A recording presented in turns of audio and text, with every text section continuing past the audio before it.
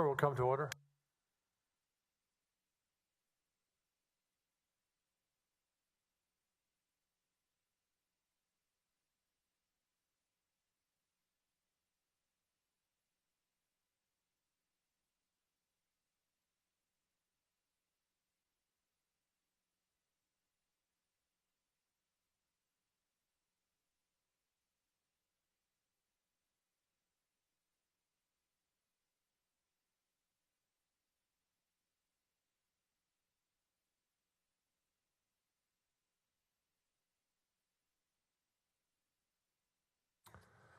Mr. Hardin, you can continue.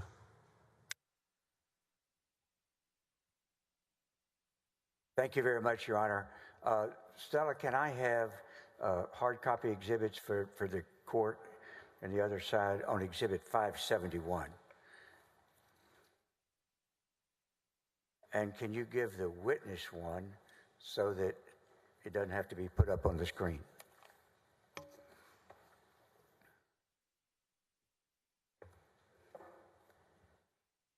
Is this already in evidence? It is not. That's what I'm going to seek to introduce. Thank you, Your Honor. So now, without going into specific contents, do you recognize this exhibit? Yes. And without talking about the contents as to what it says, how would you identify it in terms of what it is? This is a text message that was sent microphone, I'm sorry.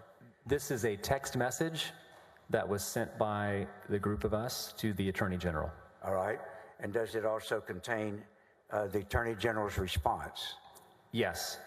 Are you aware of people, of any instance where there's been criticism that you did not seek to meet with the Attorney General? Are you aware that there's been that criticism? I'm aware of that, yes. All right.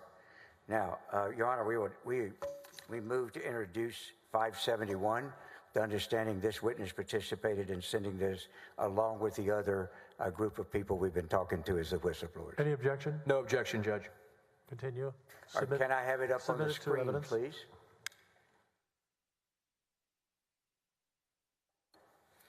The first page, would you show who all is, would you, for the record, explain who all it says is sending this?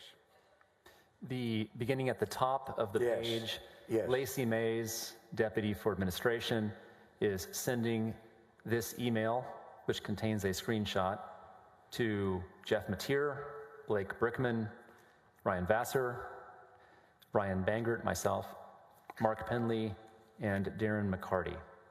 All right, if you would look at the screenshot on that first page and we turn, does this exhibit contain a screenshot of the text messages that you as a group, the addressees up at the top, sent to the Attorney General? Yes. And did you send it on what date, if you would look up there? The date is not listed, but this would have been... The screenshot is dated, is it not? The screenshot... Yeah, the first page. Yes, this is the email is dated October 1st. Right. The email has been sent around, but if you look at the second page of this exhibit, does it contain correspondence with where each of you let me back up. Strike that, and I apologize, Mary, ma'am. If you just give the jury the background of why y'all sent this and when you sent it.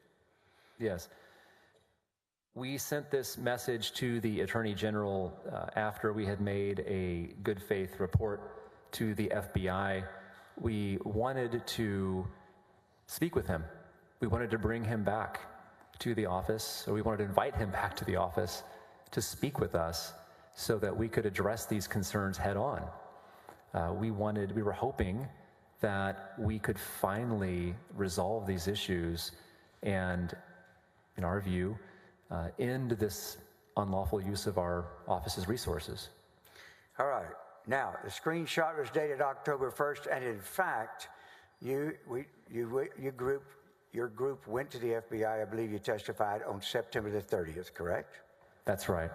This email that Jeff Mateer sent on behalf of all of you, would you read that out loud, published to the jury, please? The text message? Yes. Yes. Jeff Mateer at 12:49 p.m. General Paxton, yesterday, each of the individuals on this text chain made a good faith report of violations of law. Nice and slow. I'll begin again.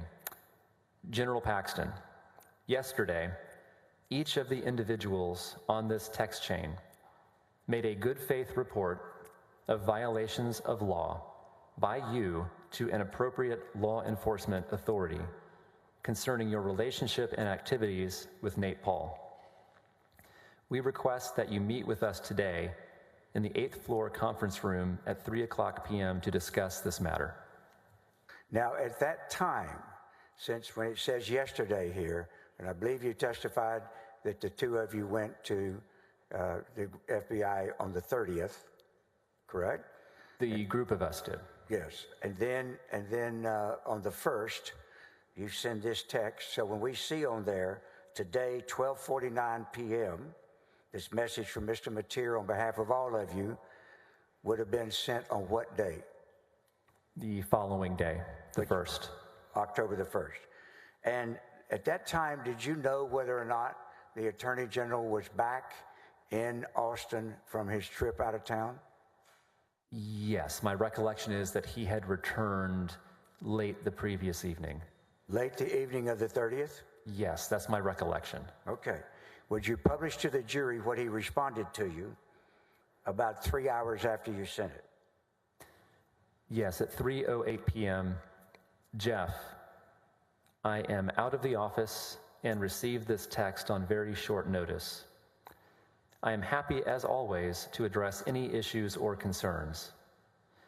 Please email me with those issues so that they can be fully addressed.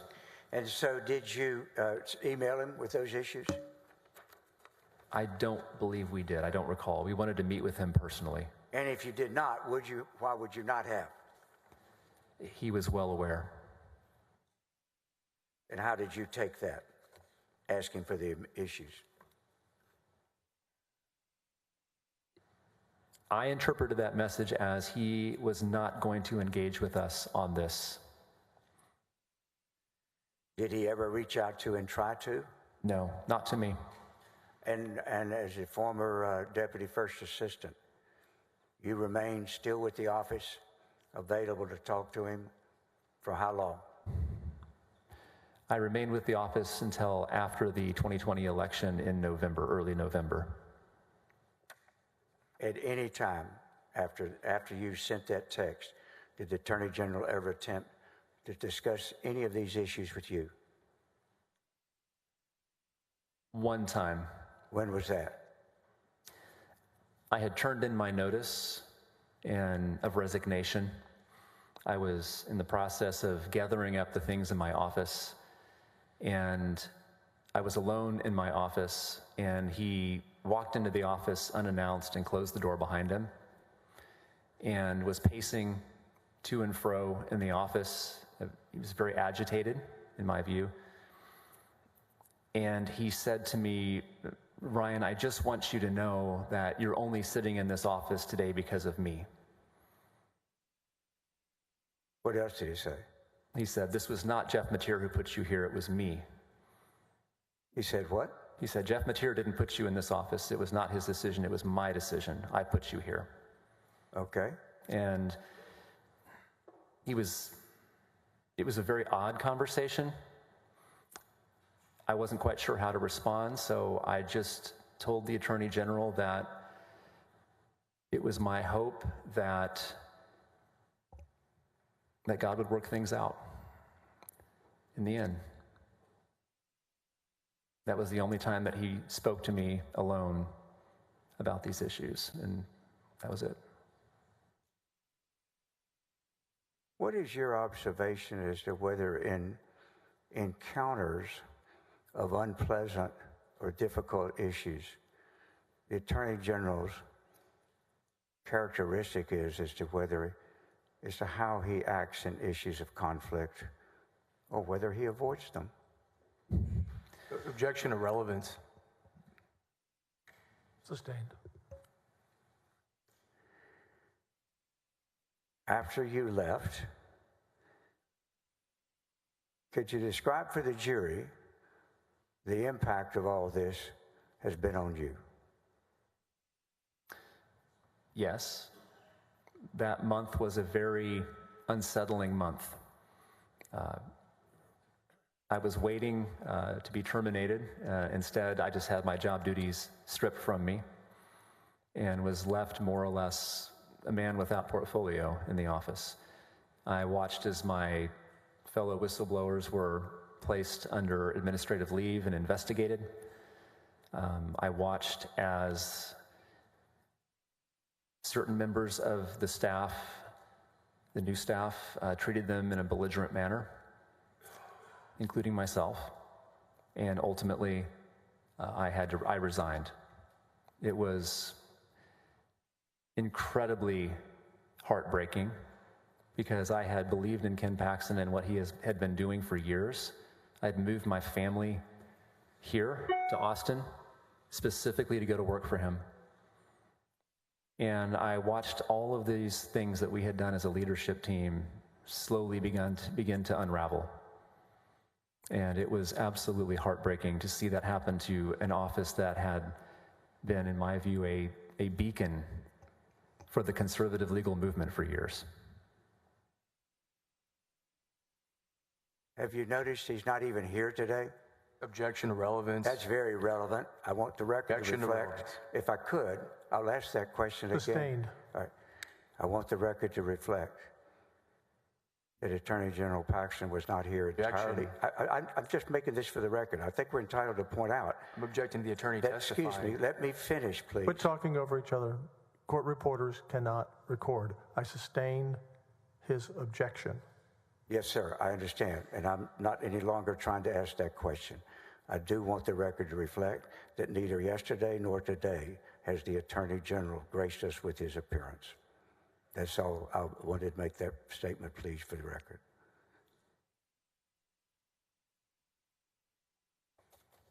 I thank you very much, Your Honor. I'll pass the witness. Judge, may I have a moment to just prepare my exhibits up on the bench or the Yes. podium?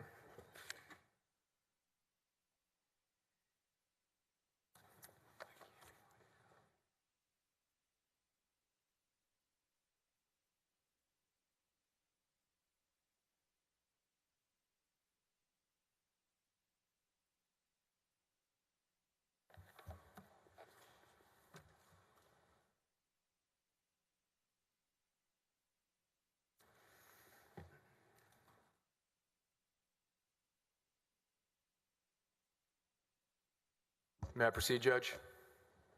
You may proceed. Mr. Banger, we heard a lot about your background. Obviously, you have a very esteemed career and resume, correct? My resume is what it is. Okay.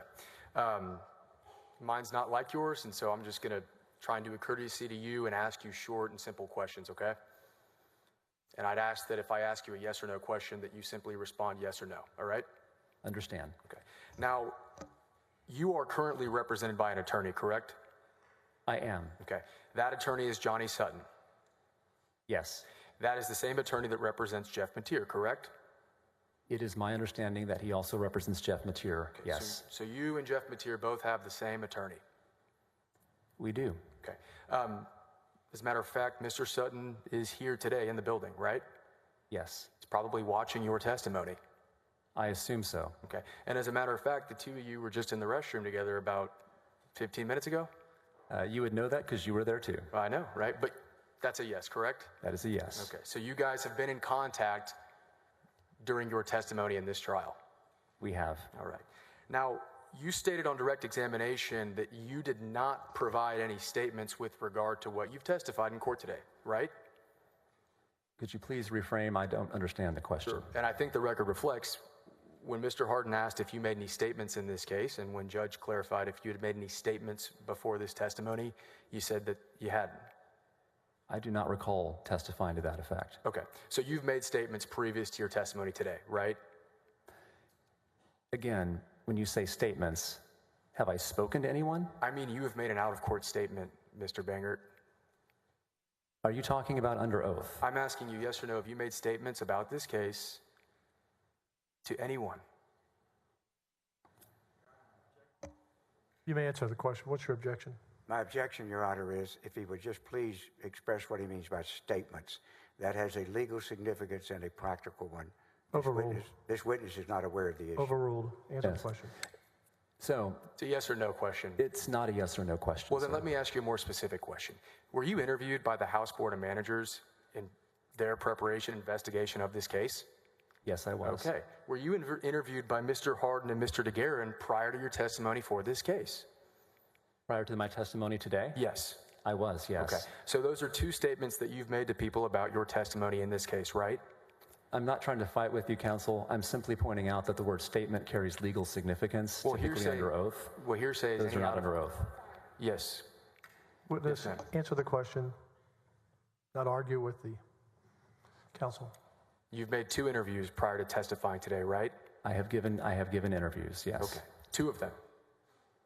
I have spoken both with the House Managers Council and I've spoken with Mr. Harden and Mr. DeGuerin. Yes or no, Mr. Banger? Were either of those interviews recorded? No. Did you ask that those interviews not be recorded? No. Did your lawyer ask that those interviews not be recorded? Not to my recollection, no. So you don't know why they were recorded? Why they were not recorded? I do not. Okay. If Mr. Harden or Mr. DeGuerin had had any objection to you being recorded during your interviews, would that have been a problem, yes or no? I don't understand the import of the question. Would that have been a problem for me? My question is, if Mr. Harden or Mr. DeGuerin had said, Mr. Bangert, you're giving an interview with regard to testimony in an impeachment trial, can we record you? Would that have been a problem for you or Mr. Sutton? I can speak for myself. I would have no problem with that. Okay. And despite your lack of objection to that, Mr. Harden and Mr. DeGuerin chose not to interview you during your interviews with regard to this case? Chose not to record me. Yes. I assume that was their choice, but I was not recorded. Okay. And additionally, prior to that interview, when you met with the House Board of Managers, safe to say you wouldn't have had an objection to them recording you either, correct? I can't think of any at the time, no. Okay. And it just so happens that the House Board of Managers, the investigators in this case, chose not to record your statement either. As far as I know, they did not. Okay. So you would have to agree that there are a lot of things that you testified to when Mr. Harden was directing you that we were hearing for the first time on this side of the trial, correct? I honestly cannot answer that question. I do not know what you know and what you do not know. Okay. Well, you had information that you produced actually to both sides of this trial within the last 2 days, correct? There was a text chain that was produced by my counsel. Okay. We didn't see Mr. Harden produce those text messages during his direct, did we? Mr. Harden producing his text messages to whom? During his direct examination of you, he did not ask you about text messages that you produced yesterday during this trial. Yes or no? No, he did not. Okay. Your Honor, may I approach the witness? Yes.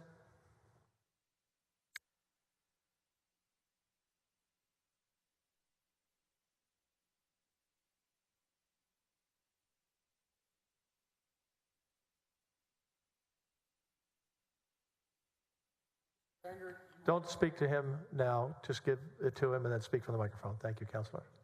I'm handing you... Hold on. Everyone wants to hear you. I'm handing you what has been pre-marked as Attorney General's Exhibit 1000 and I believe 3, correct? It is marked AG 1003, yes. Okay. Now, you recognize this document, do you not? I do. These are text messages from your cell phone, right?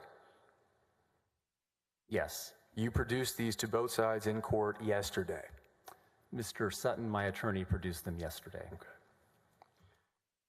And you would agree that these are a fair and accurate... Counselor, excuse me, we do not have a copy of Yes, what you Judge. have.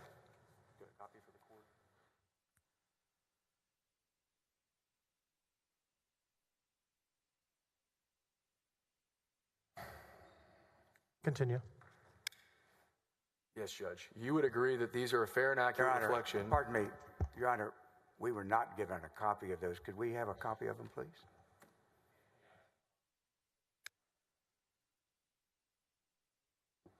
They gave it to us, so whatever. Thank you.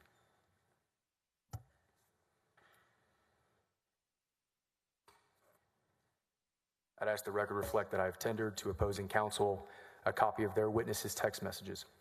Let the record reflect.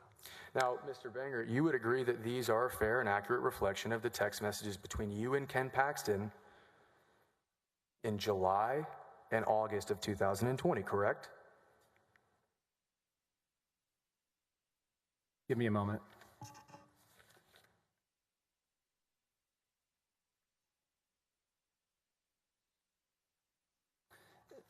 With the only modification that the first text message is in June.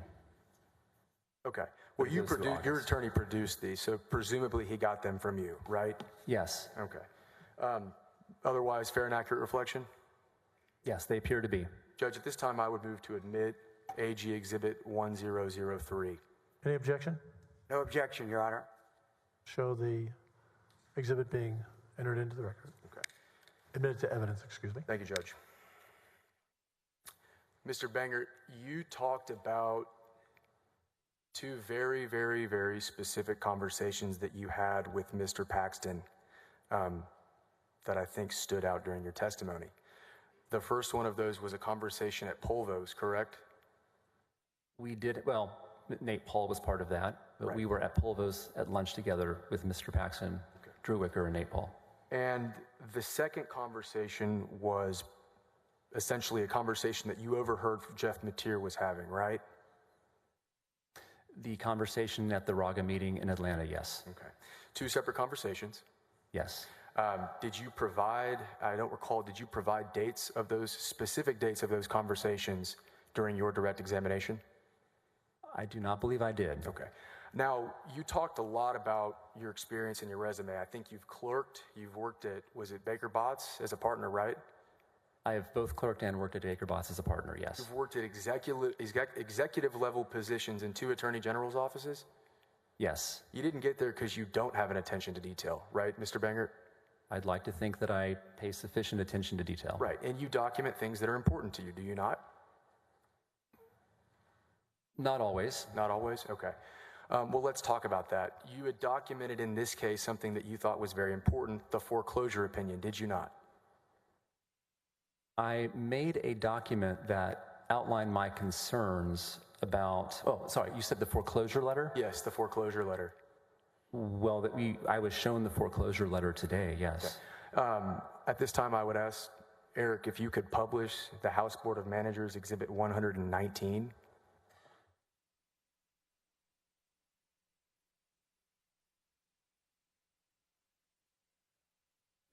Mr. Banger, this is an email that you sent to Ryan Vassar on September 30th. Counselor, excuse me, has this been entered into evidence? My understanding is it has. If not, Judge, I'll ask to enter. It's the House Board of Managers exhibit. At this time, I would offer. We do not object, Your Honor. Okay. Admitted into evidence. Thank you, Judge.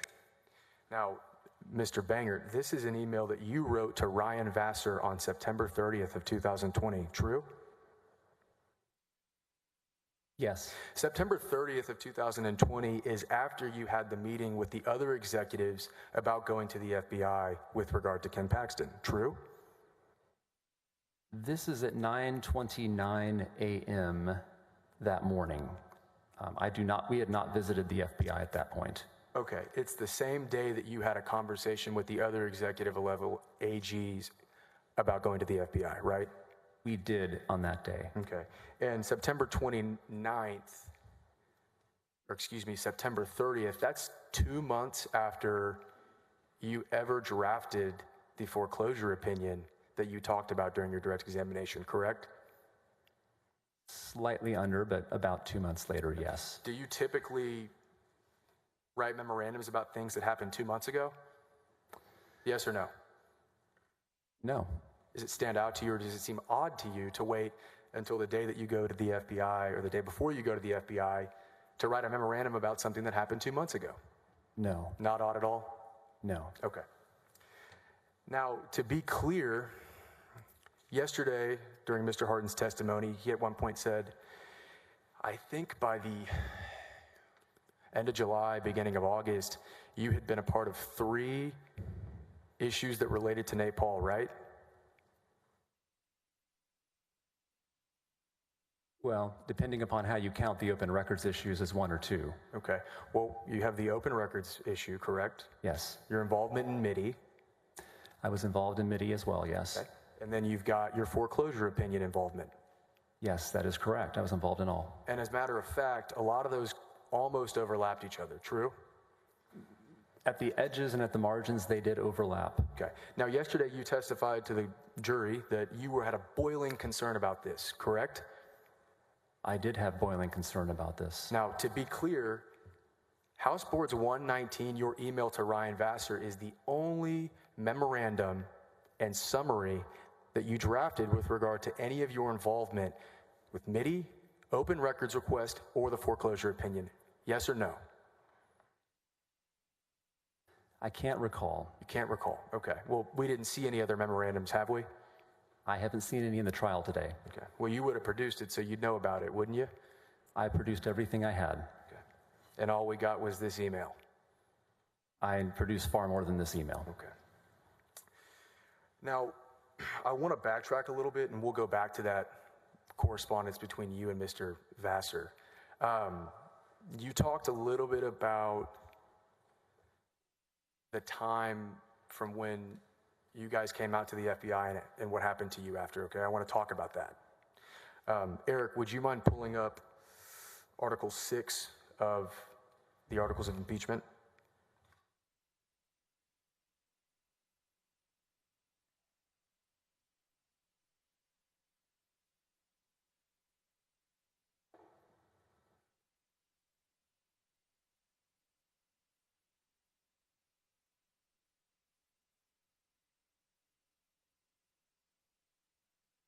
Article 6 accuses Mr. Paxton essentially of terminating or taking adverse personal action against employees for making a good faith report to law enforcement. Would you agree with that, Mr. Bangert? It says he violated his duties of his office by terminating and taking adverse personnel action against employees of his office in violation of the state's whistleblower law. Okay. So kind of what I just said, right? I defer to the document. Okay. Well, if we read from it, it talks about terminating or taking adverse personal action. So I would like to talk about what happened to you. Now, at no point after you reported to law enforcement were you terminated from your position. It's a yes or no question, Mr. Bangert. Were you fired or were you not fired? I was constructively discharged. Now, I asked you whether you were fired or not fired, yes or no. Answer the question. I was constructively discharged. Did Ken Paxton say you are no longer an employee of the Office of Attorney General? He did not say that. Okay, thank you. As a matter of fact, you resigned from the Office of Attorney General as the Deputy First Assistant Attorney General, did you not? I did resign. Okay, and you resigned under the title Deputy First Assistant Attorney General. That was my title at the time I resigned. Okay, so you were not demoted from your position as First Assistant Attorney General. I did not lose my title. Okay, and as a matter of fact, you were never suspended after you reported to the FBI, were you? I was not. Okay. You talked about Mr., I think maybe Webster, but certainly Ken Paxton stripping you of some of your responsibilities, right? Yes.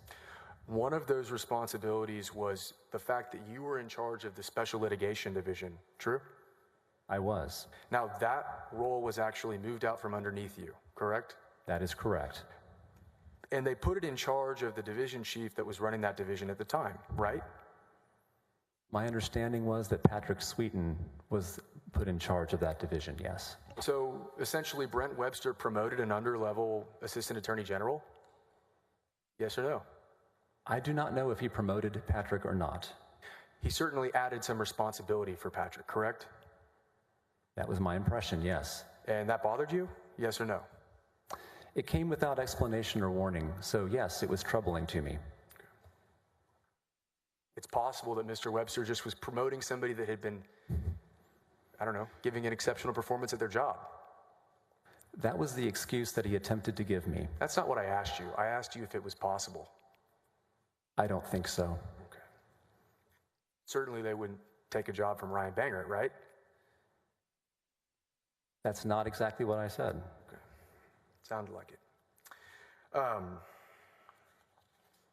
You said that the environment, did you describe it as being hostile after you reported to the FBI? Yes, Maybe it was. Toxic, right? It was. Affecting the ability for people to get their work done? It was. Okay. Now, you left and you went to work for the Alliance Defending Freedom, didn't you? I did. And in your time, well, that would have been 2020, true? Say again? When you left the Office of Attorney General and you went to Alliance Defending Freedom. Counselor, can you raise that mic up a little bit closer Sure. to you? Okay. Is that better, Judge? That's much better for Okay, I'm going to all lean the in here. jurors. Yes. When you left the Office of Attorney General and went to Alliance Defending Freedom, that was in October, November of 2020. November of 2020. November of 2020. And since your time in November 2020, all the way up until, I believe, 2023, isn't it true that you have brought cases from the Alliance Defending Freedom to be co-handled with the Office of Attorney General? We have. Okay. And some of those cases you have worked directly with Brent Webster, have you not? There have been some, yes. Specifically, State of Texas versus Xavier Becerra. I believe that's the title of the case in Lubbock, Texas. Okay. And that was one of a few cases, true?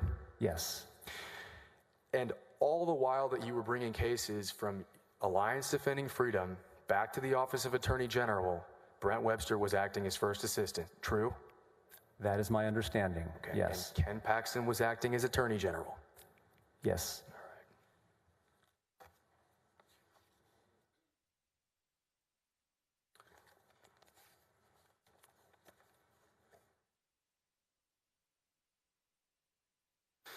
I want to talk to you about the open records request, okay? You kind of gave us an explanation of how the process works, so I just want to rehash that out. My understanding is that if an individual makes a request to a state agency, that state agency has a certain time period to go to the Office of Attorney General and make a request for a ruling, right? There is a statutory time period to request a ruling, yes. Right. So in this case, the statutory time period, well, for example, when Nate Paul went to the Department of Public Services in March of 2020, if that was March 3rd, they had till March 13th essentially to request your office give an opinion. True? I do not recall the specific dates, nor do I recall whether it was Nate Paul or one of his attorneys who made that request. Okay. I just want to clarify, you do not recall the specific dates in which the DPS request by Nate Paul's attorney was made? It was in the spring of 2020, but I don't recall the precise dates. I'd have to see some documents around that. Eric, would you mind pulling up Article 3?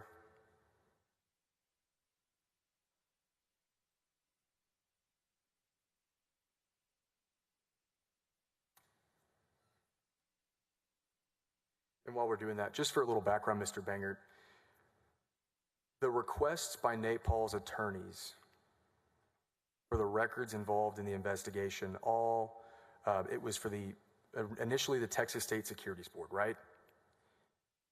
Yes, the initial request went to SSB. That was in 2019. Is that a question? Yeah, that was in 2019. Yes, it was. Then you've got DPS. That request was made in the spring of 2020. That is correct.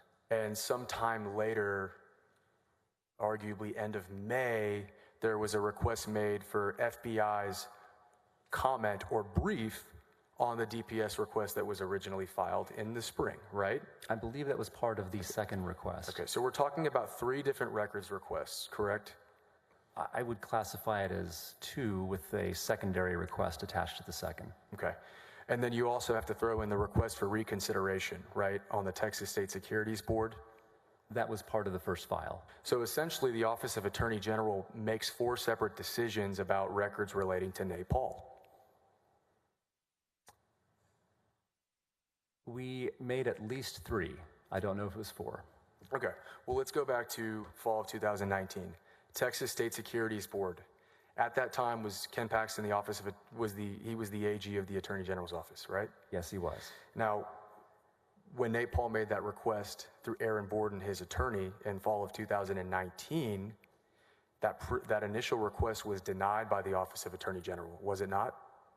Yes, the ORD did, well, when you say denied, it sustained the request for exemptions and exceptions by the board. Sure, meaning that the Texas State Securities Board, while Ken Paxton was AG, was not required to turn over records to Nate Paul. That's right, the November request did not require turnover of records. Let's move forward to 2020. You had a conversation with Justin Gordon about a request for reconsideration of the Texas State Security Board records, true? I did. And ultimately, you ended up having conversations with Ken Paxton about that request for reconsideration. I did. And ultimately, the Office of Attorney General again did not rule that the Texas State Board, the Texas State Securities Board was going to have to turn their records over to Nate Paul, did they? We did not require them to turn their records over. Okay. So up until, that puts us in February or March of 2020, would you agree? We're ballpark in that area, yes. Right, ballparking it because yesterday you stated it was right around the time COVID started. Yes. That's a whole nother convo we'll get into in a little bit. Okay, so Texas State Securities Board records are not given to Nate Paul. Let's move on to DPS. Now, to be clear, the ultimate decision by the Office of Attorney General with regard to the DPS records was that they refused to rule in that situation. It was a no decision. Okay. Now, I want to talk to you about what that means.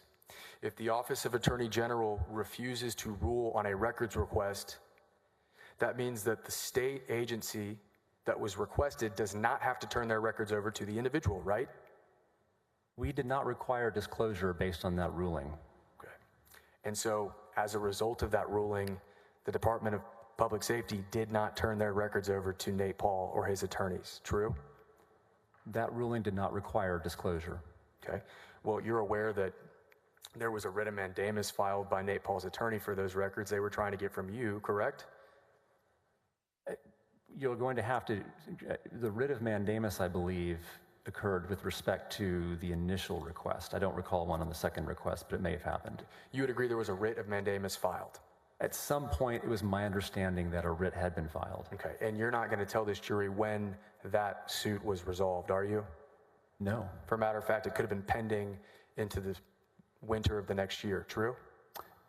As far as I know, and for clarity, when you say writ of mandamus, I'm assuming you're talking about federal practice. No, I'm before talking the Fifth about Circuit. writ of mandamus in the district court for the Department of Public Safety records. You're talking about the second issue then? Okay. Yeah. No, yeah, there was a pending action in the district court. Okay, so they weren't just going to Office of Attorney General to try and get these records that they were after, right? Could you repeat one more time? They weren't just going to the Office of Attorney General, Nate Paul and his lawyers. They were also going to the district court to try and get the records they were after, correct? That was my understanding. Okay. Now, DPS was not required to disclose records after this refusal to rule, right? Our refusal to rule did not require them to disclose.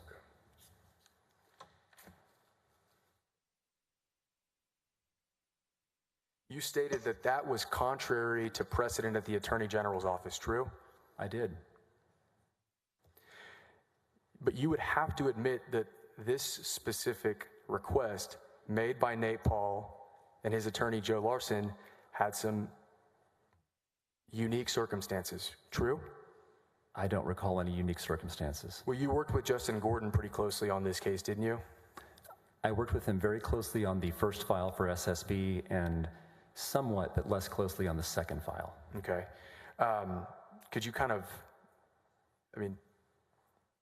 so you really delegated it to Justin Gordon to handle, right? No. He was the man in charge of this decision, was he not? He was the head of Open Records, answering to Ryan Vassar, the deputy for legal counsel at the time. And he drafted opinions, and he drafted the opinion to refuse to rule that you edited, true? I did edit the opinion. Okay. Your Honor, may I approach the witness? Yes, you may. Just don't talk on your way up or back. Yes, Judge.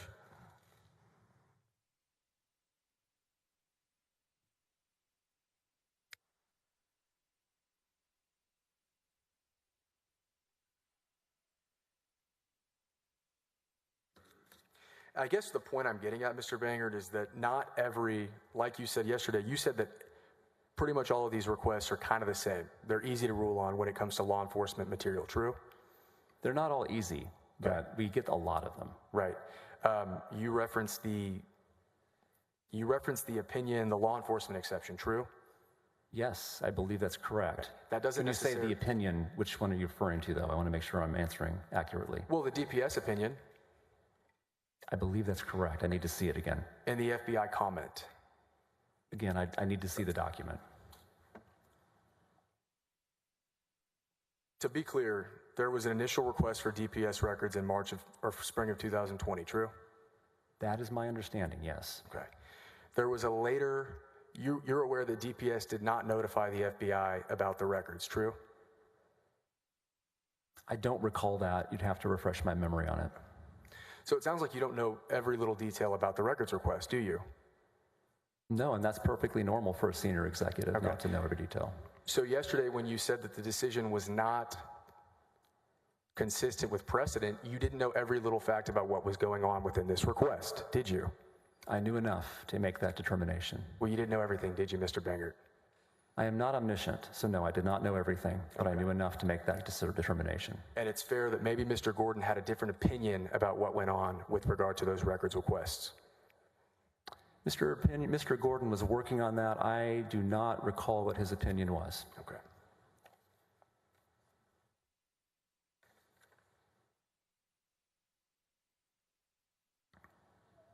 Are you aware that ultimately the Office of Attorney General did disclose the FBI comment? I do not recall that. Okay. Are you familiar with June Haddon? June Haddon, the name is familiar. I believe she worked in the Open Records Division. Okay. Would it surprise you to find out that she ruled that the FBI's brief on the DPS record should be disclosed to Nate Paul and his attorneys? I'm not aware of that, but I'd have to see the ruling. Okay. You hadn't heard her name with regard to this litigation or case today, have you? No, not until today. Okay. And you have no opinion as to whether Ken Paxton prodded June Haddon to turn those records over to Nate Paul, do you?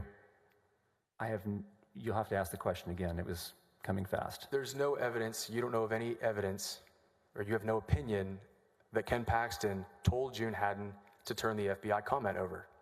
I'm not aware of any conversation to that effect. Okay.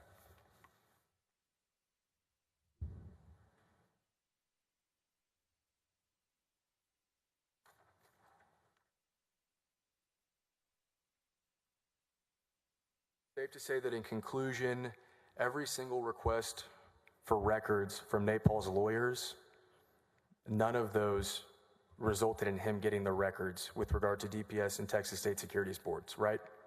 I'm not aware of any disclosures that were made. Okay. At least by our office formally. So essentially every ruling that was made with regard to those records was the same, had the same effect as if you refused to require DPS or Texas State Securities Boards to turn those records over. The net result was they did not have to disclose the documents. Okay. You were involved with MIDI as well, right? Yes. Now, you talked about the fact that Ken Paxton directly ordered you to intervene into the lawsuit, true? Yes. Now, you would agree that if you thought something was illegal, you wouldn't want to delegate it to a lower level attorney, true? That I don't even know how, no, that does not. Yes or no? Would you delegate illegal activity to a lower ranking attorney? The question doesn't make sense because I wouldn't carry out illegal activity. Judge, I'd asked a non-responsive. I've asked him a question. Answer the question. Yes or no? I would not instruct anyone to carry out illegal activity. Right, that's why you didn't have Ryan Vassar sign that opinion in July of 2020. I did not have him sign that opinion because I had a very bad feeling of where that was headed. Okay. Well, let's talk about what you did in the MIDI case. You had no problem instructing, well, let me rephrase that. You did instruct Josh Godby to intervene into the MIDI case, did you not? I did. And when Ken Paxton asked you to file a motion to stay, you told the jury that you were opposed to filing that motion to stay, did you not? I did. But you turned around and you asked Joshua Godby to file a motion to stay in that case, did you not? I don't recall that. Okay.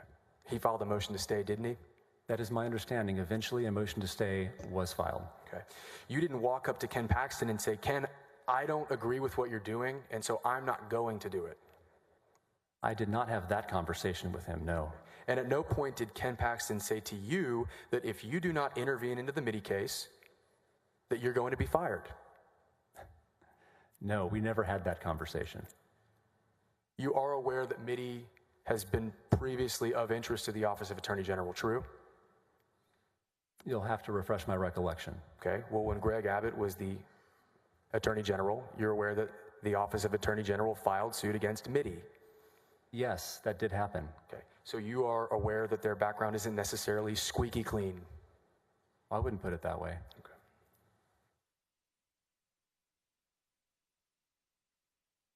You would not tell, you've got no knowledge that Ken Paxton was entering into the Mitty litigation for the purposes of benefiting Nate Paul, would you? Well, I disagree with that. Okay. Do you have personal knowledge? Yes or no? I do. You do? Yes. Well, Jeff Mateer made you aware of the fact that Jeff Mateer made you aware that World Class was disgruntled and not happy with Joshua Godby's performance in the intervention in Mitty. True? That was some time later, but I received an email, I was copied on an email, in which Jeff responded to current counsel for World Class, complaining about Joshua Godby. Okay. So World Class was complaining about Joshua Godby. True?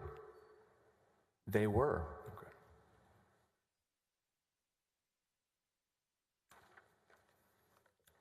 Now, at some point,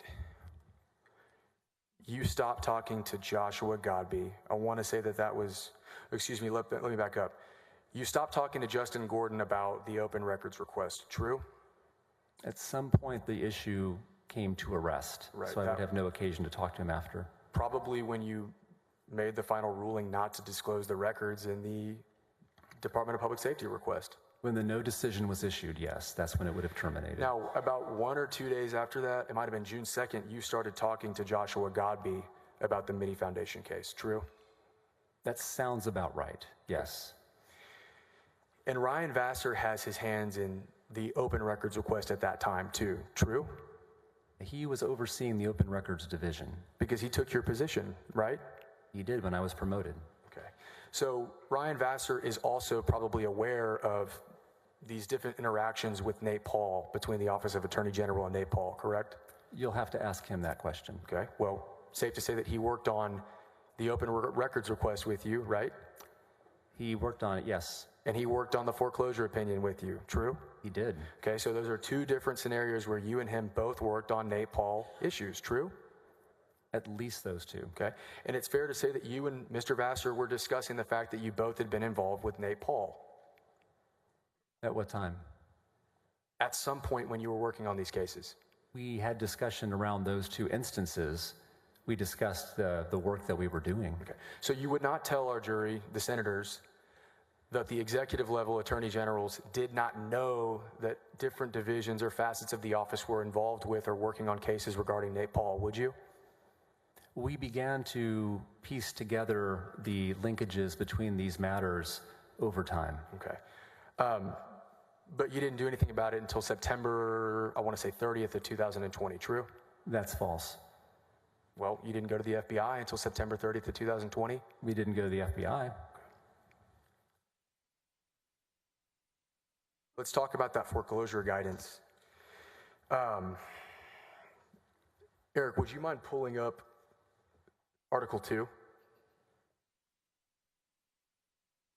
And to be clear, Ken Paxton is allowed to intervene into a lawsuit if he thinks it's appropriate, true?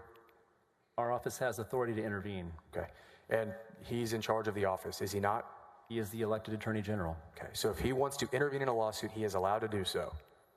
He has authority to do so. Okay. Looking at Article 2, it alleges that Mr. Paxton misused his power to issue written legal opinions under Subchapter C, Chapter 402 of the Texas Government Code. You're aware of this, right? Yes, I see the article on my screen, yes. Okay. Now, we actually looked at a copy of that exhibit. Eric, would you mind entering exhibit 192, AG 192? And Judge, for the record, I believe it is an exact copy of a House Board Manager exhibit that they've already published.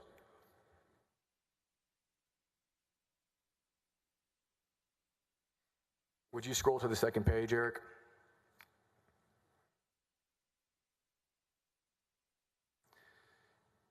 And just to be clear, Mr. Banger, when we talk about that very last paragraph, you actually signed this opinion, right? Yes. Okay. And by signing it, you would agree that you have adopted the statements within it, true? Not necessarily. Okay. So you just signed things at will? No. No? Okay. And you signed this document, right? I did sign this document. And the very last sentence or paragraph in that document says, it is not a formal opinion under subchapter C of chapter 402 of the Texas Government Code, true? Would you scroll down to the last paragraph? Well, you wrote the opinion and you read it a minute ago. You would agree with that. I would like to see the document. I think I've got a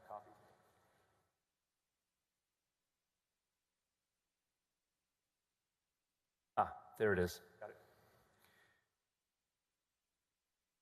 You wrote, we trust this letter provides you with the advice you were seeking. Please note this letter is not a formal Attorney General opinion under section 402.042 of the Texas Government Code. Rather, it is intended only to convey informal legal guidance.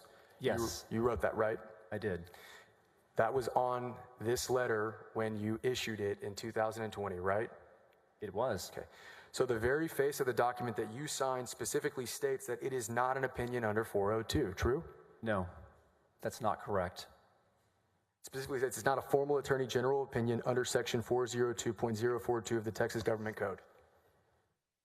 It is not a formal Attorney General opinion Okay. under section 402. It's very different. Okay. Let's talk about formal opinions. There's a specific place on the Attorney General website for a formal opinion, is there not? Opinions that are issued are listed on our website, yes. They were assigned KP numbers and they are accessible by the public. They are signed KP numbers. At this time, Judge, I would move to offer AG Exhibit 6 after I provide a copy to opposing counsel.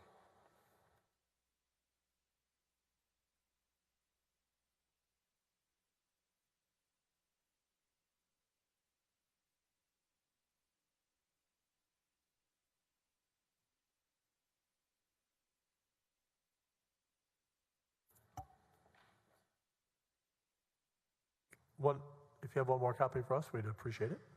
I've got one more copy for the court. I have no objection, John.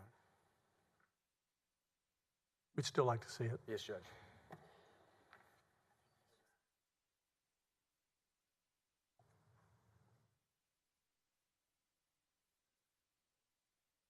Just so we can follow along. All right. Thank you, sir. Admit this exhibit into evidence. No objection. And Eric, if you would publish and just stay on the first page. So up here in the top left corner, we've got opinion number KP0322. True? Yes, it says opinion number KP0322. Okay. And that is an opinion number that is associated with a formal opinion. I have not seen the rest of this document, but I'm assuming that this has the form and shape of an informal opinion. Okay. Did you state yesterday during direct examination that Ken Paxton doesn't have a hand in signing or dealing with formal opinions? I don't believe I said that, no. Okay. So you would agree that he does pay attention to what he signs and what he issues on his office letterhead, correct? He is required, or, well, I should say, he has a practice of signing formal opinions himself. Okay. And that opinion has his name on it, true? I cannot see it, but I would be welcome to look at the signature block. Eric, would you flip back to the signature line? Okay. You see Ken Paxton's signature on that opinion, right? Yes. Okay. He has to sign these formal opinions, does he not? I believe that is the practice of the office. Unless he's been recused, in which event Jeff Mateer would sign the formal opinions, true? That was the practice of the office. Now, I want to talk to you about the opinions in this case. Originally, Ryan Vassar drafted the the informal guidance letter with regard to foreclosure sales, correct? Yes, the informal opinion that was issued on August 1st, he did draft the initial draft, yes. Now, the way that that letter ruled was essentially that you didn't attack the 10-person restriction from the executive order, right? You just said that judicial foreclosure sales were accepted from the rule and could go on with that restriction. I would need to see the document to refresh my recollection on the precise contours of the opinion.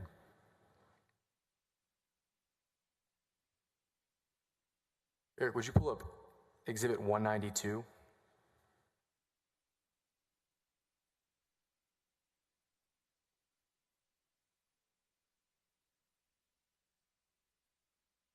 I mean, Mr. Banger, you drafted this opinion, did you not? Well, Mr. Vassar drafted it, and I provided edits and corrections to it. So you're familiar with the content? I was 3 years ago. Okay. Well, if you take a look at it, you would agree that it ruled that foreclosure sales could still go on despite the fact that there was an executive order restricting public gatherings outside to 10 people. True?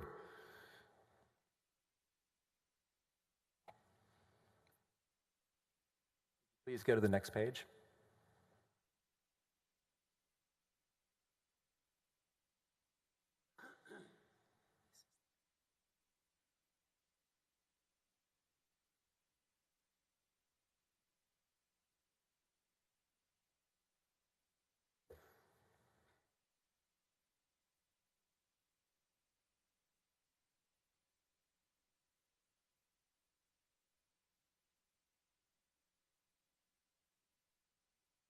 There were very limited circumstances under which foreclosure sales could proceed, but we were subjecting those to the hard 10-person cap.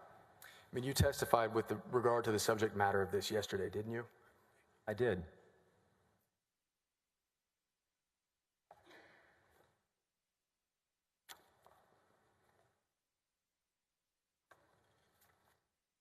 So you would agree that you said that despite the fact that 10 people at max can gather in public, foreclosure sales can still occur, true? That misrepresents the opinion. Well,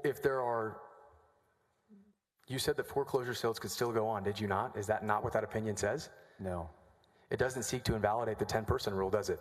You need to go to the next page of the opinion. Go to the next page, Eric. Thank you.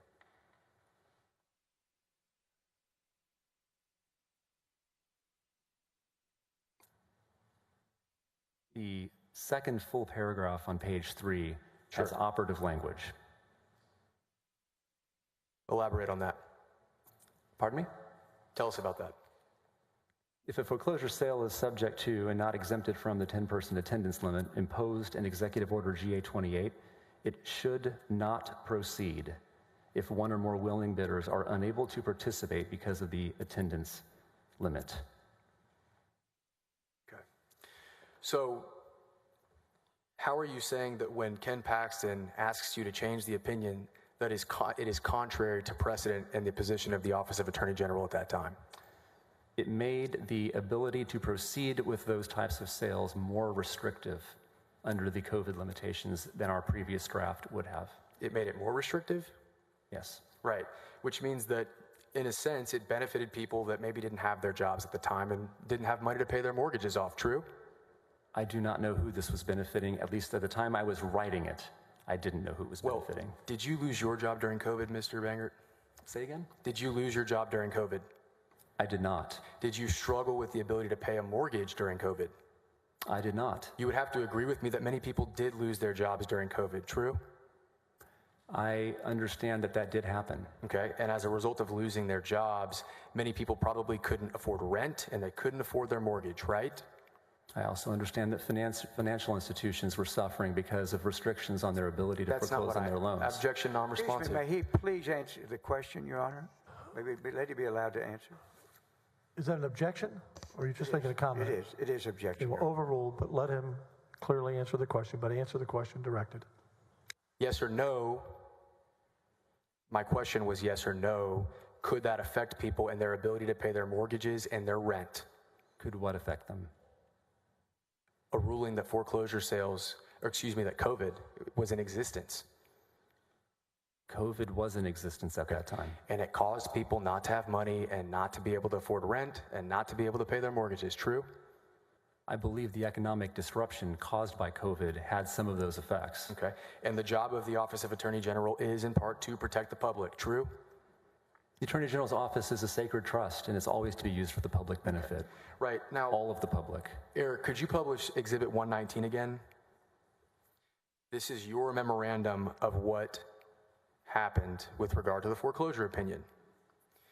And you stated in Exhibit 119 that you were not certain why Ken Paxton wanted this foreclosure opinion issued. True? There's no exhibit on my screen. 119, Eric.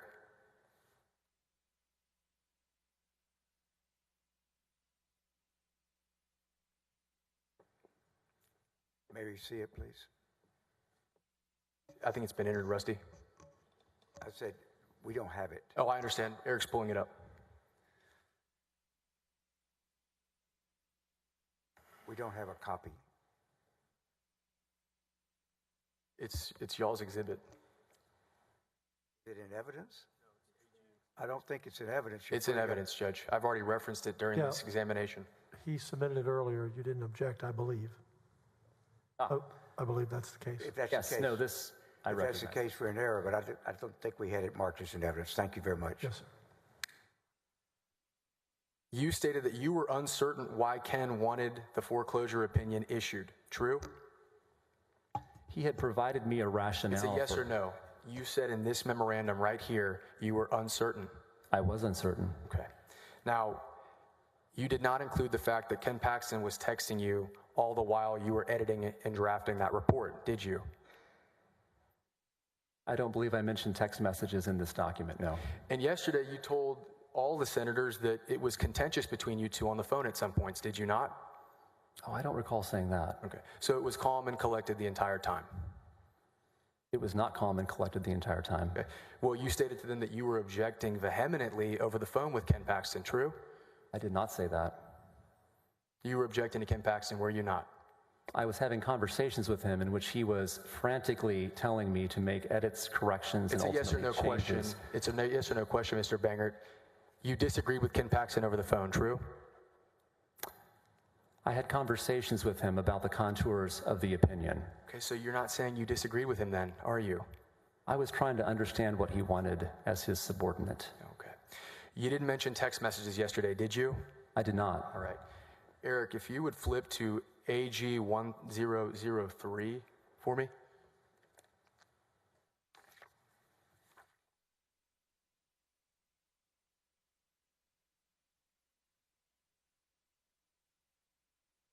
Now, Mr. Bangert, you stated on direct examination yesterday that, quote unquote, Ken Paxton was acting like a man with a gun to his head. Did you not? I did say that. Okay. Now, looking at the last set of text messages here, if you'd flip to the last page, Eric.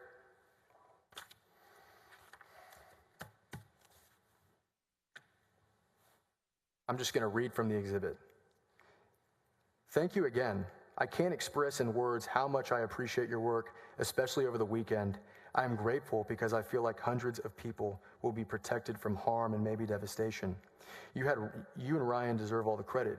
Thank you. I hope that your Sunday is relaxing and enjoyable with your family. He texted that to you that day, didn't he? 12:19 on Sunday. Yes. Okay. Now, did you mention that to the House Board of Managers when you were interviewed about this case? I don't recall if I mentioned this text message. Did you mention these text messages in your interviews with Mr. Harden or Mr. DeGuerin when you were preparing for testimony in trial? I don't see why I would have. Okay. And did you include it in your memorandum to Ryan Vassar that was produced? There's no reason why I would have. Showing gratitude and why he wanted to have this foreclosure opinion worded the way he did? I don't believe that he was telling the truth. Well, Sure. certainly not a text message from you in these texts objecting or saying that you disagree with Mr. Paxton, is there? I do not agree. I do not disagree with him here. You don't disagree with him here. I do not state it in writing here. Okay. You signed the opinion that was ultimately issued in this case, true? I did sign it. And that opinion has no binding effect. It is a persuasive opinion. Persuasive at best. Persuasive opinion. Okay. Did you tell the FBI about these documents? I believe they were provided to the FBI. Okay. We just didn't get a copy of them until today? I did not have them in my possession. Oh, okay. They were in the possession of my counsel who found them. Did you delete recently. your texts? No. So you would have had them on your phone, true? No, I did not intentionally delete my texts. Okay. My texts are no longer. Your texts were deleted, yes or no? Gentlemen, don't talk over each other. Your texts were deleted, yes or no? I no longer have access It's to a yes texts. or no question. I no longer have access to texts past 1 year. Okay. So in the year, you didn't think to take screenshots of these? Excuse me? You didn't think to screenshot these messages? These were screenshotted back in 2020. Okay. You just didn't keep a copy? I did not. And you're not going to sit here and tell us that you know that the foreclosure opinion ultimately affected or benefited Nate Paul, are you? Oh, I believe it did affect and benefit him. You have no personal knowledge of that, do you? I have since learned that it did benefit him. You wrote in that memorandum that you learned through the Austin Statesman, did you not? May I see the memorandum again? Eric, would you please pull up the memorandum? That's a newspaper, correct? The Austin American Statesman? Yep. Yes. Okay. So you got your information from a newspaper, did you not? If we're believing your memorandum. If I could see my memorandum, I can tell you. Oh, Eric, would you? 119, Eric. Thank you.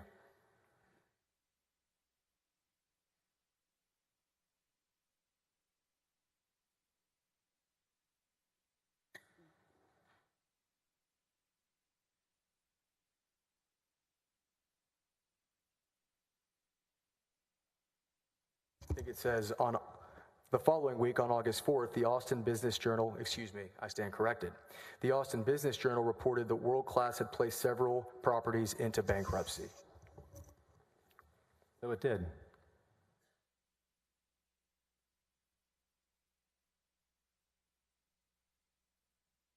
Are you aware of when the foreclosure was supposed to take place?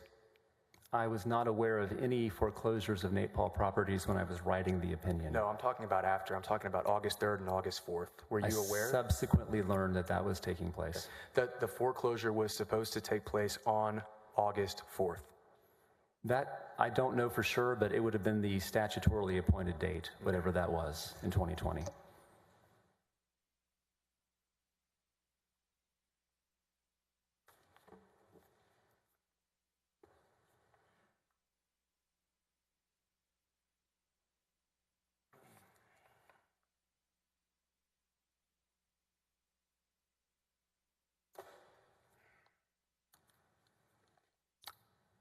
And yes, now that I'm looking at my document, I do say August 4th, so that would have been the date. Okay. May I approach the witness, Judge? Just to hand him Yes, the you may. document.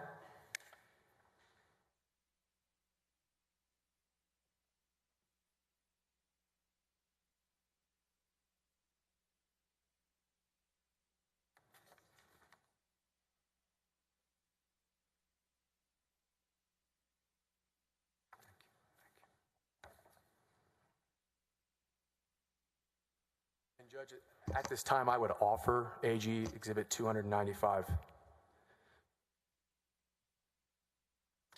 Any objection? May I have just a second? I'm Sure. sorry, Judge. Thank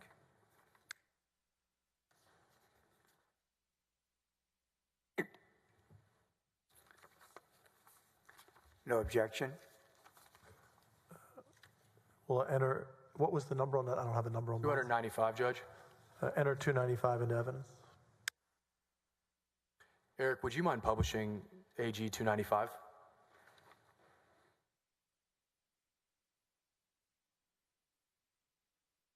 That is a letter from Sheena Paul to the judge regarding the bankruptcy the foreclosure proceeding occurring the next day, dated August 3rd of 2020, correct?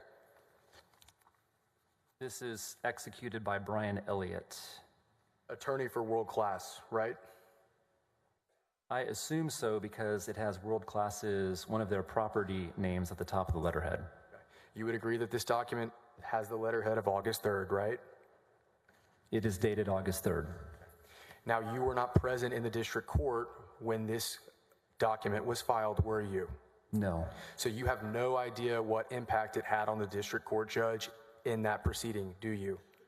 I have not talked or spoken with Judge Gamble about this, no. Now, the very next day, the day that the foreclosures are supposed to occur, you find out that a bunch of Nate Paul properties are put, world-class properties are put into bankruptcy, right? That's what the Business Journal reported. Okay. You've been in civil practice for quite a long time, true? Over a decade at that point. You are very, very aware of what happens to properties when you file bankruptcy, are you not? I was not a bankruptcy practitioner. Well, surely you're aware that when you put a document, you file bankruptcy on something, it causes a motion to stay, does it not? There's an automatic stay that's applied based on my recollection. There you go, which would prevent any type of foreclosure sale, would it not?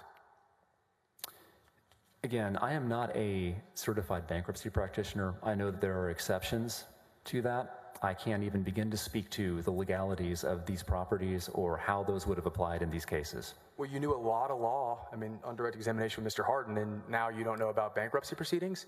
Mr. Harden did not ask me about bankruptcy proceedings. You had no problem putting in your memorandum that the properties went into bankruptcy.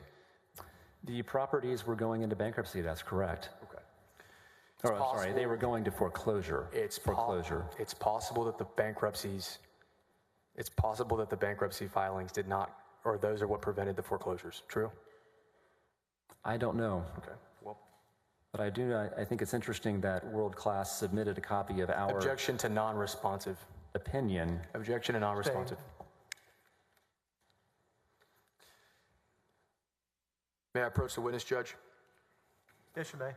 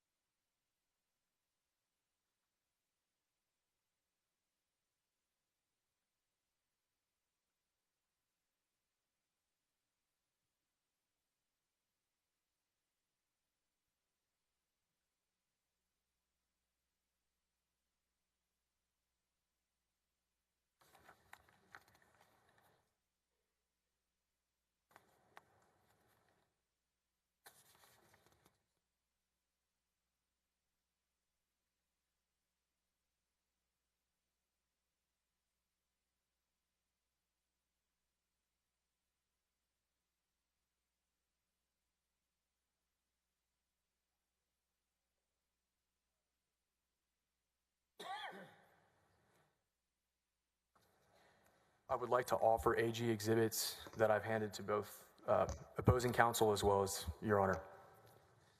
I believe it's 262, 265, 275, and 283. Hold on, slow down.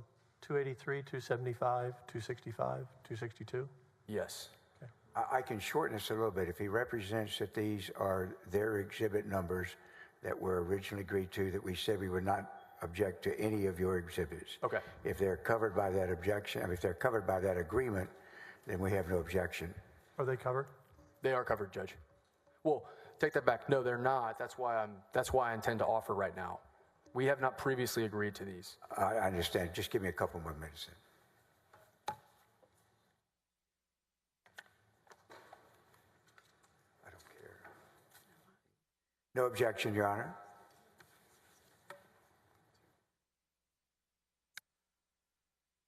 Can you just clarify for the record We have one with a number and what the other numbers are. You may have the copies back.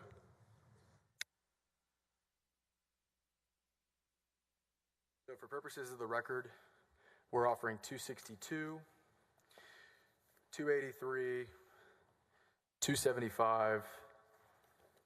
I only gave you, and then also 269.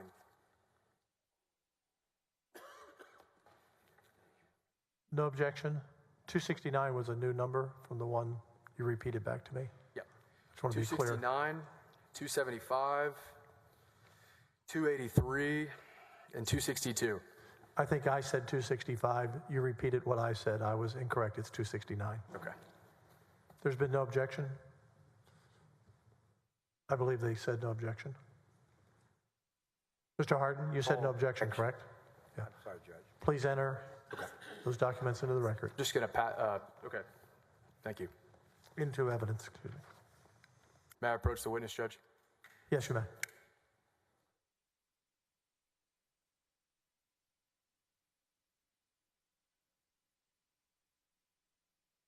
There's got to be something. These are all bankruptcy filings by Nate Paul and his attorneys made on August 4th and August 5th, okay? Say so. All right. Now, if these bankruptcy filings were filed on August 4th, the date that the foreclosures were supposed to occur, that would stay the foreclosure sale, would it not? I don't know. You don't know. Perhaps. So it's possible that Ken's issuance of the informal guidance letter didn't cause the foreclosure sales to go away. It's possible. I do not know what effect that letter had Okay. on the foreclosure sales. Are you a Trump fan? I'm sorry? Are you a fan of Donald Trump? I voted for President Trump. Okay. You're a staunch conservative, are you not? I am. Are you aware that only a week after you guys issued this opinion, he issued an executive order that basically mimicked the attitude towards foreclosure sales? I'm not familiar with that executive order. Okay.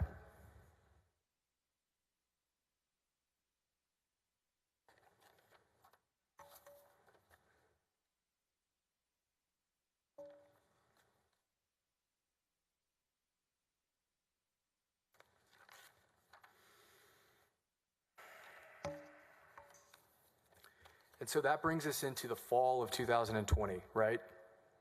August, September? September is the beginning of fall. Okay. And you didn't really have any contact with issues regarding Nate Paul from August of 2020 up until September 28th, right? Oh, I disagree with that. Well, you weren't working on the The foreclosure witness, opinion. please speak up when you're... Yes, I disagree with that. You were not working on the foreclosure opinion. That was completed on August 1st. Okay. You weren't working on MIDI. Mr. McCarty had assumed responsibility for that. You were not working on MIDI. I was not working on MIDI at that time in August. And you were not working on the open records request, true? Those were finished. Okay. So you were not personally working on any matters that involved Nate Paul at that time. I was actively speaking with other members of the executive team about what was happening at that time, which was the desire to hire outside counsel. So everybody, I assume, is on the 8th floor at this time, right? We had COVID orders were still in place. I don't recall who was there every day. I was there every day the office was open. And let's talk about that, because the OAG's position at that time was that everything should open up, was it not? We wanted everything to be as open as possible, consistent with public safety and the governor's orders. Even after you left the Office of Attorney General, your employees at the Office of Attorney General weren't even present. There were some who were not present. There were some. There were most of them that were not present. My recollection was there were periods of time where large majorities of them were not working from the office. Periods of time that postdated your employment at the Office of Attorney General. I cannot speak to that. Because you weren't there. Because I was not there.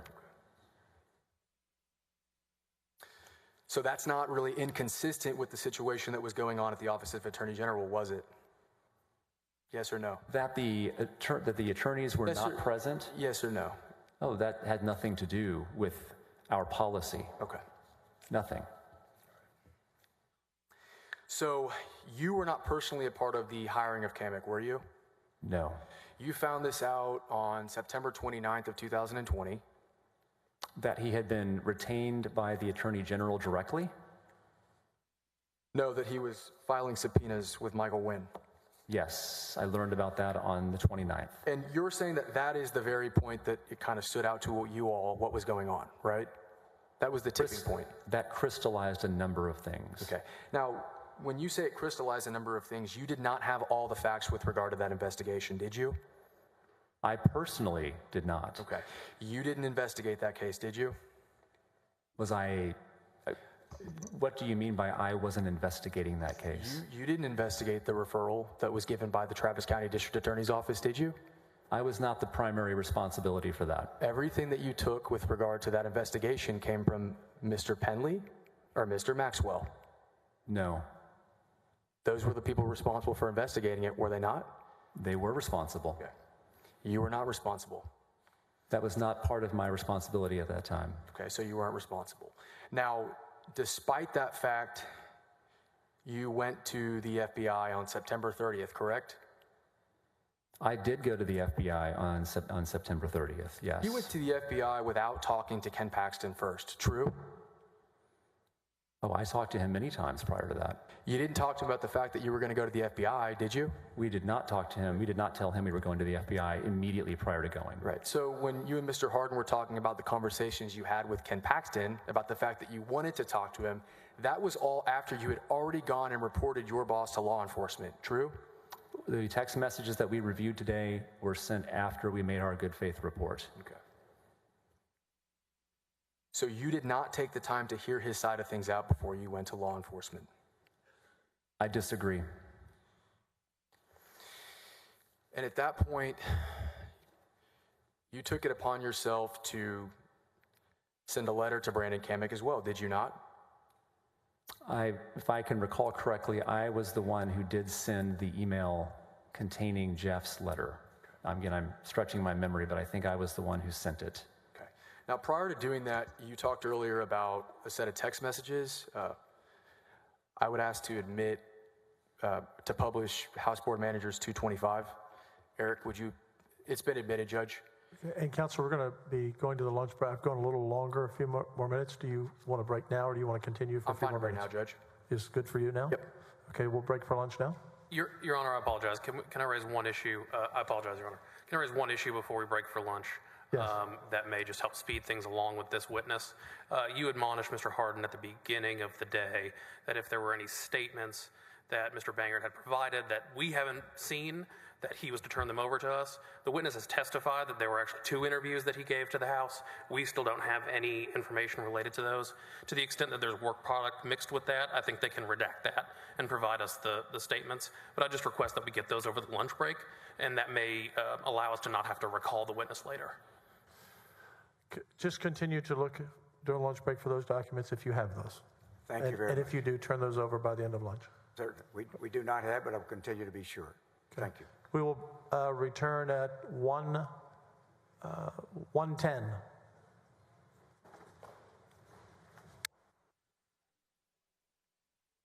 I don't either, because this is our whole theory. I think.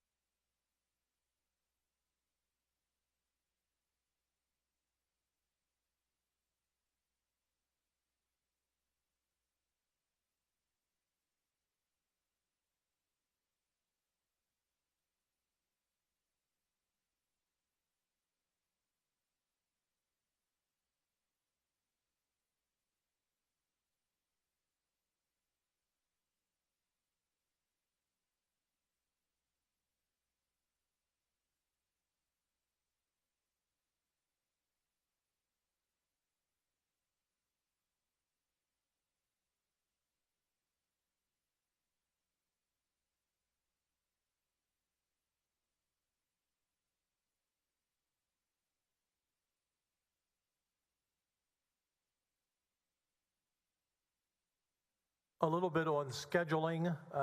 We will go 6:30 to 7 this evening, depending on where the right break is. Tomorrow, I had planned to adjourn at 5, but a number of members said traffic, if you leave at 6, you don't gain any more traffic leaving an hour earlier, so we'll go to 6 tomorrow. And I've had a request to extend lunch to 60 minutes for the court, so people have more time, so we'll start that tomorrow.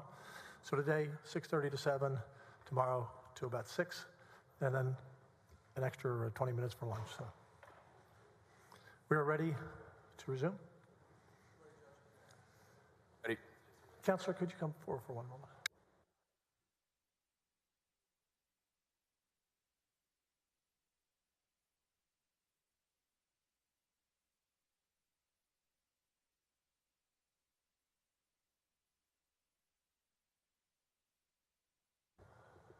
Bailiff will bring in the witness.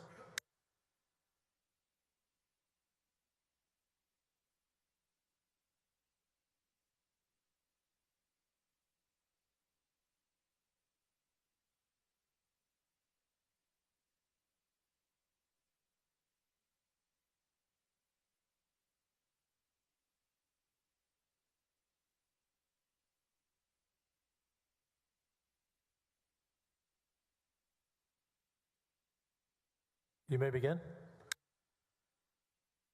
I'd like to approach the court and opposing counsel with just a piece of law, Your Honor. Statute.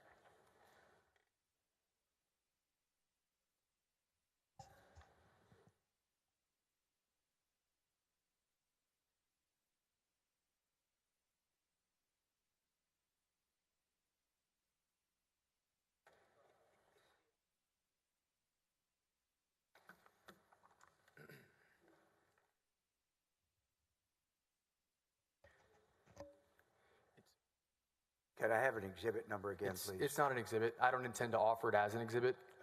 It's just a statute. I'd be happy to if you'd like me to. I'm not sure I'm going to object, but can I understand what the purpose? I mean, you're going to ask the witness about it, or? I do intend to ask the witness about the law on non-judicial foreclosures. Are you perhaps having it here for him to refer to in case he doesn't know it? I have a copy in case he's going Counselor, if to you can address the court. Sure. Both of you can address the court. I'd be yes, Rusty, and I'd be happy to offer it as AG 1005. If it's not being introduced to evidence, I don't have any objection to what we're doing, I don't think. I just don't know what a statute, the court has it. I don't know whether the court has it. Okay, we do have it. I thought I heard you just say if it's not being offered as evidence, you have no objection. That's correct. That's correct. Okay. So? At this time, I don't intend to offer it into evidence. Mr. Bangert, are you We're on the same aware? page? Yeah. Okay. All right. So did you just say now that you are offering it? No, You're not offering. I wasn't offering it at this time. Thank you. I might change my mind here in a second. We'll see. All right. Fair enough. Mr. Bangert, you are somewhat familiar with non-judicial foreclosure law, correct? Did you ask, am I familiar with non-judicial foreclosure law? Yes, I asked you if you were familiar with non-judicial foreclosure law. It's been a while. Okay. Well, you did write a memorandum about it and issue an informal legal opinion on the matter, correct? If you're referring to the August 1st letter, I did assist Mr. Vassar in putting that together. Okay. And in doing so, you probably had to research the law on non-judicial foreclosure opinions, true? Not necessarily. Okay. You're aware of when non-judicial foreclosures take place, correct? Based on the document that I prepared, I believe it was the first Monday or Tuesday of every month, but that's my recollection. Okay. If we said it was Tuesday, would you agree with that? I would have no reason to disagree. Okay. Now, the fact that that occurs every single Tuesday, that singular Tuesday of every month, that's a reason that Ken Paxton could have said, Mr. Bangert, we need to get these done this weekend. True? Yes, that could have been a reason. Okay. And to be fair, Nate Paul is not the only person that had properties that were subject to potential foreclosures on that date, was he? I don't know for a fact, but it seems reasonable to assume there would be other properties that would have been subject to foreclosure. Okay. Potential homeowners, correct? Again, I don't know of any particulars, but it's entirely possible. So it's safe to say that it could have been someone that didn't have a job and didn't have money to pay their home loan, correct? I have no reason to agree or disagree with that. I don't know. Okay.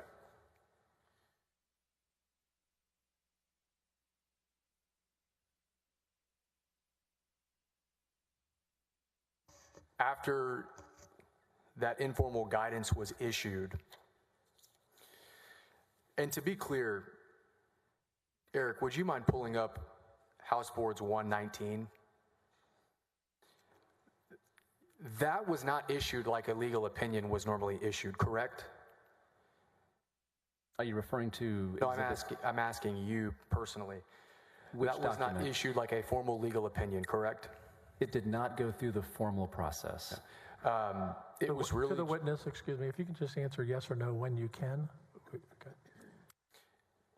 It was just a news post, right?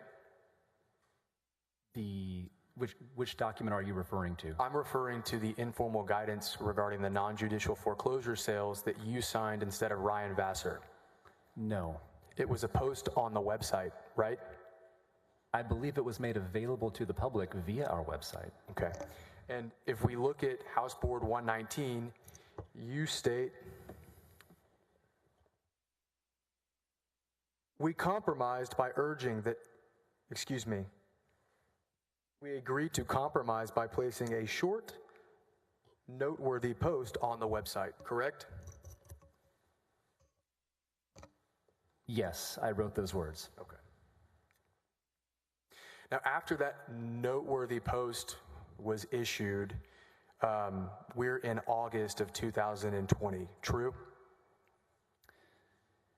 We are in August of 2020, and I do think I need to correct the record on something just that a you yes or asked no me. question. Was it August of 2020? We are in August. Okay. You had no knowledge about anything to do with the renovations with regard to Ken Paxton's house at that time, did you? The knowledge I had would have been through conversations with Mr. Mateer via Mr. Wicker. You have no personal knowledge of that, do you? I did not discuss that with Mr. Paxton, nor was I at his house. You do not know who paid for the renovations to the Paxton's house? At that time, I was unaware of who was paying for the renovations. You don't know. You haven't seen any documents, have you? I have seen documents that include testimony from individuals who have described... It's a yes or no question. I have seen Have you seen documents that specifically show and prove who paid for those? Have you seen receipts? I have seen documents strongly suggestive of who paid for that. Okay.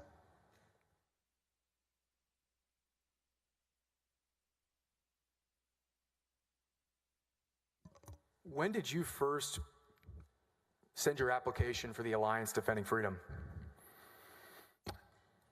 It would have been sometime in October. Okay. Was it prior to leaving the Attorney General's office? Yes, I was in conversation with ADF prior to leaving the Attorney General's office.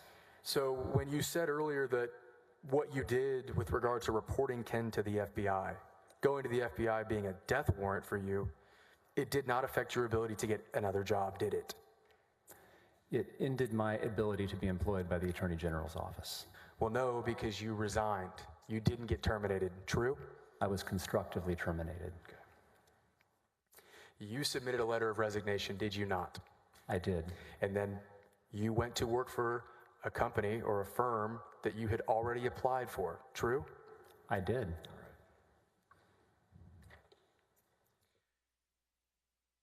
In the end of the day, you would have to agree that Mr. Paxton makes the final call on what opinions are issued by the Office of Attorney General, true?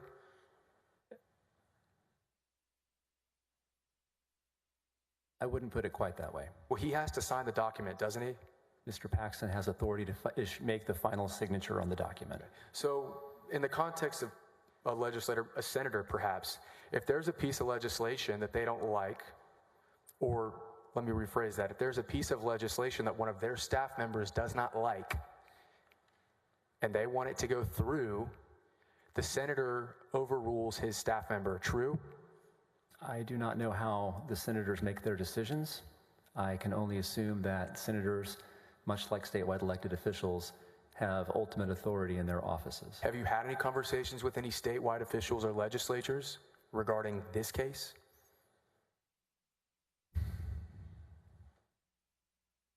Nothing specific.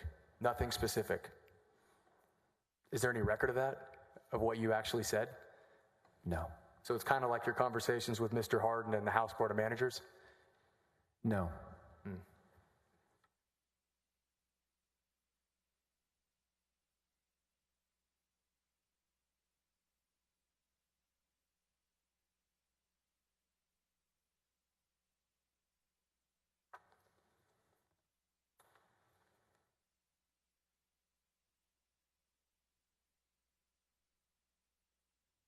May I approach you, Your Honor?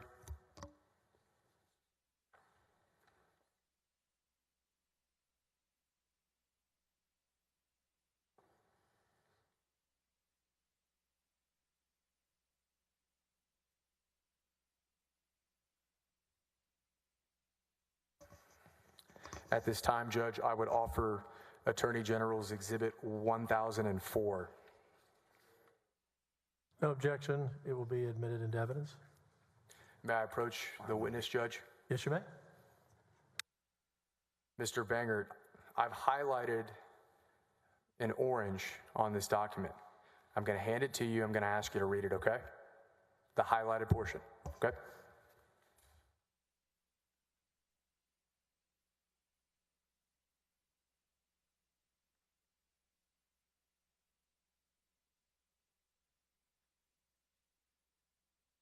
I want you to read it aloud, Mr. Bangert.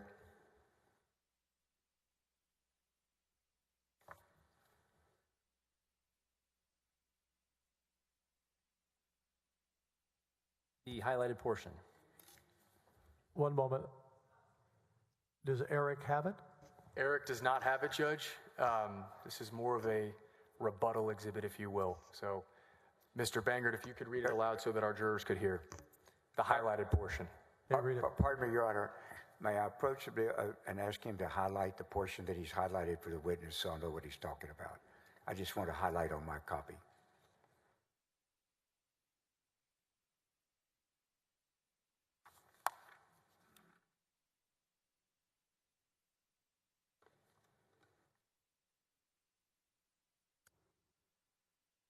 Thank you. Thank you.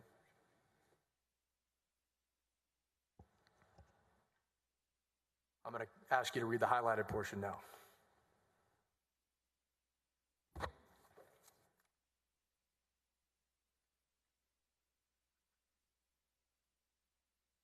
Aloud, Mr. Bangert. The highlighted portion states, accordingly, my administration, to the extent reasonably necessary to prevent the further spread of COVID-19, will take all lawful measures to prevent residential evictions and foreclosures resulting from financial hardship caused by COVID-19. That is an executive order issued by the Trump administration, Mr. Bangert. Were you aware of this executive order when you filed or sent Mr. Vassar that email on September 30th of 2020? Look at the date of the order. It's August 8th. I don't recall if I was aware of this order, but it was irrelevant. It was irrelevant? Yes. Okay. It was a week after you just issued an opinion with regard to foreclosure sales, was it not? It was 1 week after the August 1st opinion. Okay. But it's your opinion that it's not relevant to your summary of what happened on that foreclosure opinion you drafted? Completely irrelevant. Okay.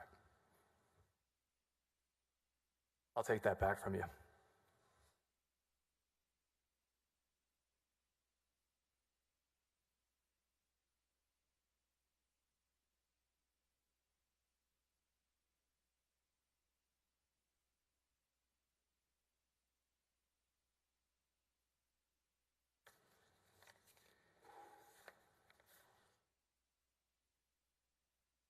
May I have a brief moment, Judge?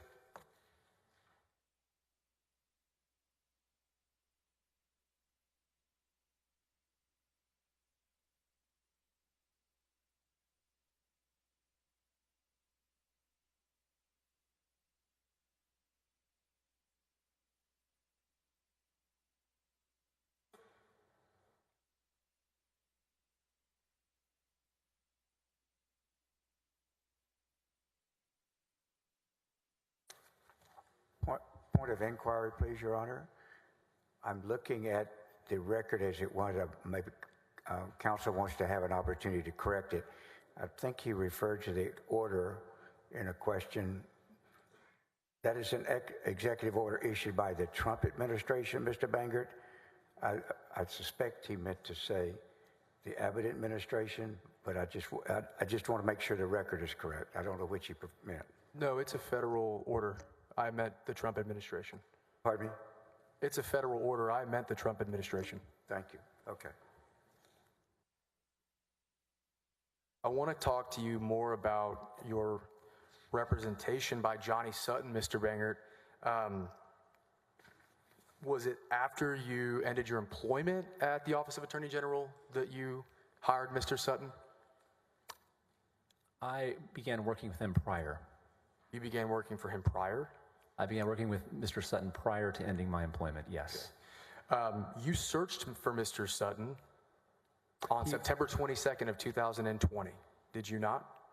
He was recommended to me. Okay. I can't recall searching for him on September 22nd. Okay.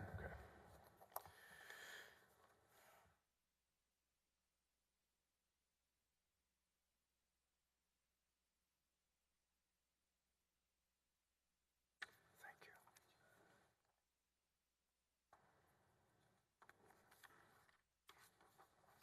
This time, Your Honor, I would offer Attorney General Exhibit 312. Any objection? No objection? It is admitted into evidence. Okay.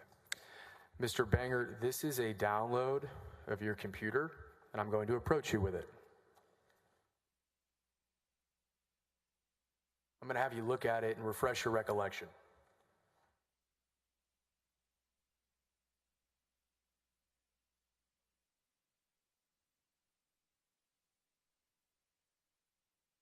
I didn't realize Eric, you got it published, don't you?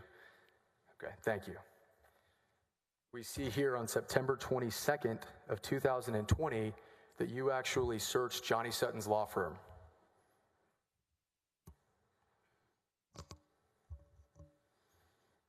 That's what the document represents, that I searched for the ashcroftlawfirm.com. And that is where Johnny Sutton is employed, true?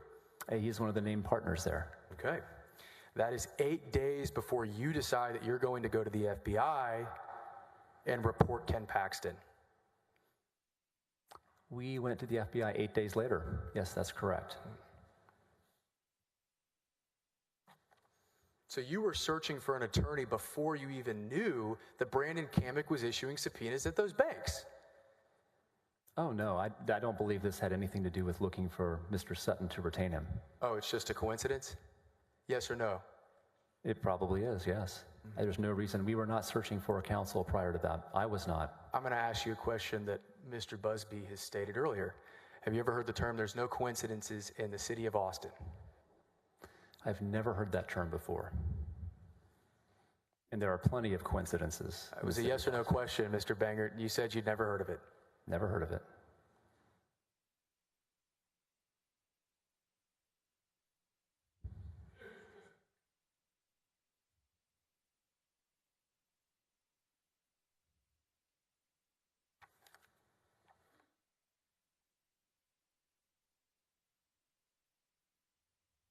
So September 30th, you guys go to the FBI, true? We did. All right. Now, that is before you become aware of a second referral made to the Travis County District Attorney's Office, true? Trying to recall when we became aware of that second referral. It may have been, I just don't recall precisely the order of events, but I believe it was. I mean, you seem to have a great recollection of the order of events when Mr. Hardin had you on direct examination. Are you saying that you're forgetting now? No, I'm telling you that I'm trying to recall specifically when I learned that fact, but I did learn that there was a second referral. Okay. And it was after you went to the FBI? That is entirely possible, yes. Okay. And then the next day, that is when you guys decide to reach out to Ken Paxton, after you've already outed him to the feds, right? We reached out to him the next day. Okay, that's what I said. So that's a yes, right? We did reach out to him the next day. You were pretty active. The witness, but once again, witness, when you can answer yes or no, if you can, answer yes or no. I cannot answer yes or no to that question. I'm answering what I can. Okay. You were pretty active on October 1st. I was active on October 1st, yes. Okay. You guys, when I say you guys, I mean the executive level administration. You had a group chat going, did you not? We did. And you participated in that group chat, right? Yes.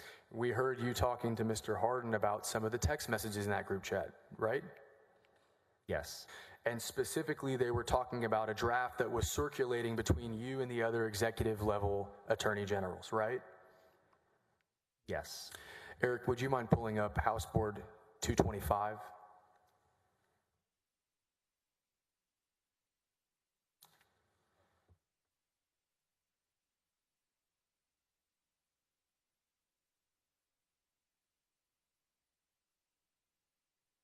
And in that message, well, it's safe to say that the first draft that you all created did not go to the FBI, right? I don't know. This letter that's right. being referred to here? It No. was revised and edited to an extent.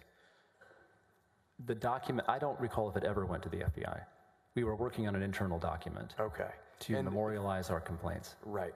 And the first version of that complaint, well, from what we look at in House 225, Jeff Mestier says, from Maxwell, read the letter, not sufficient.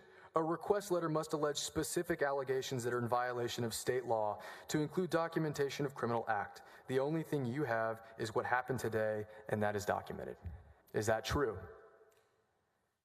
You added the word "and." Okay. But apart from that, you read it Excuse me? correctly. But that's what the text says, right?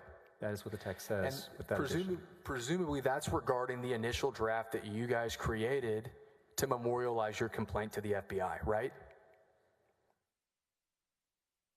I don't recall specifically that that's what this was. Are you forgetting all of a sudden? Because you had a crystal clear recollection when Mr. Harden had you on direct examination, Mr. Bangert. Do you not remember this? You're here to testify in the court of impeachment. Do you not remember the day that you went behind Ken Paxton back to the FBI? Do you not remember that? Sir, we did not go behind the Attorney General's back. Did you tell him you were going to the FBI? Yes or no? Sir, we did Yes not or go no? behind Did you, Mr. Bangert, I'm asking you yes or no questions. Did you tell Ken Paxton you were going to the FBI? Yes or no? I cannot answer that question with a yes or no. Witness, you'll answer the question. Yes or no, Mr. Bangert? Provided him with ample opportunity. That's not what I asked you. Did you tell Ken Paxton you were going to the FBI? Yes or no? We gave him ample opportunity. That's not what I asked. Objection non-responsive, Your Honor. I'd ask that he answer the question before him. Witness is ordered to answer the question, yes or no. Mr. Bangert, it's a very simple question. Did you tell Ken Paxton that you were going to go to the FBI? On September 30th, we did not. It's a yes or no question, Mr. Bangert. It's a not yes or no. a yes or no It is a yes or no question. Excuse me, sir. Your Honor, he said, he answered the question, but because he was talking on top of him, he didn't hear it. He said, on September the 30th, we did not. And he starts interrupting him halfway before, and the court reporter probably had trouble hearing, we did not. So I just asked him to let him finish what he's saying and not talk on top of him, if for no other person than the court reporter. You can ask the question one more time. Mr. Bangert, it is a yes or no question, and I want a yes or no answer. Did you tell Ken Paxton that you were going to the FBI? I did not tell Ken Paxton before I went to the FBI. Okay. We're not done with that. Your next message after we're talking about the first draft of y'all's complaint says, okay, sounds like we need to beef up the specific allegations. Does it not? Yes, that's what I wrote. So you actually had to go back in there and put more words and more filler into that complaint, didn't you? No. No? Well, the first complaint clearly wasn't sufficient if we're to go off your text messages, right? You said the word filler. That's an inaccurate characterization You had to of what amend we it. were doing. Well, let's look down there. Eric, if you could hop off of the zoom in. So it sounds like we need to beef up the specific allegations. You needed to beef them up, right? You needed to make them sound stronger. True or no? We needed to include additional allegations to substantiate what had happened. And so it's after that that you started talking about other things that Ken Paxton had done previously that you didn't think to include in the first version of the complaint, right? I wouldn't put it that way. You wouldn't put it that way. And to be clear, this is all coming to fruition because Brandon Kamick is serving subpoenas on a bank, true? That was in part, but not entirely. And all the while, you didn't even know that the Travis County District Attorney's Office sent a complaint directly to Mr. Kamick that did not go to the Office of Attorney General. That would have been much more concerning if I'd known that.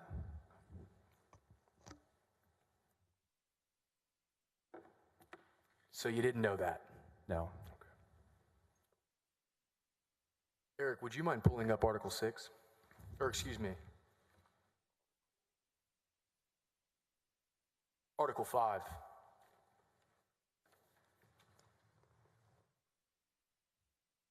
The allegation in Article 5 is that Paxton misused his official powers by violating the laws governing the appointment of prosecuting attorney pro tem. You would agree with that, right? That that's the allegation? Yes, that is the allegation. Mr. Bangert, Mr. Paxton, excuse me, Brandon Kamick was not an attorney pro tem. True or not true?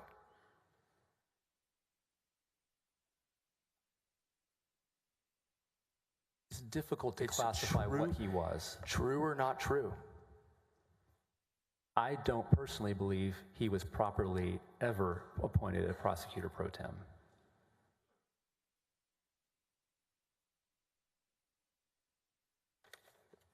And the Travis County District Attorney's Office never recused themselves officially and formally from the complaints made by Nate Paul to their office. True or not true?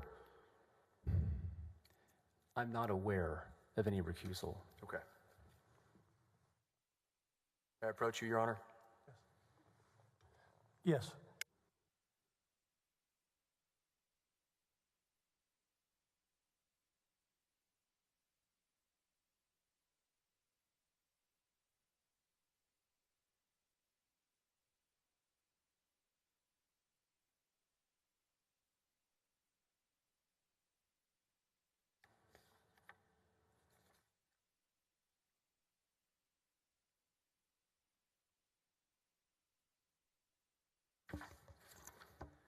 I want to go back to your last answer, and I'm going to re-ask you this. Brandon Kamick wasn't just not improperly appointed as an attorney pro tem. Brandon Kamick was not appointed as an attorney pro tem at all. Not to my knowledge.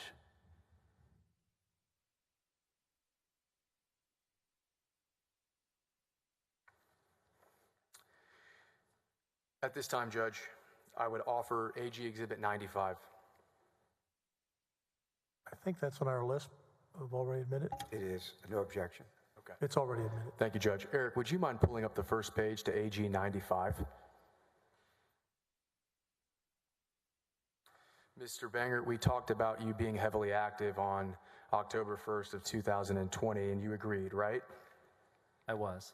And one of the many actions you took that day was that you took it upon yourself to email Jeff Mateer's letter to Brandon Kamick terminating his employment, did you not? I did not take it upon myself. I agreed with Mr. Mateer that this would be an appropriate way to handle this. Okay, so you and Mr. Mateer were both of agreement to do that. We were in agreement to do this. All right, I want you to flip to the second page of that correspondence. You would agree that, and Eric, if you would do the same, you would agree that that is the letter that Jeff Mateer provided to terminate Brandon Kamick's employment, right?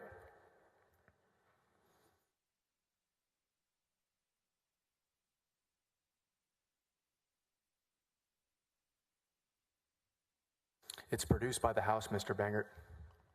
Correct. I want to make sure that the word terminate is accurate here. We were told him to cease and desist. Third line, notice of termination effective immediately. Yes. Yeah. We do say that. Okay. Yes. And just to be clear, you don't know all the work that Brandon Kamick put into that investigation, do you? At that time, I was not aware of what he was up to. And you were willing to just fire him without even thinking to pay him or compensate him for his time and his services as a lawyer? We terminated him in this letter and told him to cease and desist. Without even thinking about giving the guy a little bit of money for the time and effort he spent on this investigation? Yes or no? I would not put it that way. Okay. You didn't pay him, did you? No, we did not. All right. But the thing I really want to focus on, Mr. Bangert, because you're a man that has attention to detail, right? I do my best. I want you to look right under that Attorney General seal at the top of that exhibit, okay? Do you recognize anything that should be there? It's been several years since I worked with letterhead. It has the seal of the Attorney General's office there. How about your boss's name? You see that there? His name is not here, no. Yeah. You went ahead and sent it without his name, didn't you? I'm trying to recall. I think there was a version. You're looking of at the document, Mr. Bangert. Excuse me, he's trying to answer the question. Can you please let him before he jumps? Overruled. You're looking at the document. Is Ken Paxton's name on that document you sent to Brandon Kamick or not? His name is not on the letterhead, no.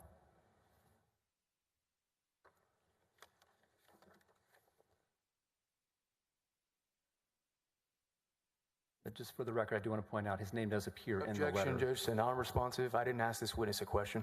Sustained. And I'll pass, Mr. Bangert.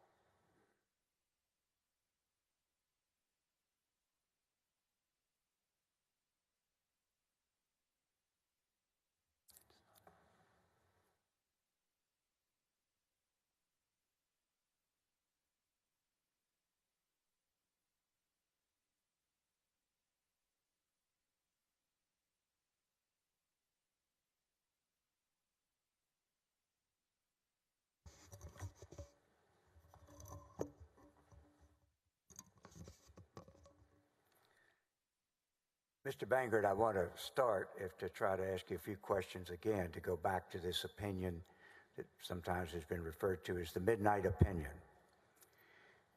Originally, if I can, I would like to bring up, please, Stacy, Exhibit 112.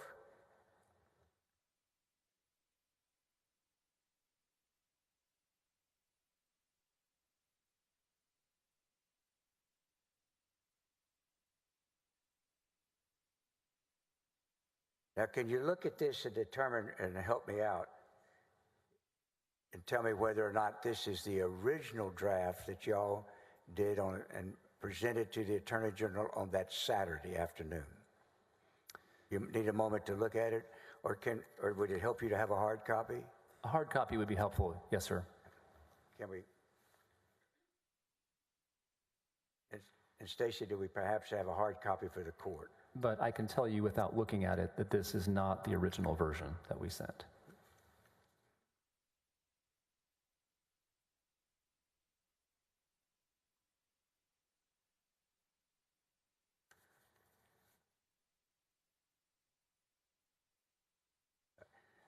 Now, let me follow up on what your observation is.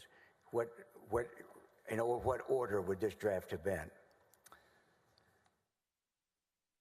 I'm assuming this is the final draft. It would have been the very last thing that was produced.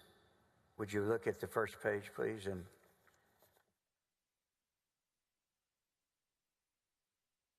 And the last page, if that helps you.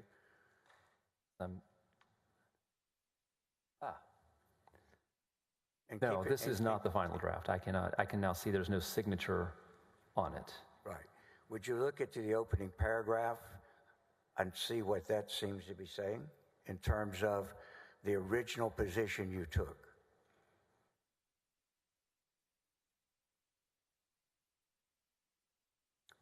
Yes, this refreshes my recollection. Pardon me? Yes, this does refresh my recollection All as right. to that. And now that you look at the language in the first paragraph of Exhibit 112, what does that tell you in terms of which draft or order it was? This was one of the early. Now, let me tell you a problem for you to keep in mind. When you look to the left for the iPad, there you go. Perfect. There you go. There we go. All right. Yes, this was one of the early drafts. And in the first paragraph, would you look at the sentence that begins with "we conclude"? Would you highlight for me, Stacy? Would you highlight for me, Stacy? Read this paragraph out loud to the jury, please. Yes. We conclude that a foreclosure sale of residential or commercial real property constitutes a service to which no occupancy limit applies under Executive Order GA 28, and local governmental bodies therefore lack authority to restrict in-person attendance at these sales. All right.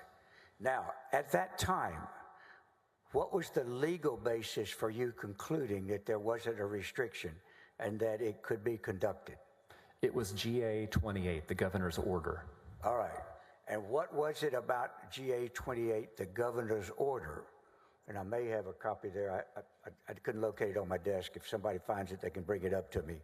But what was it about the governor's order, and when was that order that you concluded would allow essentially the foreclosure sales to go forward, particularly outside? Thanks. Thank you very much. Yes, there were a number of exceptions in the governor's order to in-person gathering restrictions. With the court's permission, I'm going to mark this as an exhibit number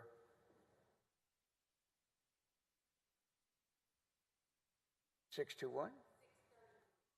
Thank you so much. 631 or 633? 631. Thank you. I'm going to tender it to counsel, Your Honor, because I don't have an extra copy right now.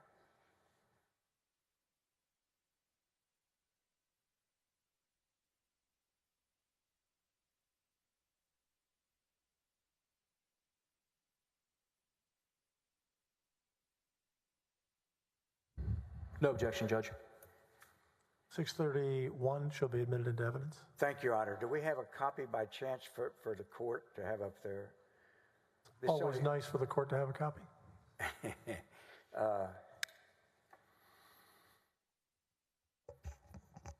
This only came up during the lunch hour. I apologize.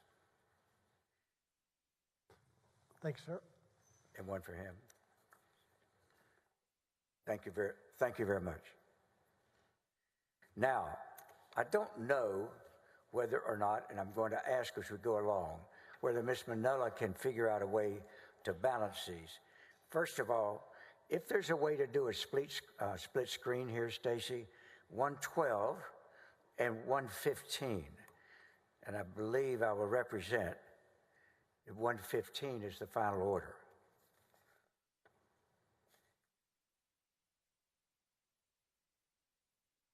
And I believe 115 is in evidence. Now, if you could look at these two orders, is the one on the left, the draft we talked about, Exhibit 112, what your first finding was? Yes, our first finding is summarized in the first paragraph.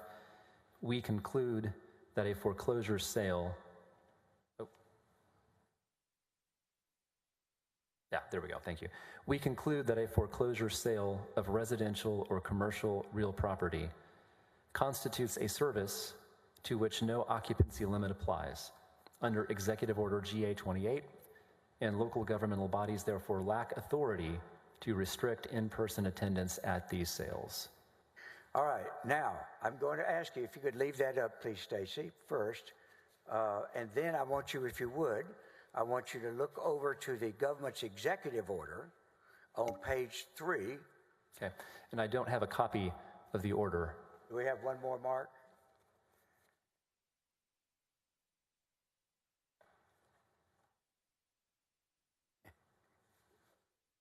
No. Thank you, sir. Thank you.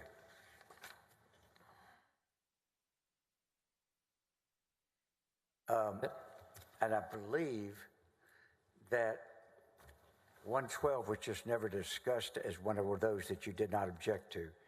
I want to tender it to you again to look at. I just looked to make sure. I'm told that 112 is not in evidence, and I apologize. The headlining is not. This is the original draft they proposed to him. No objection, Judge. No objection. 112 will be submitted to evidence. And I apologize for having published that before I realized it. That's my fault, not anybody else's. Now, I want to ask you, you referred in your testimony just a moment ago that in your first draft, in which you basically had a ruling that said these foreclosures, particularly outside, would be allowed. And then you said that was partly based on the governor's executive order that he had previously issued. And you talked about it as General Order 28, correct? Yes, no occupancy limit applies. I'm sorry? Yes, no occupancy limit applies under All right. GA 28. And what role can you point us in the governor's General Order 28 to the section that you relied on in that initial opinion that said they could be open to the public? They could foreclosure proceedings could be open. Yes. May I see the second page of Pardon me? May I see the second page of Exhibit 112? All right. We move to second page. Thank you, Stacy. Yes. Yes, we reference it here. We address your question. No, I'm sorry, Stacy. What I want to do now is go to, if you have ordered, I don't know if you have 631 loaded, do you? If you do have 631 loaded, could you go to the second page of that? And you can sacrifice the one on the right. You can take down 115 and put in the governor's general order. And by the way, the executive order, before you move, Stacy, that is dated. Can you see on there what date it is? Is it June? Can you see June 20th? I can. It's June 26th, 2020. All right. Now, so that executive order, did it not, existed at the time that you were drafting your opinions at the request of the Attorney General? They did. All right. Now, what is it on page 2 of the governor's executive order that led y'all to conclude and say in your first draft that foreclosure sales could be conducted? Yes. If you will go to page 2 of Exhibit 112. All right. Stacy, if you go to page 2 of the first general full order. paragraph. Pardon me? The first full paragraph. We point out that Executive Order 28 has a baseline limitation that does not apply to... I don't... I'm confused here, and it's probably my fault, Stacy. May I approach, please?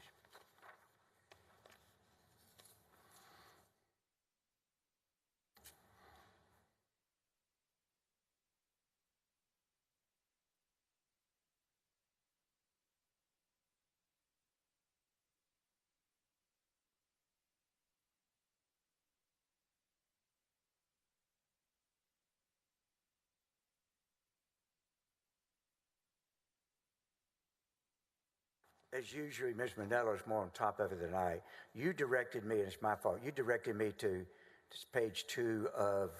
Exhibit 112. 112, your initial draft opinion. The initial opinion. And I was trying to go over to the governor's order.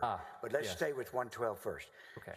So now, Stacy, let's put up 112 and the governor's order. Those are going to be the two on the screens. Go ahead. All right. Tell me what it is about 112 that you think is relevant to what we're saying. Yes. This paragraph that is highlighted, All the right, second move it paragraph. away from that microphone. You got to move it to Yes. you. There you go. The paragraph calls out the executive order's baseline limitations on gatherings. It then says this limitation does not apply to any services listed by the U.S. Department of Homeland Security's Cybersecurity and Infrastructure Workforce version 3.1 or subsequent version. CISA guidance is how we referred to that. Among the services listed in version 3.1 of CISA are residential and commercial real estate services, including settlement services. We And then if we conduct go some down additional- to, Yeah. you go down to about a sentence or two down there, you say, do you not? And there is no better indication of that intent than the words that are chosen, correct? That is correct. All right, now let's stop there and let's go over to the second page of the general. And by the way, could you just explain to us lay people what CISA is, C-I-S-A? What does that stand for? It's the Cybersecurity Infrastructure Workforce. CISA is I'm trying to recall exactly what that acronym stood for, but there was a guidance document issued by an agency within the federal government that called out essential services and infrastructure that should be exempt from COVID limitations. Okay, so for us lay people, essentially, are you saying that you are going from your draft that you did to show why the governor's proclamation or executive order would have exempted it as far as you were concerned when you dropped the original draft? Is that right? That's exactly right. We were trying to demonstrate, and we did demonstrate here, that a straight application of the governor's executive order excluded these types of foreclosure sales from limitations. All right, stay with me. I don't want to tell everybody how to build a Swiss village when we're trying to just do what time it is. But if we go to page 2 of the governor's order, where in there does it point people to the legal basis you made for your original order? Paragraph 1A. Stacy, can you, on the left, can you do 1A? Thank you. Can you highlight 1A for me? There you go.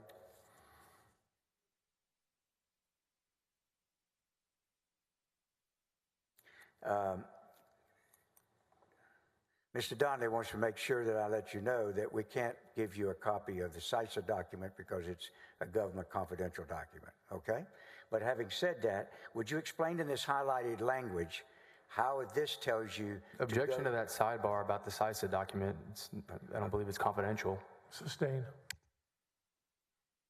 Can you explain in the highlighted portion here? Say again? Yes. Explain in a highlighted portion how that impacted your original opinion you recommended in a draft to the Attorney General. Yes. This was part of the exemptions from occupancy limits, and the CISA guidance called out a number of essential services, infrastructure, among which, as we point out in our original draft guidance, are residential and commercial real estate services, including settlement services. So explain to the court what that meant as far as the conclusion that you ultimately reached and recommended to the Attorney General. Based on a plain text interpretation of the governor's order, foreclosure sales would not be subject to occupancy limitations. If it affected any real estate? Yes, and that was a straightforward textual interpretation. So in your original one, did you actually base it upon an exception the governor's executive order had given to say that it should be open to the public? Yes, it was a straightforward application of the governor's executive order. Now, how did you get around that then when you were ordered to come up with a different answer? And if we can, Stacy, let's now take down the governor's executive order and put up Exhibit 115, please.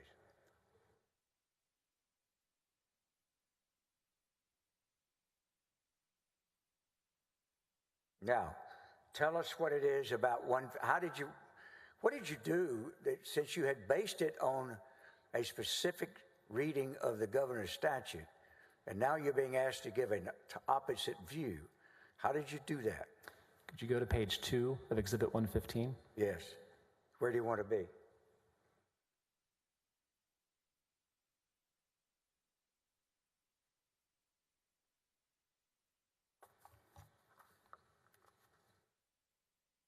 If you'll look at the third paragraph.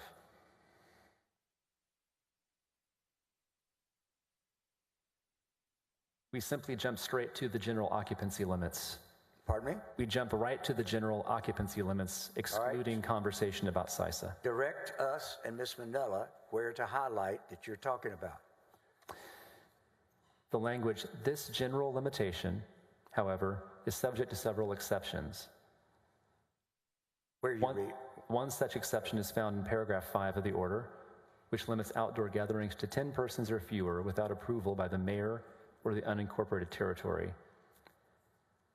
So we switched out the applicable exceptions in the order to eliminate any reference to the CISA guidance. So what you did is you just wrote out a paragraph, did you not, of the governor's order? We determined, based on the Attorney General's instructions to us, that we would no longer apply the exception that had been granted by the governor's order. When you say based on his instruction, did he actually talk about that language? No, he told us to reach a different conclusion, and that was the only way to do it. I don't need it, but thank you. All right. Now, finally, I want to make sure, I don't know that I need to introduce this, but had you read, may I approach the witness very briefly? Yes. I'm going to approach you and show you what we have just marked as a new exhibit. House Board of Managers Exhibit 632 is a new listing. I'll tender to the court and the council with the admonition that I don't intend to read all this.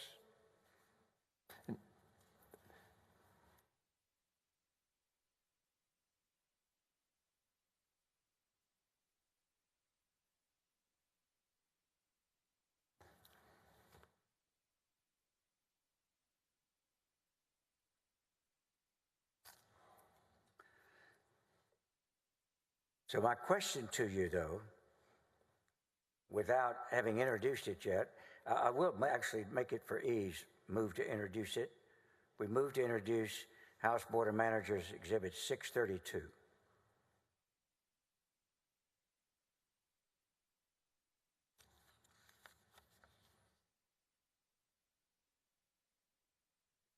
Judge, I would object to this witness testifying to this document, and additionally, this document has not been produced. There's no bait stamps on this document. No, that's certainly right. It has not been produced. We never foresaw this issue.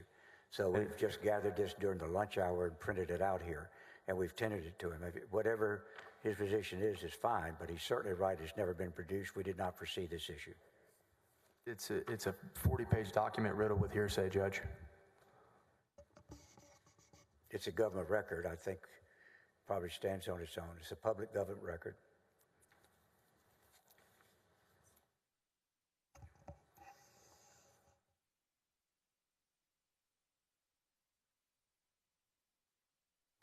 Mr. Rosso, do you need time to review this 40-page document? Judge, if I could have 1 or 2 minutes. If I may, I think that's a reasonable question. So if I could speed it along, what I'll do is I'll hold withdrawal or wait on the motion to admit it, see if I can elicit testimony that gets the same, and may not become an issue ultimately. But if I do want to, I'll give him notice so he gets time to read it. Hold on 1 second.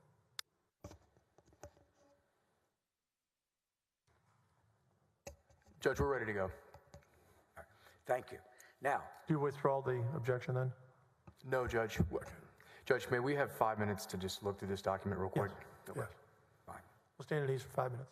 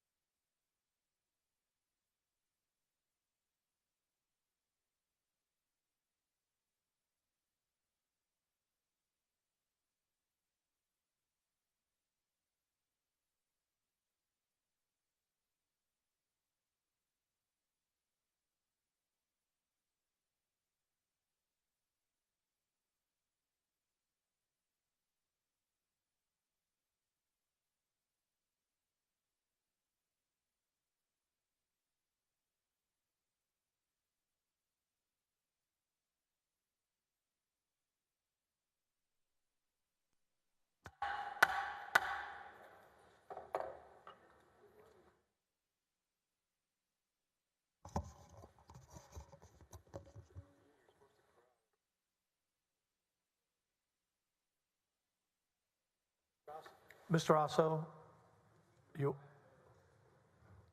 Your Honor, I have no objection to this exhibit. Just for clarification, it was House Exhibit, what's the number, Rusty? No objection to House Exhibit 652. Excuse me, 632. No objection to 632. Do you want to admit it into evidence? Yes, please. Okay. All right. House Exhibit 632 is admitted.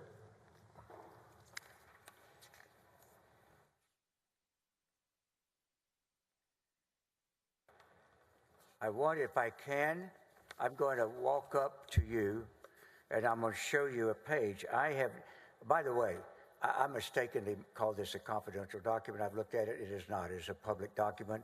There's nothing confidential about it. That's one of 230 mistakes I'll make during this trial. Objection. Okay?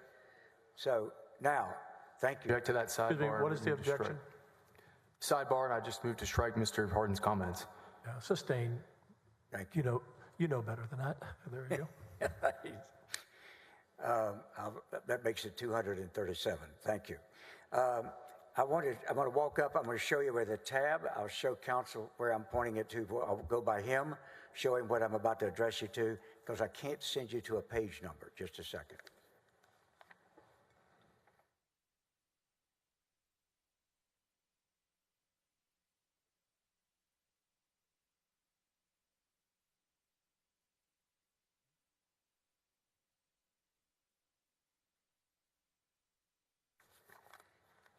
Now, on Exhibit 632, is there a provision of it, and I showed you a tab, so there's no secret about this. Is there a provision in this document that you relied on in coming to your conclusions that you presented in your first draft to the Attorney General? Yes. And shown in Exhibit? Can you explain? And I don't know that. Stacey, you don't have this loaded, do you? Do you really? All right. Let me show you where I'm going, Stacey, because again, I don't have a page number. May I approach her?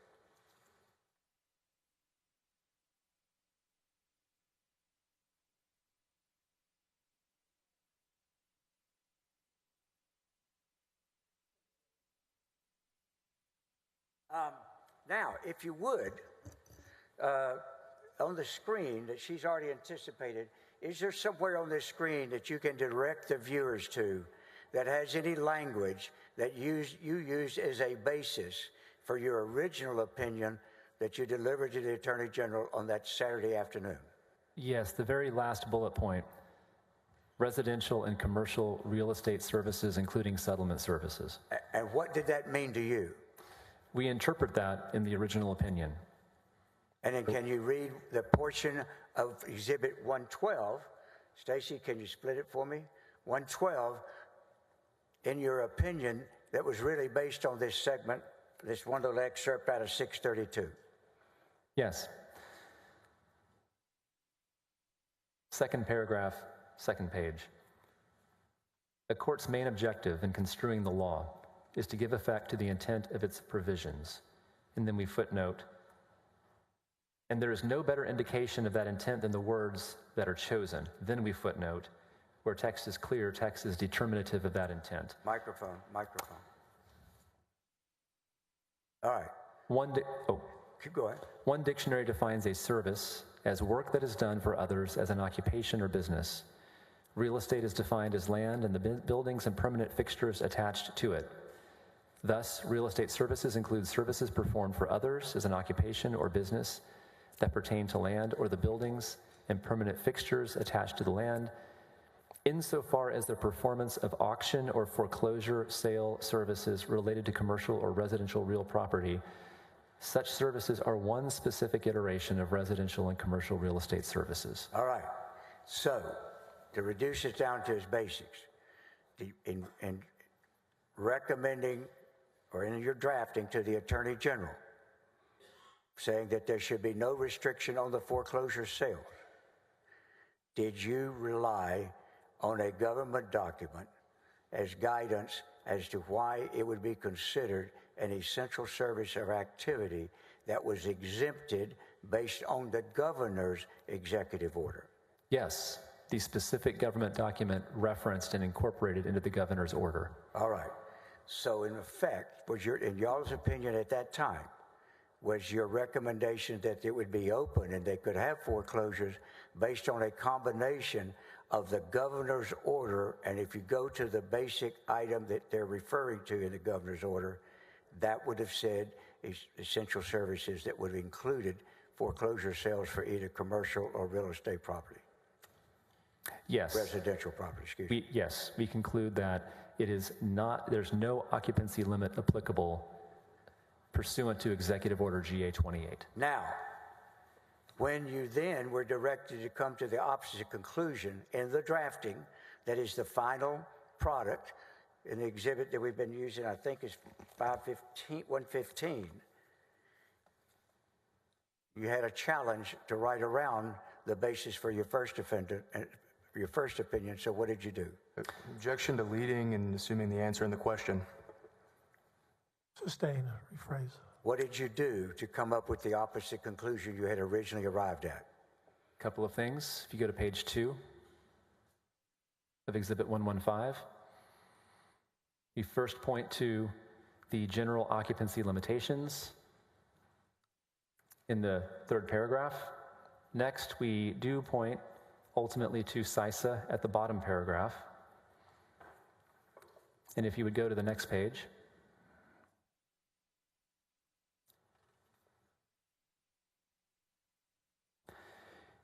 at the very bottom of the first full paragraph, and this is really the kicker, the court's main objective in construing the law is to give effect to the intent of its provisions. Slow down, please. On behalf of court reporter. Yes, my apologies. And the volume on behalf of the people on the floor. Could you speak a little louder, please? Yes. We repeat our commitment to textualism, which was a guiding star of our office at all times. We then point out that based on our analysis of the words, we believe that outdoor foreclosure sales, last sentence, are not exempted from the 10-person attendance limitation. And we completely reversed it. Excuse me, I'm sorry. What was the only thing that had changed since you had the original opinion? The direction from the Attorney General.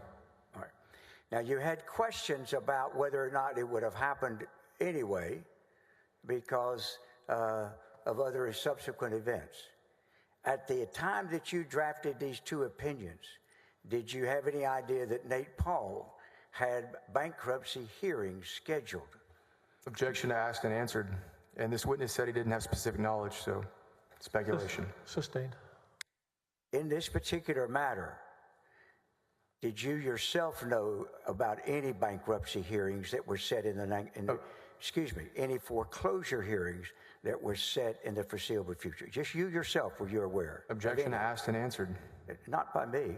And lack specific knowledge. Overruled. I sustained your first objection, which forced him to ask the question a second time. Thank you, Your Honor. Did No. you yourself? I had no specific knowledge of any specific foreclosure sales. All right. You were there when he introduced a certain document. And if I can I have Exhibit AG Exhibit 295, please, Stacy?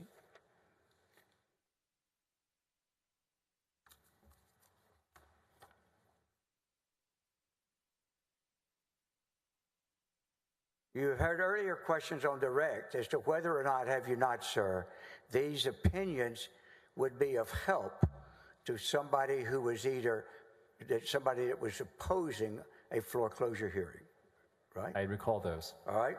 Now, if you could, can you identify, had you seen before we showed you this Attorney General exhibit, had you seen it before, this exhibit that he's entered into evidence? No, this is the first time I've seen this document. All right. With the cross-examination. All right. Now, I want you, I'm going to read this to you and ask you what the import of this when you look at the exhibit is. Judge Gamble, August 3rd, 2020. As it is relevant to these proceedings, please see the attached guidance just released by the Attorney General's office. Had been just released, hadn't it? What date was it released? The 1st. 1st of August. That was a Sunday, was it right? I believe midnight the 1st. I think that's right, yes. So this is just Tuesday after you released the opinion on, or after you provided the Attorney General's opinion on Sunday the 1st, correct? It's 2 days later, yes. Keep your voice up away from the microphone. 2 days later, yes. All right. Regarding the foreclosures may not proceed unless specifically authorized by the mayor in the city of the foreclosure, given the standing 10-person restriction would violate Texas Property Code Chapter 51. Does the attachment include the opinion that we have just been so laboriously going over? Yes. Would you look to the last page of that opinion and see if that's the final one that we identified as Exhibit 115? It is. With your signature? It is.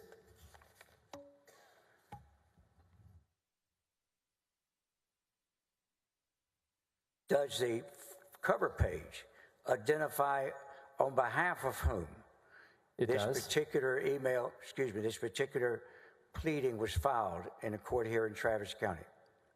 Yes. And who was the person that represented whom was presenting this particular pleading and urging that your opinion was relevant to their case? This is one of Nate Paul's companies.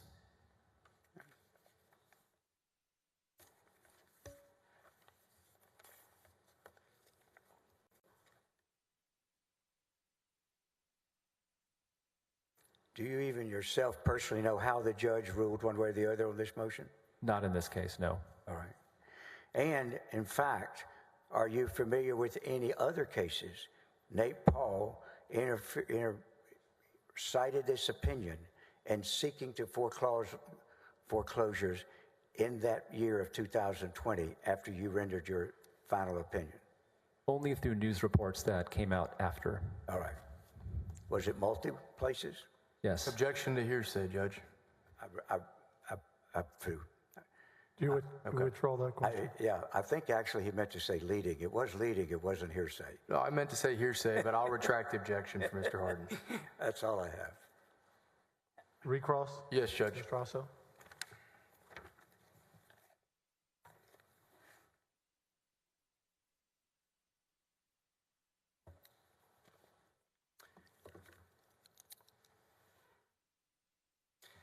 You just cited the Cybersecurity and Infrastructure Security Act pretty precisely to Mr. Harden on direct examination, did you not? I had it in front of me. Okay. You also cited the day of the week that you issued that opinion, did you not? The day of the week was August 1st when we issued the opinion. I'm just surprised because you showed an uncanny ability to remember things when Mr. Harden was asking you questions, as opposed to when I asked you about the same documents during my cross-examination. Can you explain that? I disagree with your characterization. Okay. We'll agree to disagree. I don't have an e-copy of this CISA document that the House has just produced, but I think Mr. Harden had you reference page 16 of that document, did he not? He did. He had you reference the very bottom part that I have highlighted in orange, and I'm going to show the jury.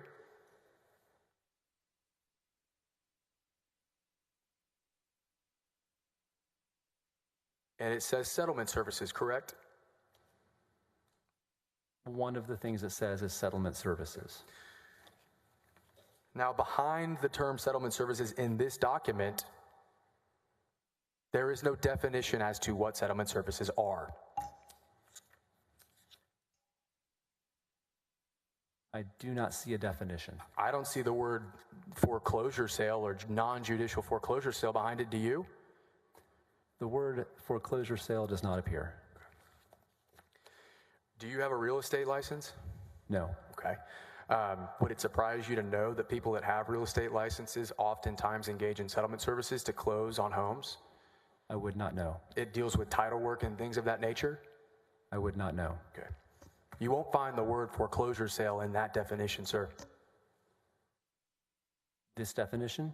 It is not the word foreclosure does not appear there, but that's why you engage in legal analysis and construction. Legal analysis and construction, which means that somebody else, another attorney, perhaps the Attorney General, could have a different viewpoint as to what a settlement service is, correct?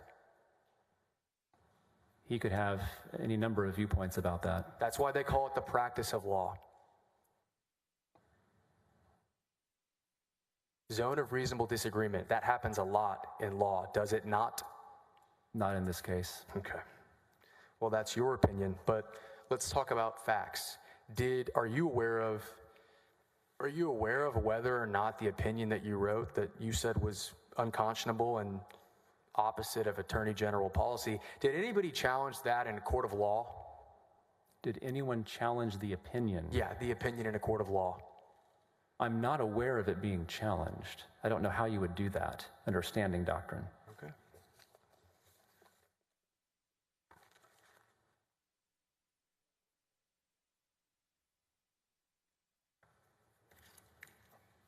The witness may step down. Judge, I have one more question if the court would entertain it. Will the witness come back? One more question.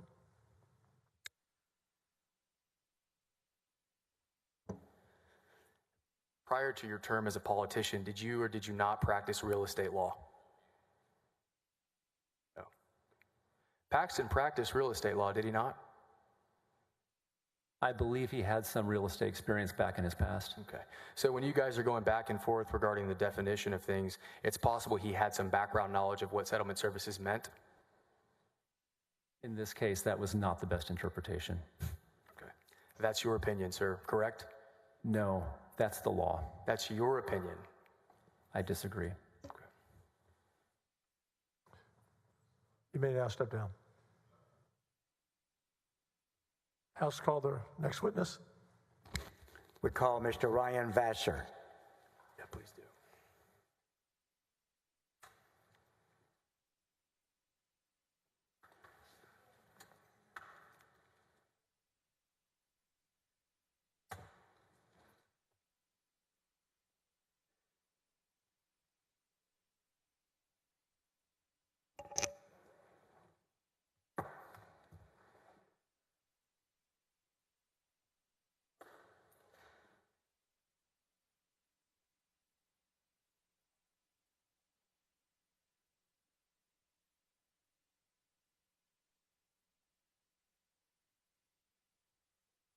Mr. Vassar, were you sworn in the other day in the group? Okay, I need to swear you in. Please raise your right hand. I do solemnly swear or affirm that the evidence I give upon this hearing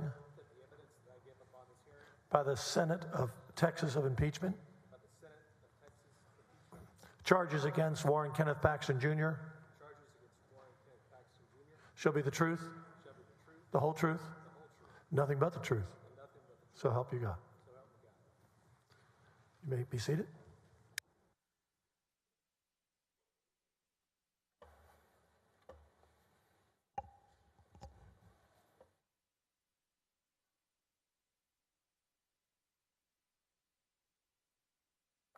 Good afternoon. Good afternoon. Mr. Vassar, you and I have met at least once or twice, correct? Yes, sir. But I don't think we've talked about this subject. And that is, we have some microphone issues that you and I have to worry about. If you will try to make sure that you're speaking into that microphone to where everybody in the back of the room would hear, and I will try to make sure that I don't talk on top of you, and we go from there, okay? Yes, sir. Your full name? Ryan Vassar. That's going to work, if you just stay with that. How old a man are you? I'm 39. And you married? I'm married. How many children? 4 kids. How old? What ages? Ages between 3 and 7. Wow. In 2020, how old were they? I had a 6-month-old, a 2-year-old, a 3-year-old, and a 4-year-old, I believe. How are you employed now? I'm general counsel for a local nonprofit organization in Austin. When you left the Attorney General's office, and we'll get to that, how long were you unemployed before you found a place to land? 6 months. What was your source of income? Savings, but I was not employed as a lawyer for that 6-month period. Did your wife work outside the home? No, sir. Let's go back now, a little bit of an autobiographical sketch review for about a minute and a half if we can.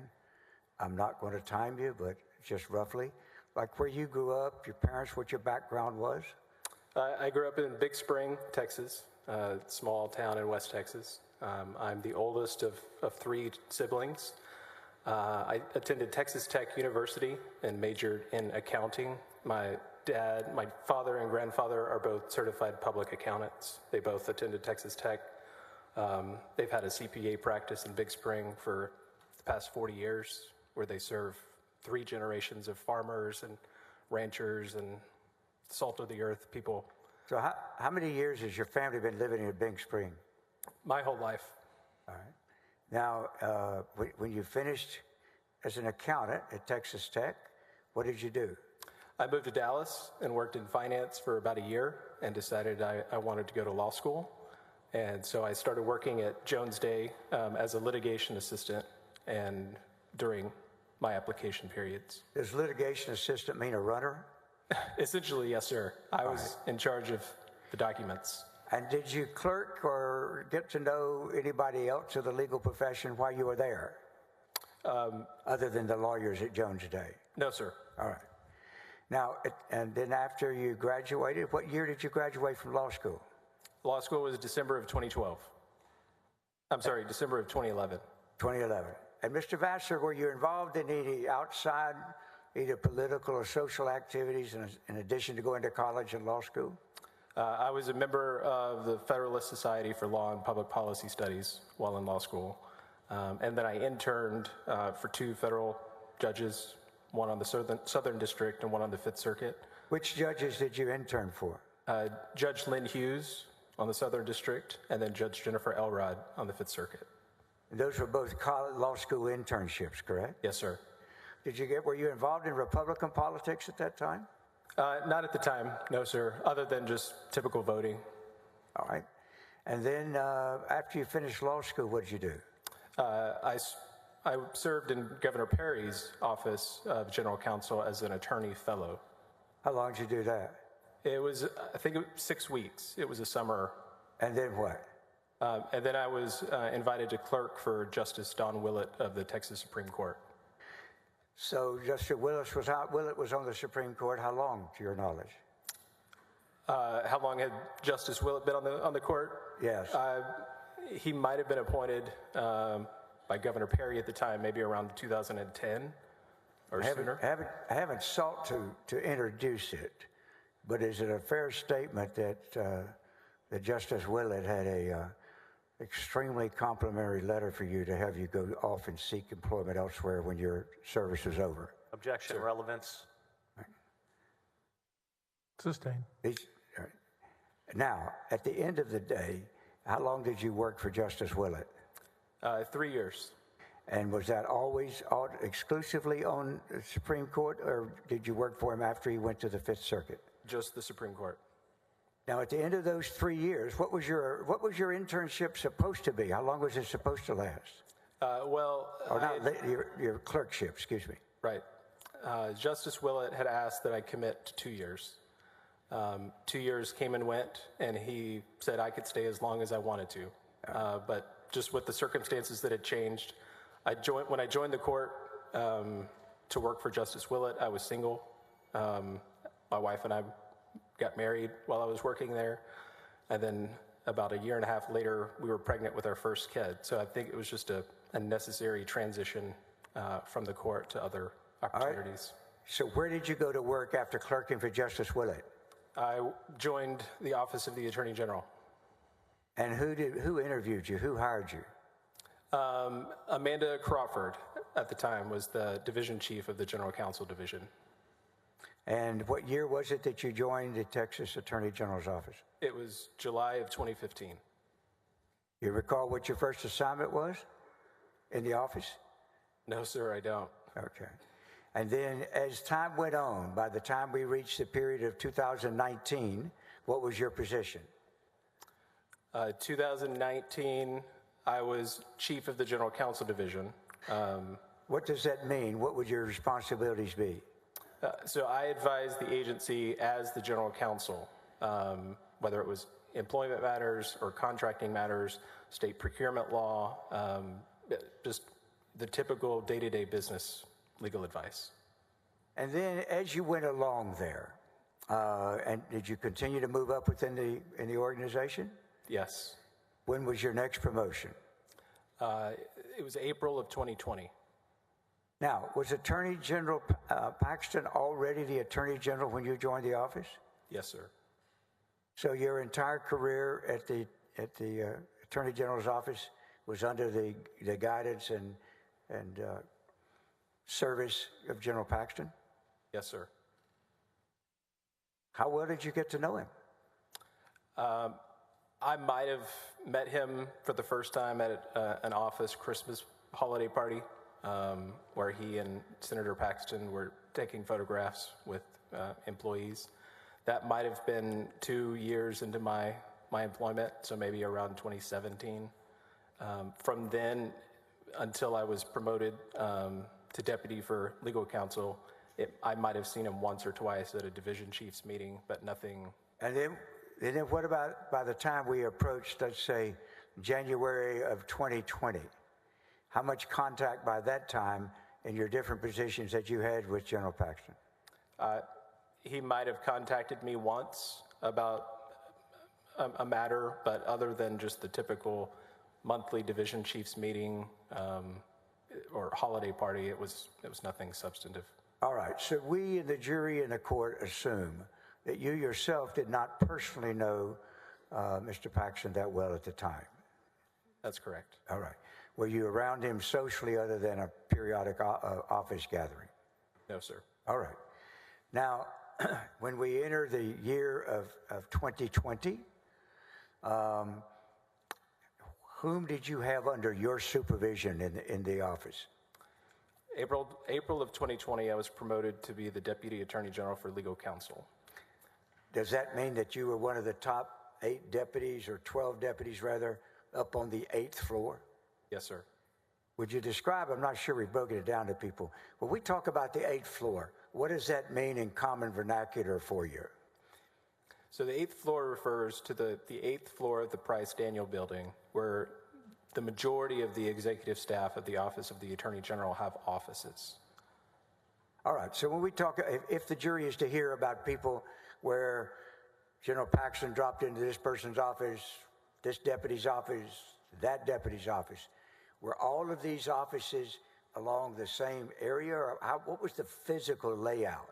So if you can imagine, there's 2 elevator banks in the middle of the building, the middle of the floor. And the offices are spaced out around the perimeter of the inside of the building. So each deputy would have an office. There were roughly 3 or 4 offices on one span or one length of the building. So each deputy would have an office. So my reason for asking, and I'm asking you the answer to this, is that where the office is readily accessible to each other and to the Attorney General, where any of those folks were within a very short distance on the same floor of dropping in or out on each other. Yes, sir. All right. Now, when did you first hear, if you ever did, of a person named Nate Paul? I think it was May of 2020. And what was the occasion for you to first well, let's back up. What was your position in May of 2020? I was Deputy Attorney General for Legal Counsel. Now, how much contact did you have with Mr. Mateer? We had weekly meetings, one-on-one meetings with Mr. Mateer, Mr. Bangert, and myself. Now, you're dropping off. I want you to remember that microphone. And maybe you need to move up just a little bit, or... All right. You had these weekly meetings, staff meetings, where there's a day scheduled of the deputies and Mr. Paxton? So there are deputies meetings that occur weekly, and then there are also one-on-one deputy meetings with Mr. Mateer. So I would meet in all of the deputy meetings, but then I would also meet individually with Mr. Mateer and Mr. Bangert. And at that time, how old were you? I would have been 37. or 36 at the time. And you would have been there at the Attorney General's office since you were about 32 or so? Yes, sir. Would you agree that you had moved pretty fast in the organization? Objection leading. Sustained. Sure. Asked differently. Yeah. Now, at the end of the day, when you entered into, say, your new position as Deputy General Counsel, what type of matters would that have put you primarily over? So the Deputy Attorney General for Legal Counsel oversees the opinion writing process, the Open Records Division, the Public Finance Division, the General Counsel Division, and I believe that's it. All right. So in May, or April or May of 2020, what was the occasion with you becoming familiar with the name of Nate Paul? There was a pending open records matter involving the Department of Public Safety that had been connected to Nate Paul's name. Now, at this time, how well did you know Mr. Mateer? I believe Mr. Mateer joined the office in 2016, if I'm not mistaken. So I'd become familiar with him just in my experience over the past 5 years working at the agency. What was he like as an administrator and first assistant? He was great. I mean, he was a people person. He wanted to know how staff were doing. He wanted to connect with each person. He was invested in what they were doing, what they were interested in. He would host book clubs where he would select a book, whether it was a managerial book or leadership book, and we'd meet over a brown bag lunch and just talk about a chapter of the book and how we can implement it in our work and at home. So he was a role model. Was he religious? Yes, sir. How about you? I am. In what way? Objection relevance, Your Honor. It's very relevant to who these people are and in light of who they've been Overruled. accused of. Thank you. My wife and I attend an independent Baptist church here in Austin. We've been members at different churches here in Austin, and I've been a member throughout my life. What did you view your duty as an assistant AG to be? Assistant AG, or as far as Deputy Attorney General for Legal Counsel, I was responsible for providing legal advice to the agency through the various functions of the divisions, whether that was the Open Records Division, the Opinions Division, the Public Finance Division, or the General Counsel Division. You've heard, have you not, or have you heard, you're being referred to by the Attorney General, all of you, as rogue employees? Yes, sir. What was your reaction when you heard that allegation? It was hurtful. Why? Tell me.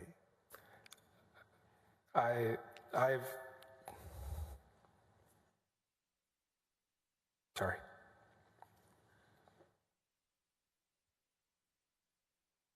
I worked for the state for 8 years as a public servant, as one who values.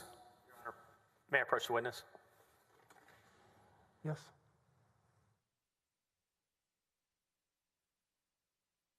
Thank you. As one who values the commitment to public service, to set an example for my kids,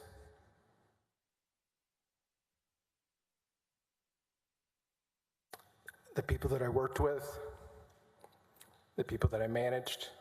And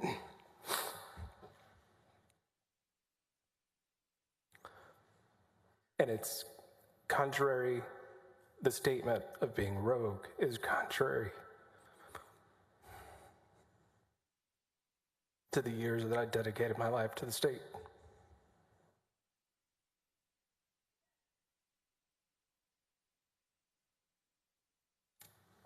How did you become familiar with Nate Paul?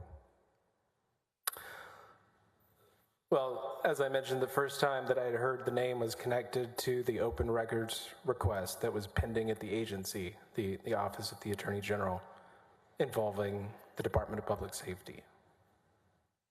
And did you learn what the issue was about this open records request? Yes, I did. And what was the issue? The Department of Public Safety had received a request for public information. Under the Public Information Act, agencies that desired to withhold information for a valid purpose have to ask for the Attorney General's ruling on withholding information within 10 days. The Department of Public Safety had requested a ruling from the Attorney General's office on whether it could withhold information under the law enforcement exception to disclosure. So in other words, if there is information in the request that qualifies as law enforcement information that is not required to be disclosed, the agency is requesting the Office of the Attorney General to make that determination so that that information can be withheld. At the time that you began to have awareness of Nepal, how would you describe your sense of loyalty and support of the Attorney General? It was my understanding that General Paxton had met personally with Nepal. He considered what had happened to Nepal to be wrong, and he wanted us to find a way to help Nepal. And when was the first time? Did you have conversations with the Attorney General about this matter? Yes. When did personal conversations with the Attorney General begin in person? Either, well, let me put it in person or by phone or by text, any of that way. When did you first have contact of some type with the Attorney General about Nepal? It was in the month of May of 2020. And what form did that take, and how did it happen? I believe it was all in person. There were no phone calls or text messages or emails, to my knowledge. All right. And when they had these phone calls, do you recall what the Attorney General said in the first one and what the occasion was for that call? The initial call was a request to pull the file, basically. By whom? Who asked you? General Paxton. Do you recall what he said on the call? Well, I say it wasn't a call. It was generally in person. Oh. So stopped by the office, asked me, I would like to see this file. And so I contacted Justin Gordon, who is the chief of the Open Records Division, and asked him to bring the file to my office. Now, at that time, had you had any contact with Nepal's case yet? Or was the General Paxton's request of you the first time you had become involved? That was the first time that I was involved in the DPS file, the request at that time. So, did you get the file? Yes, I did. What did you do with it? I reviewed it and notified the Attorney General that I was prepared to meet to discuss it. How did you do that? How did you notify him? Normally, it would have been an email to his scheduler, just to see if he was going to be in the office, to see if we could schedule a time to meet. I don't recall specifically if I emailed the scheduler or contacted his aide. All right. Did you, when you reviewed it, what all did you do? I mean, how much time did you spend reviewing this file? It's my recollection, everything was drafted. The initial draft of the ruling was already complete, and it was a standard law enforcement exception was raised, law enforcement exception applies, the information should not be disclosed. So it was a pretty straightforward review.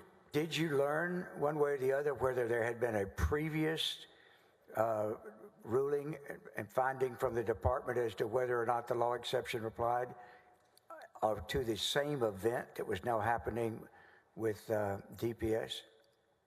Mr. President, I believe the objection would be this question calls for the solicitation of hearsay. I don't agree it's leading, but I withdraw it because I don't think it was understandable. So I'll take it back. For all the questions. Thank you very much. So let me ask you this. When you reviewed the file, did you find out anything about whether or not, what event was being complained of that they wanted access, whose files they wanted access to? The subject of the event was the August 2019 raid of Nate Paul's home and businesses. All right. When you reviewed the file, did you find out one way or the other whether this issue had come before the agency once before about the file on the same event? At the time, I did not connect this event to any previous determination by the office, but subsequently, I did connect the two. All right. So ultimately, did you discover or connect that this was the second time around for Mr. Paul and or his attorneys seeking information to overcome the law enforcement exception? That's right. Objection leading. All right. Now, Sustained. all right. Now let me ask you this: after you reviewed the file and you informed the Attorney General you were available to meet, was there a meeting? Yes. And can you put a time area for us as to when this meeting occurred? It was in the middle of May, and the reason that I believe that it was between that period is because when the Office of the Attorney General receives an open records request for a ruling, the office has 55 days, up to 55 days to issue that ruling. The DPS ruling was due June 2nd. That was the 55th day. So we would have been discussing it in the middle of May before it was released on June 2nd. Now, you made a minute. Was there already a draft opinion regarding the matter that was intended to be issued before July 1? Yes. Or was it June 1 or July 1? I've got... June 2nd was the 55-day deadline. And what was the preliminary opinion that already existed in the file when you started looking at it? It was to withhold the information under the law enforcement exception. Now, when you told the lieutenant, the Attorney General that you were available, how soon did you meet with him if you did? It would have been a matter of days between notifying him and scheduling a meeting in his office. You met with him in his office? Yes. All right. Was anybody else present in the meeting? There were a series of meetings at which Justin Gordon, the chief of the Open Records Division, and Ryan Bangert attended. All right. So at this first meeting, were they both present? I don't recall if both were present, but there were just in this meeting and the subsequent meeting, they were both in attendance at one or the other. What did the Attorney General say in this meeting? He asked us to review the file. He asked us what our interpretation of the file was. He told us that he had spoken personally with Mr. Paul. He said that he believed that something bad had happened to Mr. Paul.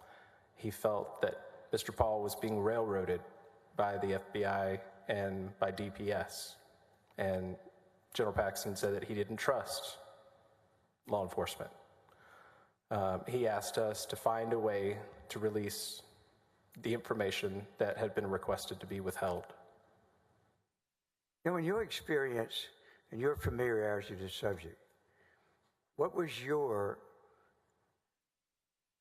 response to that? Objection, hearsay. It's not. This is the witness. This is his Overruled. response. Thank you. I told General Paxton that if we were to reach the opposite conclusion and to require the Department of Public Safety to release the information, it would upset decades of precedent involving the law enforcement privilege, where law enforcement agencies rely on the protection that the Public Information Act gives it to protect ongoing information, to protect confidential information, to protect witnesses who could be compromised if their names or their identities were released. So there's incalculable problems with reversing the decision to withhold the information and require it to be produced, not just across the state, but with the Office of the Attorney General. Mr. President, if I may, a lot of this is in narrative and not responsive to the question. That is exactly responsive. I object to this. Just state the objection, but sustained. Go ahead. Thank you. What was your opinion, based on your experience, as a potential danger to innocent citizens who had cooperated with the police, thinking that would be confidential? It could silence people who might ordinarily comply or speak to the police if suddenly their names or identities could be released. So what was the Attorney General's reaction when you told him all that? But first of all, the stuff that you just said, is that essentially, in a sense, the information you gave him in explaining what your position was? Yes, sir. Did anybody else speak up as well? Objection. Hearsay. I asked if anybody else spoke up. That is Overruled. Thank you. Did anybody else speak up? Ryan Banger also spoke. I don't recall exactly what he said, other than that. And what was the Attorney General's reaction to all this? He, again, insisted that what had happened to Mr. Paul was wrong and that he didn't trust law enforcement. And did he make any distinction about which agencies, or did he talk about all law enforcement? It was specifically the FBI and the Department of Public Safety. And did he say why he didn't trust them? He said that he compared what had happened to Nate Paul to General Paxton's own personal situation involving the Department of Public Safety and the State Securities Board and the FBI. Well, were you aware of who provided his security? Yes, sir. And who was that? The Department of Public Safety. Did he indicate in his comments what his level of feeling or trust or distrust about them was? Not to me. All right. Now, how long did when you expressed what his initial opinions were, did he go any further, or how did the conversation proceed? He asked me if he could obtain a copy of the DPS file. Had you ever been asked or know of any other time where the Attorney General had asked to see a particular file that it's a public information request for? No, sir. So what did you do? I said that it was possible for him to receive a copy of the file. And I believe you said this was around May 15th, did you not? Yes, sir. Did you provide him the file? Yes, I did. Did it have everything in it? Yes, sir. Did you take anything out of it? No, sir. Can you tell us whether or not in that file you had, there was any brief from the FBI weighing in as to their materials in the file and their position as to whether it ought to be released? Yes, the FBI had submitted a brief in response to the DPS request. What was the process or procedure within your department if you have a request for open records, people want to get some portion of it from another agency? What was your policy as to let the other agency weigh in? The Public Information Act requires state agencies to notify the third party whose information may be at stake that they have a right to submit a letter ruling or a letter brief to the Office of the Attorney General for consideration.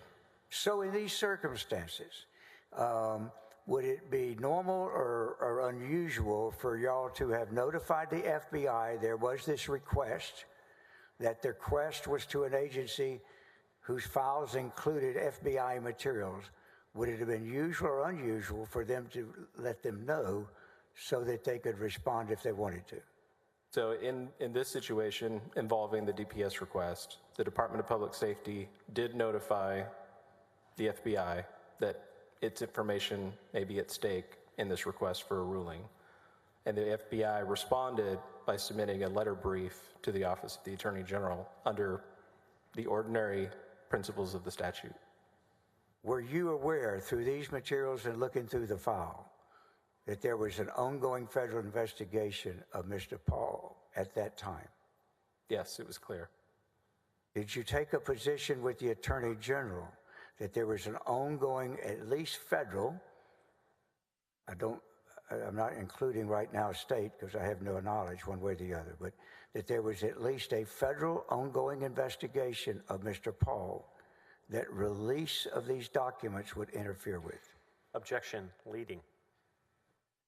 Sustained. Did you inform him one way or the other did you have discussions with him concerning the topic of an ongoing federal investigation? Yes. And what did you tell him and what was said? It's my recollection that there were discussions about the substance of the brief that the FBI had submitted, the quality of the arguments that they had raised and made. And did this brief provide details of the ongoing federal investigation? Objection. That will solicit hearsay, Your Honor. No, I'm not asking for communication. I'm just asking whether or not it contained details about it. May I be heard on that? Yes.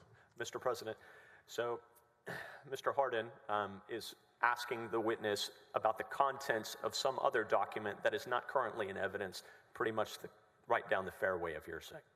I'm not asking for I'm going to sustain, rephrase your question. Well, I'm not asking you for specifics of what it said. I am only saying were there documents and information in this file that were used as the basis of a conversation with the Attorney General concerning the presence of an ongoing federal investigation of Mr. Paul? Yes, sir. All right. Now, when you gave the file to him, how did that happen? Did you go to his office? What did you do? I believe I delivered the file to Andrew Wicker, who was General Paxton's aide at the time. And did you later confirm that Mr. Wicker gave it to the Attorney General? Yes. And how long was it? Will be some intervening events I'll ask you. Well, how long was it after that event that you retrieved your file from the Attorney General? Well, as I mentioned, when the Office of the Attorney General has to make a ruling, it's on the clock. So we have a timeline. I was notified by Justin Gordon, the chief of the Open Records Division, that we needed to make a decision because the clock was coming up. It was approximately 7 to 10 days before that when I delivered the file to Andrew Wicker, and Mr. Gordon had emailed me asking for a status update. And so then how long after, back to the original question, was it from the time you gave it to the Attorney General to you? Let me ask you this, was it ultimately returned to you? Yes, it was returned to me. And when was it returned? Approximately when was it returned to you? I believe it was May 28th or May 29th. All right. And in the meantime, were you part of any later conversations after the one you just relayed, in which you expressed your opinion, the Attorney General expressed his? Well, let me back up. In that second meeting, counting the first meeting being him asking you to look at the file, okay? The second meeting would be the one we just discussed. In that second meeting, did the Attorney General give you any indication as to what he wanted you to do? Well, he wanted us to find a way to release the information. And after you expressed yourself, Mr. Bangert expressed himself, the Attorney General expressed himself, in that second meeting, was there a conclusion as to what was going to happen? No, sir, not that I recall. All right, how did the meeting end up? We were essentially at an impasse on our recommendation not to release the information and the Attorney General's decision to release it in some form. We told the Attorney General that we would review our options and follow up with him to see if there's anything else we can look at. What was his position as to whether or not he wanted or thought the law enforcement exception should apply?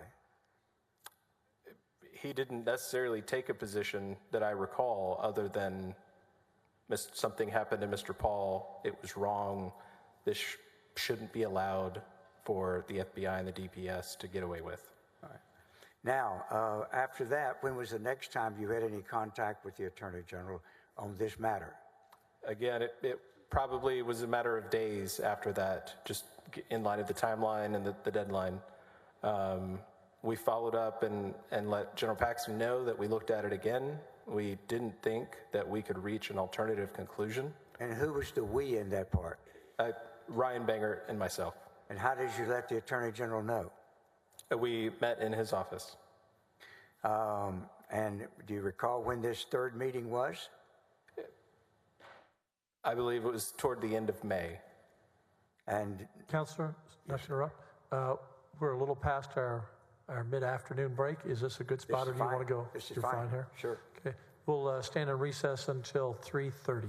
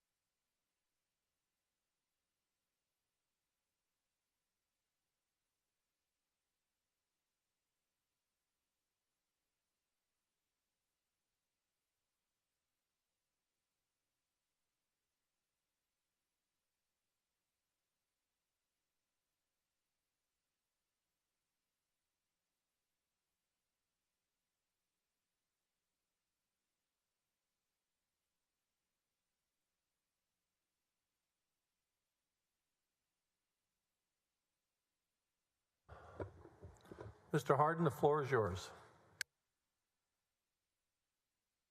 Thank you, Your Honor. Now, Mr. Vassar, I'm just curious, what size is this file? You know, it just occurred to me, everybody's been talking about this file that was the essentially open records request for Nate Paul and all. We've talked about what was in there in terms of descriptions, but what size file are we talking about, just visually?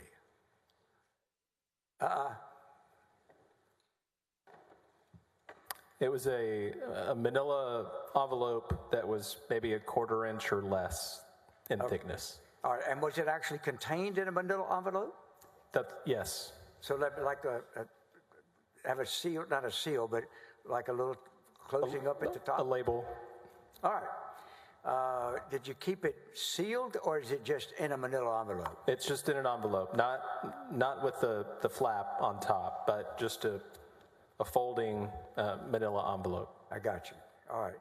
Now, at this time, we are, I think you said somewhere around May 28th, is that right, when the file you're estimating was brought back to you? Yes, sir. And that would have meant when you said that you believed you gave it to him around when in May? The middle of May. So about, the math would say like 13, 14 days. But you give me what your figure is. I would say May 23rd. May 23rd when you gave it to him? Correct. All right. And then when it was returned on the 28th. I got you. So you didn't have it for about 5 days. 7 to 10 days was what I recall. I apologize for the math. All right. So at any rate, that period of time, it was out of your possession to be in the possession of the Attorney General, correct? Yes, sir. All right. Now, when you got it back, so let's say toward the end of May, what was the next event or conversation you had with anybody, the Attorney General, concerning Mr. Paul? The last meeting that we had regarding the Department of Public Safety file was that we did not recommend changing our conclusion to protect the information, but that there might be an alternative solution to take in issuing a ruling. Why did you come up with an alternative? General Paxton had asked us to find a way to release the information. So who came up with a possible alternative? Justin Gordon, who's the chief of the Open Records Division, had... And what was that partial, that compromised position? It was basically taking a position of no position. So we were not making a ruling saying to withhold the information, and we were not making a ruling to release the information. Had you ever participated in that kind of position before? No, sir. Were you aware of it having been done before? Not until Mr. Gordon suggested it. Now, I'm not suggesting to you that never had it before happened in my question in the AG's office. I really am just simply asking, were you familiar with it ever having happened before? No, not in the open records context. All right. Now, well, what would be the implications of taking a position of no position? Would that be of any advantage to anyone as opposed to declining to release it? Let's do this. Under no position, would there have been 3 possibilities then that you would be treating that request? Here's what I mean. Just a flat out, we're not going to release the information because of law enforcement. That would be one, would it not? Yes. Another would be release the information, give it to them as they request. That'd be one, right? Yes. And then in the middle of that would be take no position, correct? That's right. If you take no position, does that have any different consequences than refusing to turn it over? Objection. Mr. President, calls for speculation on the witness's part. Sustained. All I'm really asking you, I want to try to ask you in a way that's acceptable. I'm trying to determine what is this, why do no position then as opposed to just you can't have it? What's the significance of no position? General Paxton didn't want for it to appear that his office was aiding the Department of Public Safety or the FBI. And so by taking a position of no position. It was semantics, I suppose. Well, what is your testimony as to whether, if you say no position, in terms of what you're communicating to people outside the agency, as to the level of resistance you have to resisting? Objection. Mr. President calls for speculation on the witness's part. Sustained. Now, at any rate, was that the decision that was made? Yes. No position. We were directed to take a position of no position. And in these conversations and all with the Attorney General, Yes. had you expressed your position at being opposed to that? Yes. Had Mr. Bangert expressed his position of being opposed? Yes. Was there anybody else involved in talking about it with the Attorney General? Not with the exception of Mr. Gordon, who had attended one of the series of meetings. All right.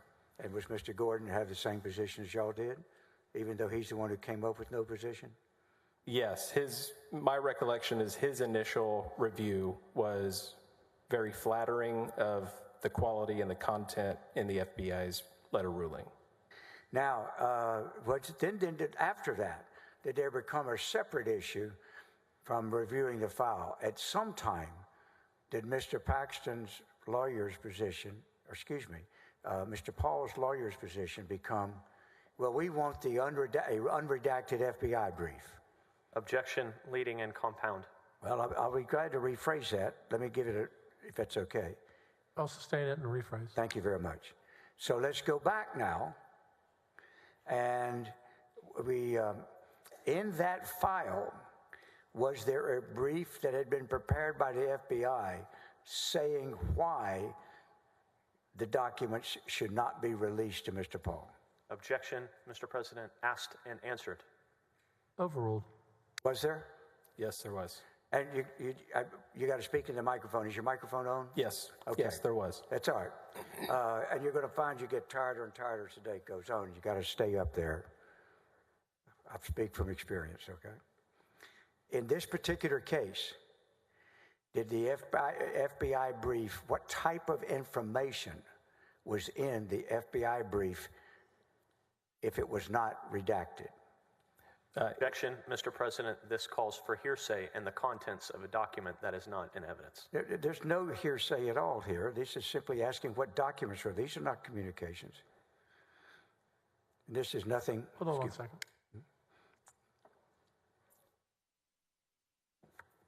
Overruled. What type of documents were in there? The FBI's brief. By that, I say in there, referred to in the FBI brief. Right. The FBI's brief identified emails, text messages, strategic planning, staging locations for the raid in August of 2019. They identified the task force members. The brief identified a under seal probable cause affidavit that said it was filed under seal, and the FBI brief indicated that that seal had not been lifted. And so, including all this, when we talk about that affidavit sealed, it was actually under seal at that time in a federal court, wasn't it? That's what the FBI brief So said. the federal judge has ordered it sealed. It had not been unsealed. But if the FBI brief unredacted was released to the object of the investigation, that person would have all kinds of information that a federal judge had sealed, correct? Objection, Mr. President, leading. I'm asking just, is that correct? Sustain, rephrase. What type of information, without going into the details of the FBI, let me back up this way. In the FBI brief, did they, without saying right now what they were saying, did they lay out sources, names of witnesses, background and history of the investigation, personal data of investigating officers, and personal data on individuals? Was that included in the FBI brief as they argued against its disclosure? Objection, Mr. President.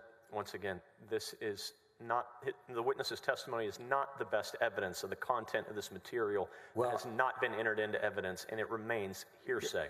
Your Honor, surely we can't keep that information from this record. I'm asking him simply of the types of information was in there.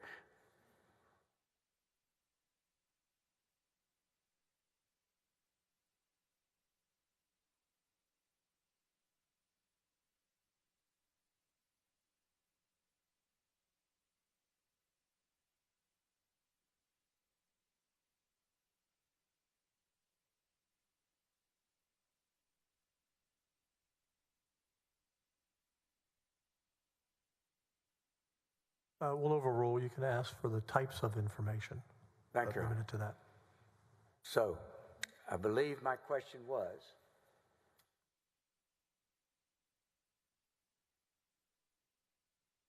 in the FBI brief, did they, without saying, right now what they were saying, did they lay out sources, names of witnesses, background, history of the investigation, personal data of investigating officers, and personal data on individuals?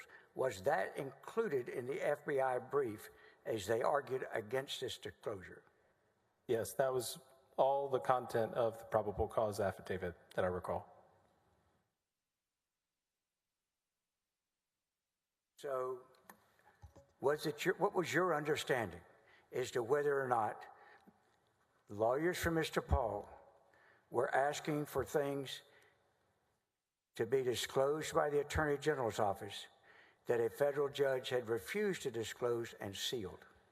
Objection, Mr. President. Leading. I can ask it another way. Were you aware that a federal judge had placed these documents under seal? Yes, sir. Based on the content of the FBI brief that indicated that the records were sealed and that the probable cause affidavit was identified as sealed. So essentially, was the Attorney General of the state of Texas seeking to reveal to a person under a federal investigation the basis of the evidence so far that the government had against him? Objection. Leading. Sustained, can you rephrase that? Sure. Was there a clear clash here between what the judicial system had decided somebody that it should be sealed versus a man under investigation seeking the sealed information? Yes, that was my opinion.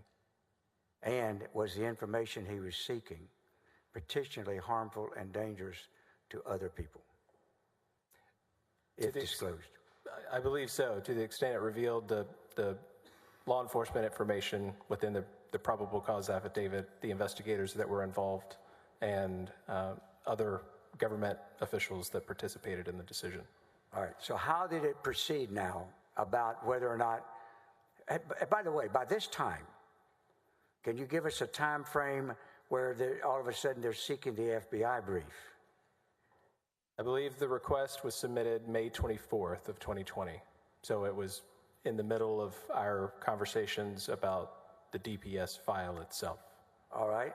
And did they, when they were seeking it, how long do you think it was before y'all provided an answer? I think the answer was due sometime in July. I want to say that July 28th. Of their open records request for the FBI brief, is that what you mean? Correct. Okay. So if I can lay it out, yeah, please, on a calendar. Please. The DPS file was due June 2nd.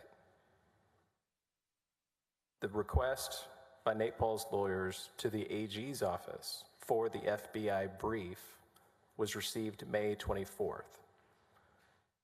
I believe the deadline to issue that ruling was July 28th, just based on the 45-day or 55-day time period. Mr. Vassar, if we do this in a time frame, what is your testimony as to whether or not the request for the FBI brief by itself came before the no decision on the release of the DPS file? Did it become before or after? It came before, because the The DPS decision was not issued until June 2nd. All right. When the June 2nd position was issued, I believe that was what you said was the no decision. Is that right? Correct. All right. Now, anytime after y'all said no decision, was there any attempt anymore by people on that Mr. Paul's position, excuse me, was there any attempt any longer to get access to the whole file? No, not to my knowledge. So just generically, under the Open Records Act, when the Office of the Attorney General makes a ruling, the parties have the right to appeal that ruling to the district court. I'm not aware if that happened. That's another way. So to your knowledge, are you familiar whether or not after y'all said no to the DPS file on June 2nd, was there any attempt by Mr. Paul's lawyers to appeal that to a district court as they were entitled to? I'm not advised of that. And instead, did they move to be trying to get an unredacted version of the FBI brief? It's the timelines are suspicious. And they're suspicious for what reason? Sorry, Mr. President, I'm going to object to the witness's speculation and unresponsive statement and ask Your Honor to strike it from the record.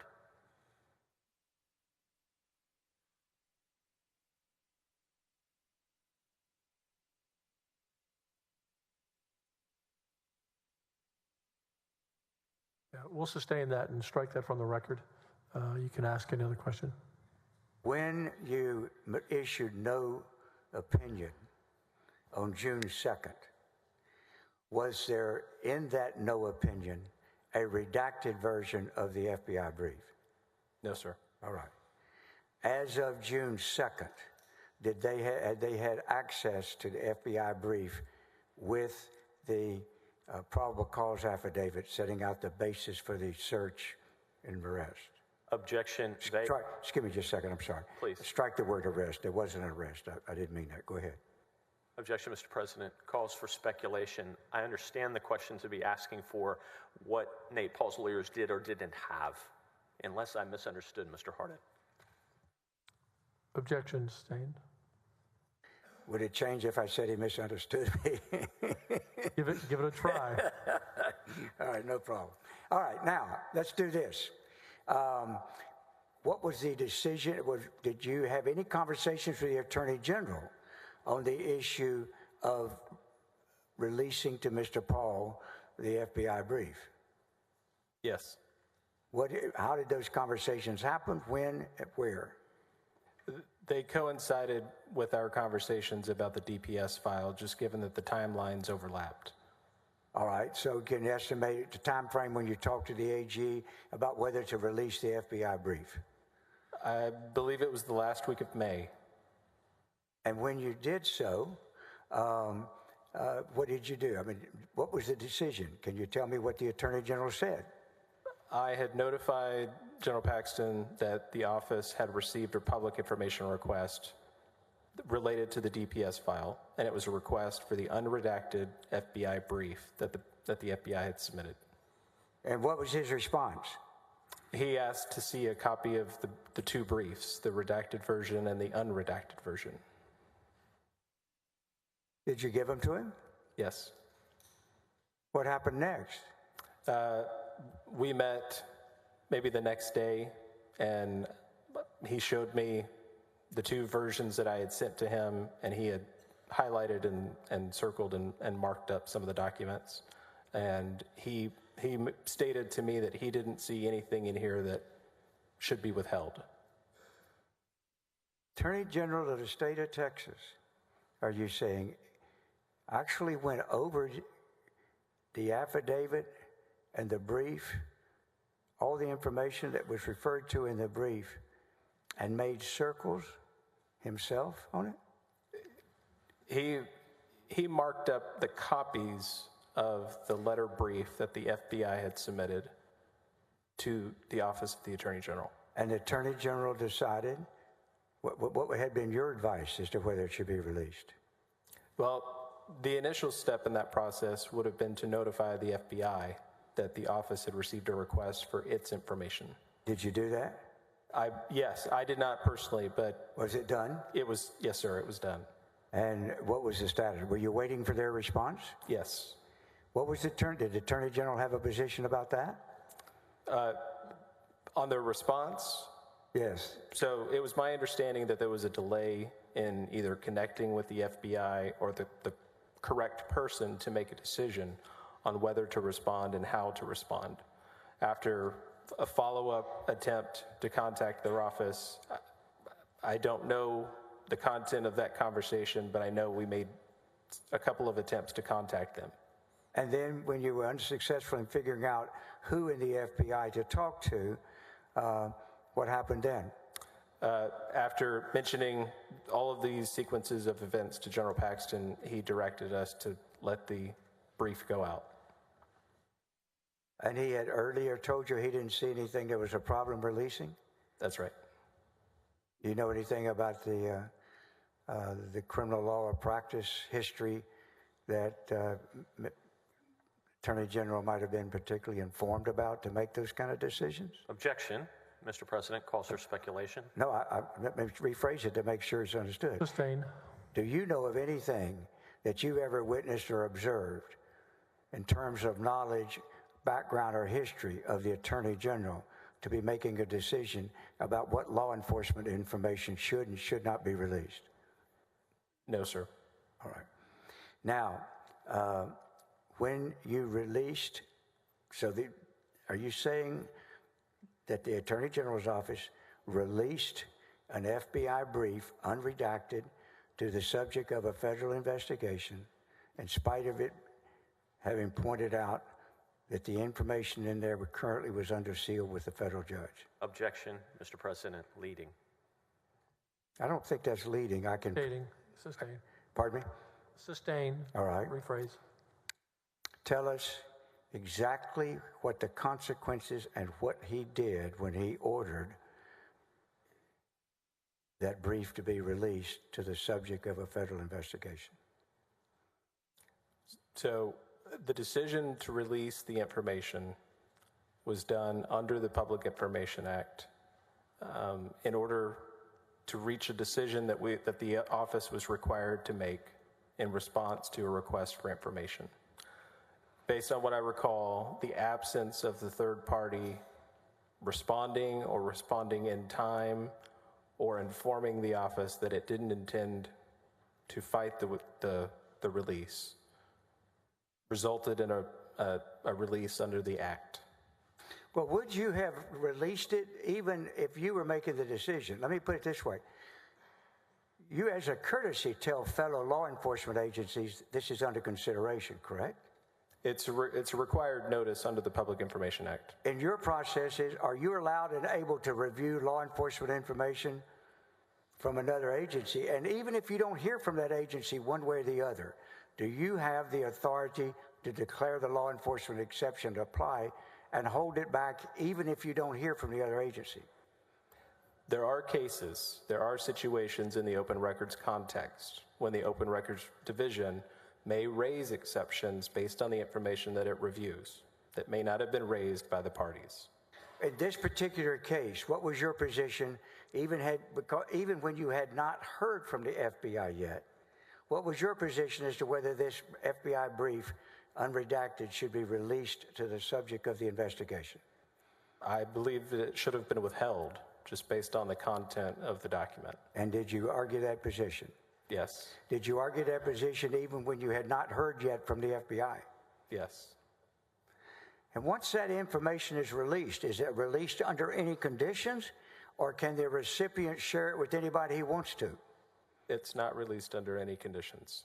So when you release law enforcement information through a Freedom of Information Act or public records request, once that information is out, if anybody wants to find out, what would be the possibility if anybody with larceny in their heart wants to know addresses, names, all kinds of personal information about law enforcement or witnesses? Would they potentially have access to it if the possessor wants to give it to them? Objection, Mr. President. This is leading and calls for speculation on Mr. Vassar's part. Sustained. Mr. Vassar, are you aware that in September of 2020, a, quote, special prosecutor was serving subpoenas using the names and addresses of officials that appeared in the file that your agency released? Objection, Mr. President. Are you aware of that? I'm sorry. Objection, Mr. President. That is why this is relevant. Don't talk to each other. second. What is your objection? Objection. Assumes facts not established in evidence in this trial, Your Honor. Your Honor, I swear to you under my oath as a lawyer, you're going to have that evidence presented. Now, I don't have it now. Pardon me? We don't have it now. I know that, but it's coming. The point being is I'm only asking him if he was aware the event happened. When he talks about evidence not be before the court as yet, I'm seeking to find out if he's aware how this information was used. He can say he's not aware, and that ends the inquiry. But if he says he does, it points out the danger of what exactly happened here in this case, which is at the heart of the major impeachment contentions that we have. Mr. President, may I be heard? Yes. I have great esteem for my colleague. However, I promise it's coming is not a proper response to that objection. Sustained.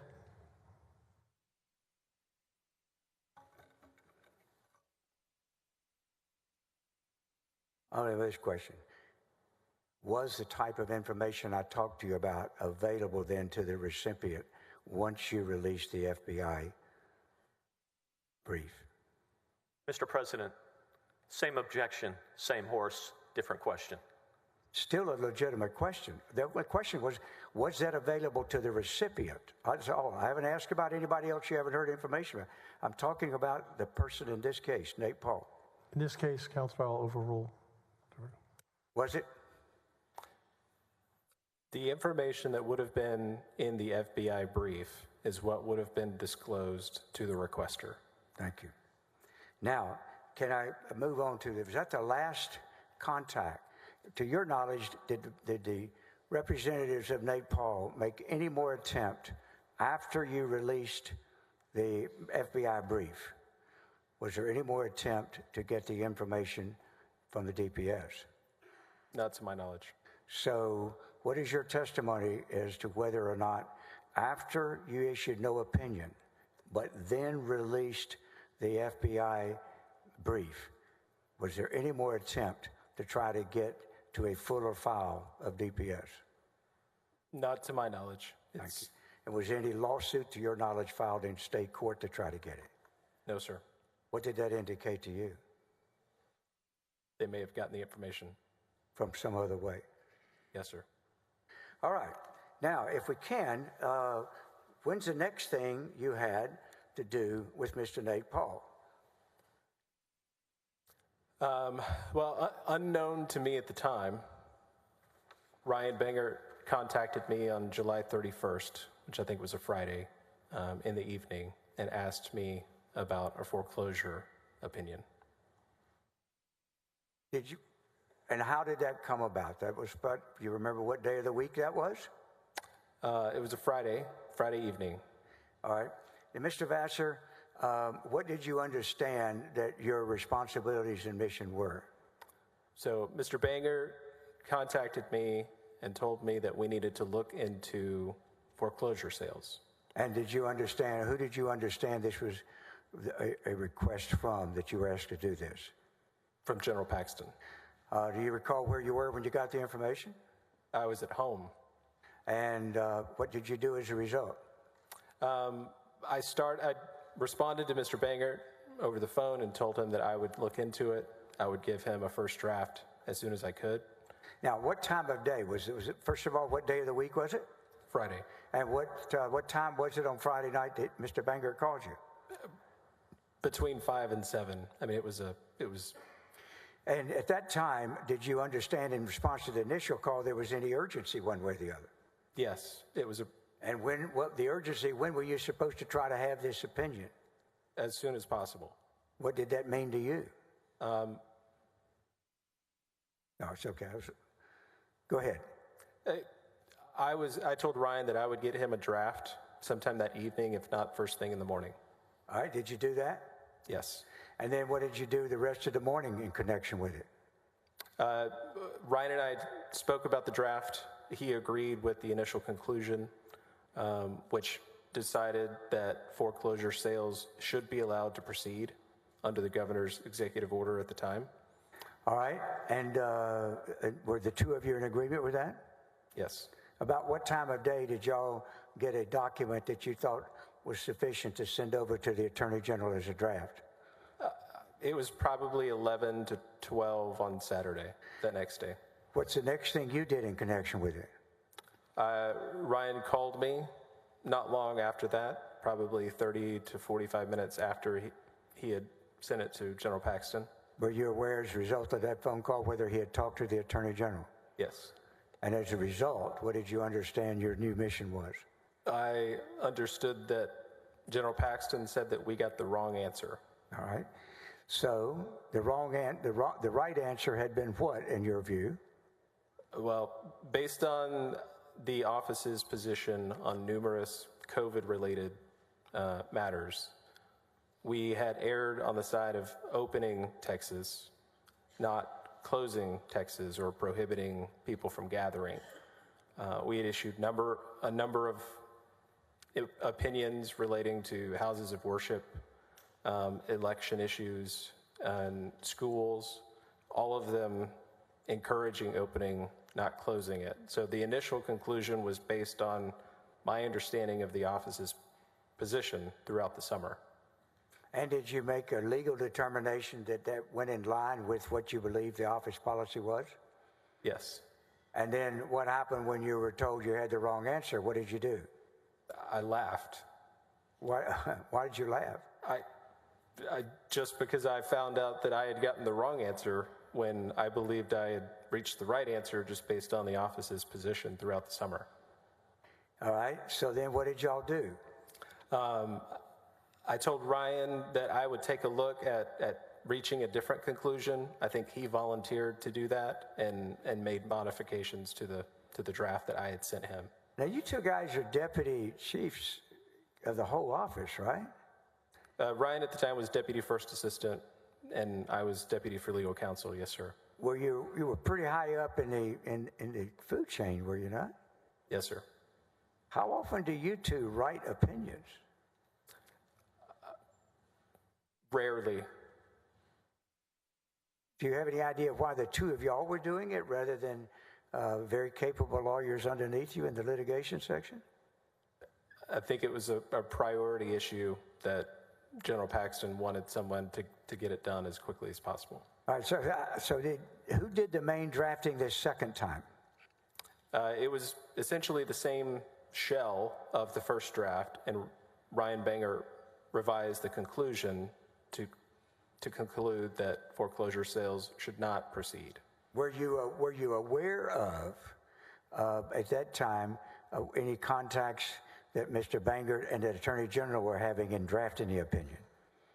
I knew that Ryan Banger was speaking with General Paxton. And were you getting any kind of progress request or not? Were you aware of how often they were speaking one way or the other? No. All right. And then was there any challenge to rewrite it? Well, I mean, we had to go back and adjust the analysis to the extent we could based on the position that we had taken initially. All right. Now, once you completed it, about what time in the morning on Sunday did you complete it? I spoke with Ryan throughout the day on Saturday after we were exchanging drafts and trying to reach an opposite conclusion. It's my understanding that he finished around midnight on Saturday evening. Was he passing on to you, y'all discussing at that time any involvement in the Attorney General in the editing process? I was not involved in any conversations directly. That was going to be my next question. So during that entire evening that night, is it correct to say you were not dealing with the Attorney General, only Ryan was? That's right. Okay. Now, once it was produced, at any time during that process, did you have any idea whether or not this was something that would or would not benefit Nate Paul? No, sir. Did you later change your opinion or your sense of awareness? Objection, Mr. President. This calls for speculation. I'm only asking about his mind state. I'm not asking anybody. Overruled. Thank you. Go ahead. Yes, sir. I believe Monday, or I think it was Tuesday. And what changed your mind Tuesday? Well, foreclosure sales across the state are held on the first Tuesday of each month. So when the opinion was announced on our website on Sunday at roughly 1 in the morning, a foreclosure sale was reported in the media to have been... Objection, Mr. President. Any reports in the media would be obvious hearsay and inadmissible. Sustained. All right. All I'm going to ask you is, did news reports provide you information that changed your sense of awareness? Same objection. I'm not asking you what you heard, not asking you what you read, not asking you any hearsay or anything. Just simply, did news reports later change your sense of awareness, whatever that was? He's just, excuse me, he's just asking about did it, not what was in them. Overruled. Yes. All right.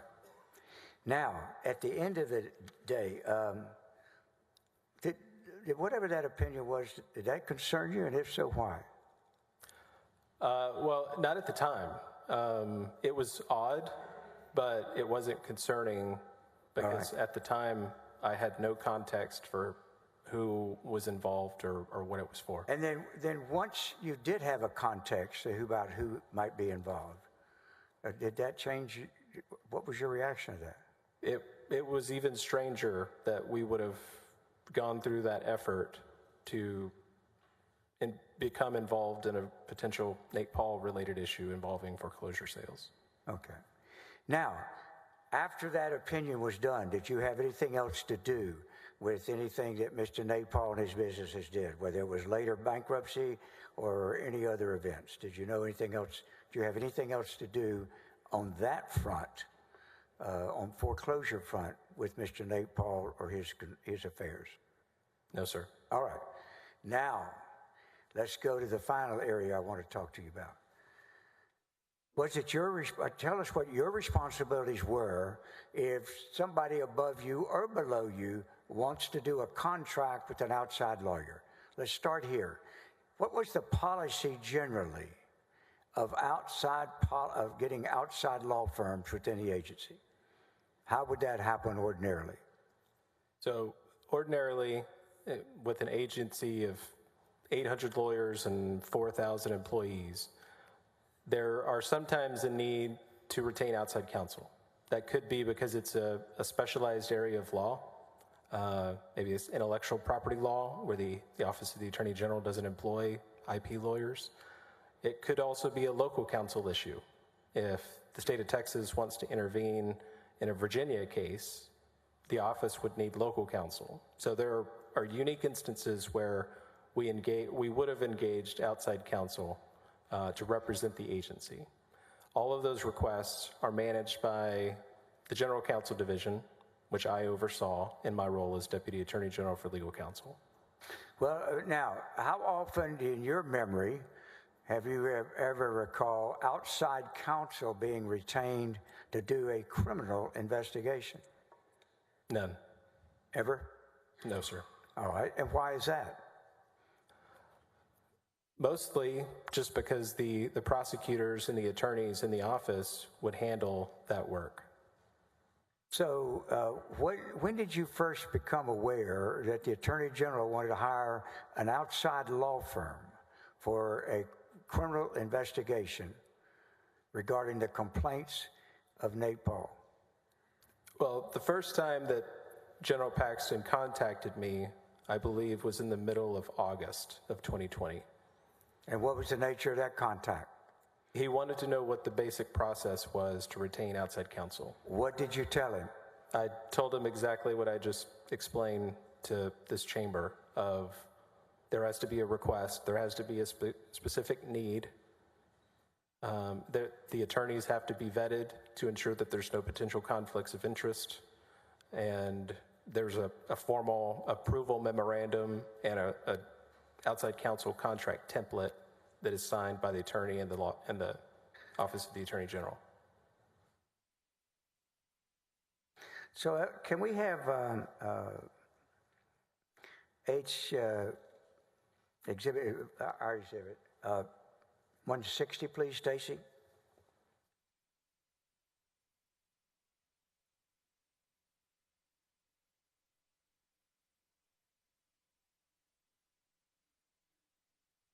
Is that not in evidence? All right, we moved into evidence. 160. Thank you.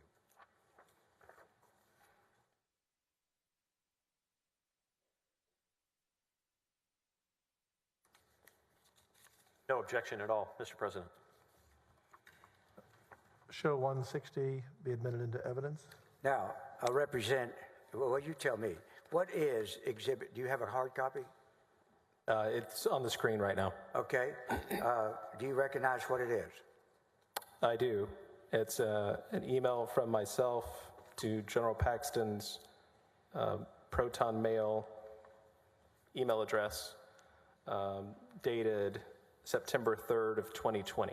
Now, that's a different type of email address than the official Attorney General email route, isn't it, or is it? What is a Proton address? I'm not sure. I believe it's a private email service. Well, it's been suggested by his lawyers that that's very frequently used in your organization. Is that true? And there's a Proton email address in addition to your official one, very commonly used with the people in the office. Objection, Mr. President. Lack of foundation and calls for speculation by Mr. Bassett. No. They can't do what they did. You heard the cross-examination in this kid talking about how common and ordinary it was and everything. Surely I'm allowed to ask this witness if that's true. Mr. President, That's all I'm doing. I'm sorry, Mr. President, I believe we've invoked the rule and perhaps should not be talking about what other witnesses testified to with this witness. I was getting ready to say that. Pardon me? I was getting ready to say that. Yes. Sustained, and you should not be talking about other testimony given in that specific instant. Well, let me ask you. If one were to contend it is commonly used within your agency to have a Proton email address, would that be accurate or inaccurate? Objection, Mr. President, calls for speculation. Your Honor, this is really... Yeah, overruled. Go ahead. Thank you. Not to my knowledge. I've never, not to my knowledge. It would not be ordinary to me. I am not even sure what it was. Yes, I'm not trying to suggest it's never done, but in your experience, have you frequently or infrequently been dealing with official business in your agency with the Proton email address? Objection, relevance. I asked whether he... Overruled. Yeah, thank you. Go ahead. No, sir. All right. This could be the first time that I had used that email address for General Paxton before. I hadn't seen it before. How did you know to use it here? I think I asked him for his email address that he wanted me to send the contract to, the draft. The general himself? Yes, sir.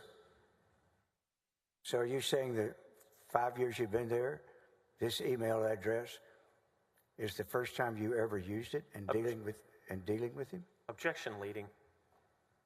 I'm asking, just try to be clear. Sustain the objection, but rephrase. Thank you. In this particular case, do you recall when he gave you this, how did he ask you to do it, first of all? Did he call you, drop in on you, or how did this happen? The first time was a phone call when he asked about the basic process for retaining outside counsel. The second, he came into my office on September 3rd, and he instructed me to draft a contract for Brandon Kamek. And then did he tell you at that occasion where to send it? Possibly. If I didn't follow up with him to ask him, he could have instructed me in my office on that day of where to send it. Ordinarily, if you sent it to his regular official agency email address, who would have access to it? I believe the assistant has access to his email box. I don't know if he had access. Would this Proton address be on access? Would other people be? Is there any way other people would be aware of it or ultimately run into it? If you sent something at this address, does that become available to others, or would it be only to the user of this email? Objection, Mr. President. If you know. Calls for speculation, lack of foundation, assumes facts not in evidence. I'm not asking for any, I don't know what facts are not in evidence I have talked about.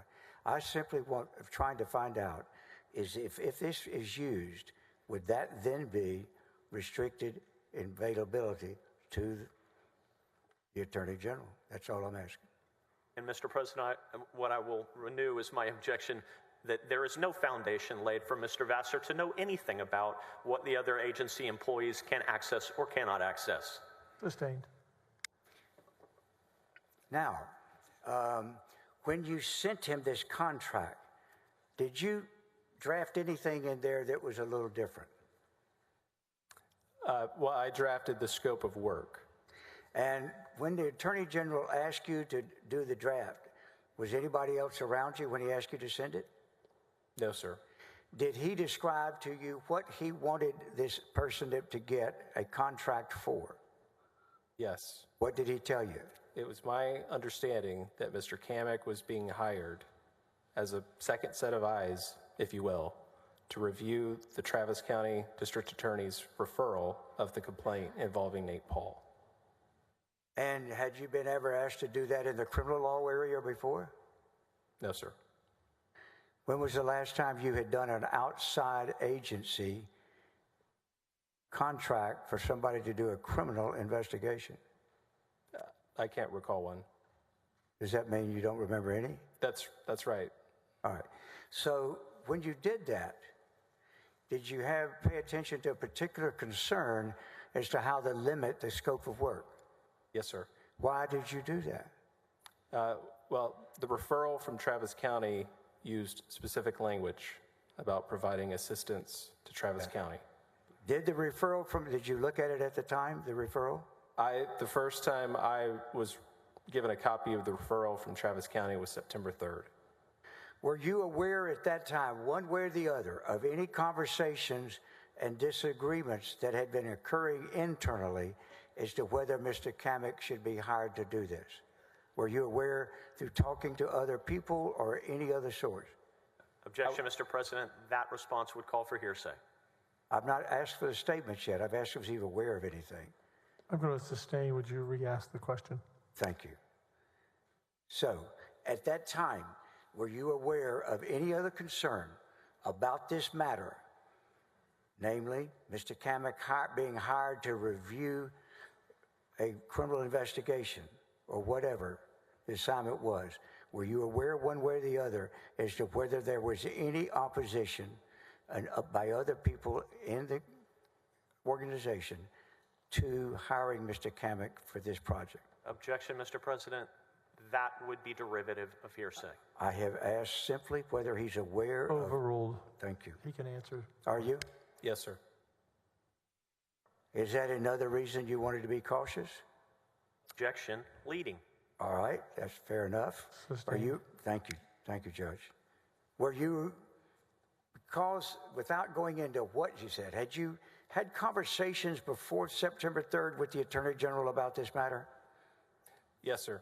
When did you have your first conversation with him about it? The first time would have been when he asked about the basic process. That would have been around August 15th.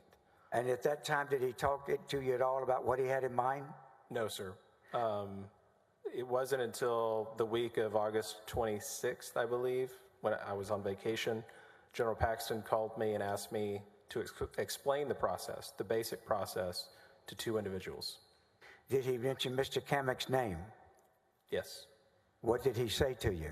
He just asked me to contact both of the individuals, explain the process to them, and that these were the two individuals that... The other person, why two individuals? Was there somebody else under consideration? There were two names that General Paxton gave me. And what was the other name he asked you to prepare a potential contract for? Joe Brown. All right. Mr. Joe Brown had been a previous U.S. attorney, had he not? Yes, sir. All right. Now, so did you prepare a contract like we just introduced for both Mr. Kamek and Joe Brown? No, sir. All right. Whom did you prepare the contract for exclusively? So the only contract that was prepared in this matter was for Brandon Kamek. And why did you not do one for Mr. Brown? Based on when the Attorney General came into my office on September 3rd and directed me to prepare a contract for Brandon Kamek, it was my understanding that there was no longer any need for a contract for Mr. Brown. All right. I want to take the contract now. Stacy, if you could put up, I moved to introduce 160. I'm not sure I got a reaction one way or the other. Mr. Hardin, you admitted it. Thank you. Yes. Yeah, it's admitted. Thank you, Your Honor. I want to move on this contract of September 3rd over to the addendum. Can you go to the next to last page, which says Addendum A? You have that? Yes, sir. And is there a portion of this contract and this addendum that you can direct the court and the jury to that will show how you tried to restrict the scope of activity in this contract? Well, and again, this was all drafted based on my understanding of General Paxton's decision of what Mr. Kamek should be doing, as well as the conversations about the Travis County referral and the extent to which it authorized our office to assist. You can see that the first paragraph specifically refers to certain criminal violations made by state and federal employees. So there's a singular referral that this contract is referring to. It says, does it not, that this is to be a review of the allegations, correct? That's correct. One could review the allegations just by looking at them, right? That's right. Object to the sidebar. Move to strike. It's not a sidebar, it's a question, Your Honor. You can strike the word right. Okay. And a review of the allegations, which include complaints of potential criminal violations made by certain state and federal employees. Were you aware at that time of any of the details of what was in Mr. Paul's complaint? When I drafted this scope, that was the first time that I received a copy of the referral and a copy of the complaint. And when you looked in the referral, when you looked at the documents that Mr. Paul had provided the Travis County DA's office and that they sent over to the Attorney General's office, what type of allegations did you note as to what type of people and conduct this young man was to look into? Based on what I recall, Mr. Paul had alleged that certain members of the FBI and the task force, the Department of Public Safety, may have taken his phone from him or not allowed him to contact his attorney. They may have damaged property, searching through evidence. I don't recall the specific nature of the allegations other than just... Were there allegations about improper conduct by a federal magistrate? Yes, sir. Did that give you pause? It did. Well, all right. So when you see these kind of allegations, then how did you draft it to try to take care of that, in your opinion? Well, the last paragraph refers to conducting an investigation under the authority of the OAG, which would be derivative of the complaint, which is to assist. Towards the end of the paragraph, it explains that notwithstanding anything else, outside counsel should only conduct an investigation consistent with the complaint and only as directed by the Office of the Attorney General, meaning that any activities that he wanted to pursue should have been authorized and approved by the office. And in it, as the way you structured this, do you make any reference in there to this man becoming a special prosecutor? There's a plain exception that says that the legal services under this contract do not include any other post-investigation activities, including but not limited to indictment or prosecution. So, as you believed when you drafted this contract and circulated it to be approved by others, what did you think this contract was setting out, giving him the authority to do if it was approved? In short, he was to review the allegations in the complaint, the statements in the complaint, prepare a report that would be returned to our investigators to provide a second opinion to General Paxton. And those investigators of yours would have been of who? Who would they have been turned over to? David Maxwell and Mark Penley. David Maxwell was the director of law enforcement at the office, and Mark Penley was the deputy attorney general for criminal justice. Did you have discussions with the Attorney General that this is what he was authorized to do? Or did you have any, first, did you have any conversations with the Attorney General about this? Yes. About this restriction? About the nature of the services that Kamek was being hired for, yes, sir. What did you say to him? I just explained that we can't, the OEG, the Office of the Attorney General, cannot ordinarily engage in a criminal investigation except for a referral, a case of a referral. General Paxton explained that he had a referral from Travis County, and then I explained that even under a referral, we wouldn't have an outside counsel representing the agency in a prosecutorial role. What was his reaction? He didn't have one that I recall. All right. And so then, after you have done this, what kind of process it was supposed to go? When you sent this to the Attorney General, did you get a response from him? No, sir. Did you hear back from him on this? Not that I recall. When he asked me to send him a draft of the contract, he also asked me to send it to Brandon Kamek. Well, so if I can, I move to introduce 161, please.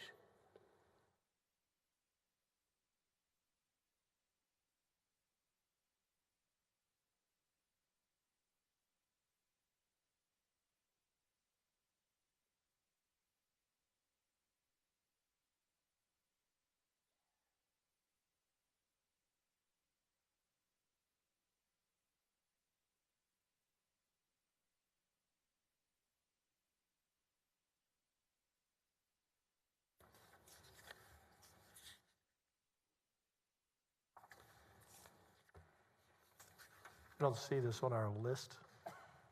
I'm moving to introduce it. I believe it's not in evidence. Okay. No objection, Mr. President. Stella, can I have a hard copy, please? There are no objections when you receive it, Mr. Harden, you may. Thank you very We'll much. admit 161 to evidence. Thank you. Now, this is would you identify this for me on September the 3rd? Now, this is, I'm sorry, Your Honor, may I have just a second?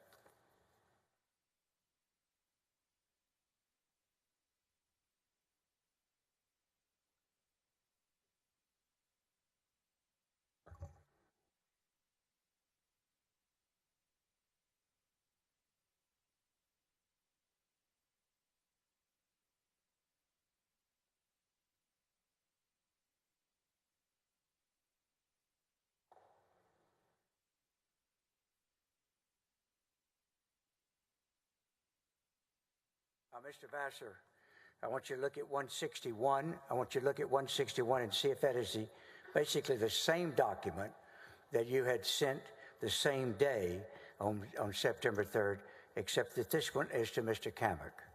Is it the same document? Yes, sir, that's right. All right, so now you have forwarded a contract to Mr. Kamek and the same contract to the Attorney General. But what all would be necessary to happen before this became a true contract and Mr. Kamek authorized to work for the Attorney General? What would be necessary? So ordinarily, when the Office of the Attorney General wants to engage an outside counsel, that has to be approved internally through what was referred to at the time as an executive approval memorandum. That memorandum would explain the background of the request, the nature of the legal authority through which the agency could act, and the amount that was likely to be expended. All right. In this situation, if you're going to go through the matrix for the contract, would you explain on this type of procedure what would it be the process? How many people would have to approve of this? I'll run through them very quickly, but generally the process would start with the General Counsel Division Chief.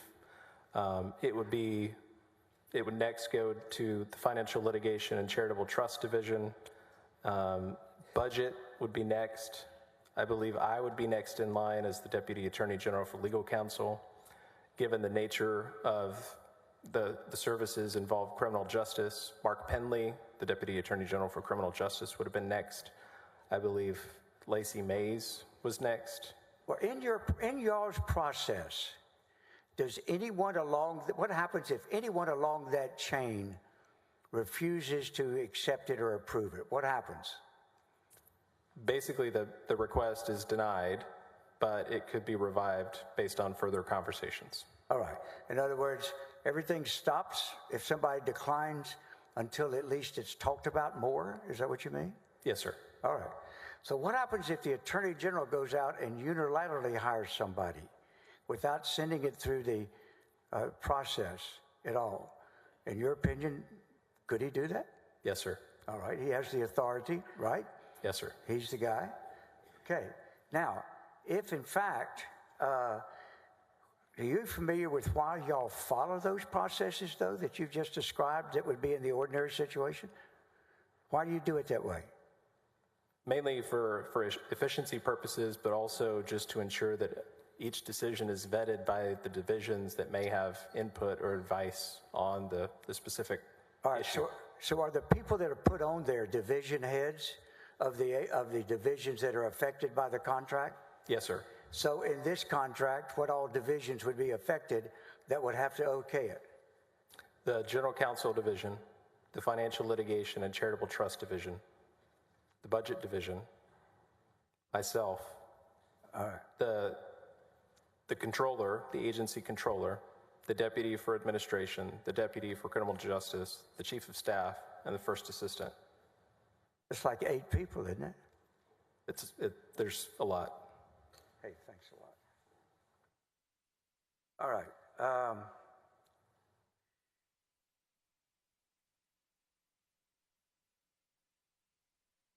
Now, let me ask you, in the emails that we looked at, or in this document, 161 is a contract, earlier some emails where we looked at 160. 160 is the contract that goes to Mr. Paxton. 161 is a contract that goes to Mr. Kamek. Is that correct? Yes, sir. And then you go, if you want, 228, contract 228.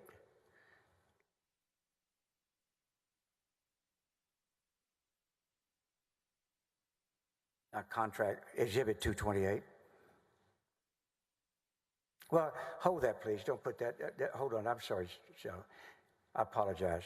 I want to ask you I want you to look at 166. I believe this is already in evidence, Your Honor, because I think it's already been up on the screen once. Yes, it is. Thank you very much. 161. Now, I want you to look at this and describe for everyone whether this sets out the approval level it has to be done. Does it? Yes, sir. All right. Now, this is the contract that is to be the process to get Mr. Kamek's contract approved, correct? That's right. So it starts out with Joshua Godby, the Charitable Trust Division. Why would he have to approve it? So the Financial Litigation and Charitable Trust Division manage the Office of Attorney General's outside counsel contracts. Do y'all ever approve a contract that hasn't been the agreement to fund it? Who has to agree to fund it? The Budget Division has to approve funding. All right. Let's go up. Then Josh Godby. After him is Ryan Vassar. Who drafted this particular document? I did. All right. And how did you know what to put down here under the synopsis and background? Just based on my understanding, again, of the nature of the services that Kamek was being engaged for. Excuse me. Mr. President, I believe there may be some distrust over whether this document is actually in evidence. We do not object to it. It has not been offered. Yeah, we're just relooking at that now. So it was not entered, but you do not object? Is that correct? Pardon? Not. Okay. I believe it was shown by an earlier lawyer on your side. I think you had It was a pretrial Yeah. issue that didn't come in. Are good. But you're good. Go forward. Thank you very much. You did not Joe. object. No, thank you. Thank you very much. Now, let's, Excuse me, for the record, 166 is admitted to evidence. thank you very much. Now, so you prepared over on the second page, or it says page 1, but second when you turn it, the synopsis of what happened in the background and all of that? Yes, sir. I want you to tell us in your own words, when you sign off an initial, this particular contract, did you sign off as if you approved it? Yes. All right, why did you do that? I concluded, based just on my position of whether the agency had lawful authority to hire an outside counsel, Brandon Kamek, in this situation, that it did. So you understood who wanted to hire him? Yes. Who was it? General Paxton. Describe it in your own words that he made clear he was going to do it. Yes. So did you have any doubt whether or not that's what he was instructing you to do? No, sir. When you draft it, put a synopsis and initial it. Tell us in your own words, what was your position then as to whether this contract should or should not be approved? So based in my position as Deputy for Legal Counsel, my role was to recommend based on whether the agency had lawful authority to act, not whether it should act. So in my review, I determined that Kamek, as outside counsel, could provide legal services to the agency to investigate or to review the complaint referred by Travis County. And what would be your position as to whether he had the authority if he stepped outside the scope that you had drafted so carefully in the addendum A? Objection, Mr. President. That would call for speculation. Sustained. Was he authorized to do more on behalf of the Attorney General's office than you set out in the scope A of the contract? Not in the draft that I wrote. All right. Now, when you sent these two contracts, or these proposed contracts, that you've just raised an issue right there. Were these drafts or were they final contracts? They were both drafts. So at the time you sent these out to Mr. Kamek and to the Attorney General, what was necessary to make them a binding contract where the Attorney General's office had actually legally hired Mr. Kamek? What process was required? Objection, Mr. President. This actually calls for a very important legal conclusion. And this witness is not qualified to reach that conclusion on the ultimate issue. I'm asking him what process within his organization was necessary for it then to be, at least him to consider it, a complete contract with the agency. Let me put it that way. That is a different question than the one you asked. So I'm going to sustain the first objection. I'll sustain. But he's allowing the second one. Is that Well, you can start the second one now. Thank One you. more time. All right, thank you. So what was necessary in your mind as the person responsible for both drafting and initiating these contracts to make the drafts you sent to Mr. Kamek and to the Attorney General? What was necessary as far as your procedures and your experience and in your opinion to make it a contract where Mr. Kamek was actually officially hired and entitled to be paid under the contract? Objection, Mr. President. That question is extremely compound. There are several questions in it. Procedures, policies, his opinion may be very different things. Sustain. The contract that you sent, had it been signed by anybody? No, sir. To be a binding contract as far as you were concerned and the agency and your responsibilities, whom did it have to be signed by to be a binding contract? Under the agency's signature delegation policies at the time, it would have been Jeff Mateer. All right. And if the contract at that time was signed solely by Mr. Kamek, do you have a contract, or does it have to be signed by somebody that can bind the agency along with Mr. Kamek? It would have needed to be signed by the agency as well as funding obligated to pay for the services. So did we ever get to that process that you were aware of at this time? It was started, I believe June 4th, we started the internal approval process. And that's the internal process. It's circulating it to the people on Exhibit 166? Yes, sir. Just to correct the record, the witness said June 4th. I believe you mean September 4th. Is that correct? That's right, September 4th. I'm sorry? Let the record reflect September 4th. Okay.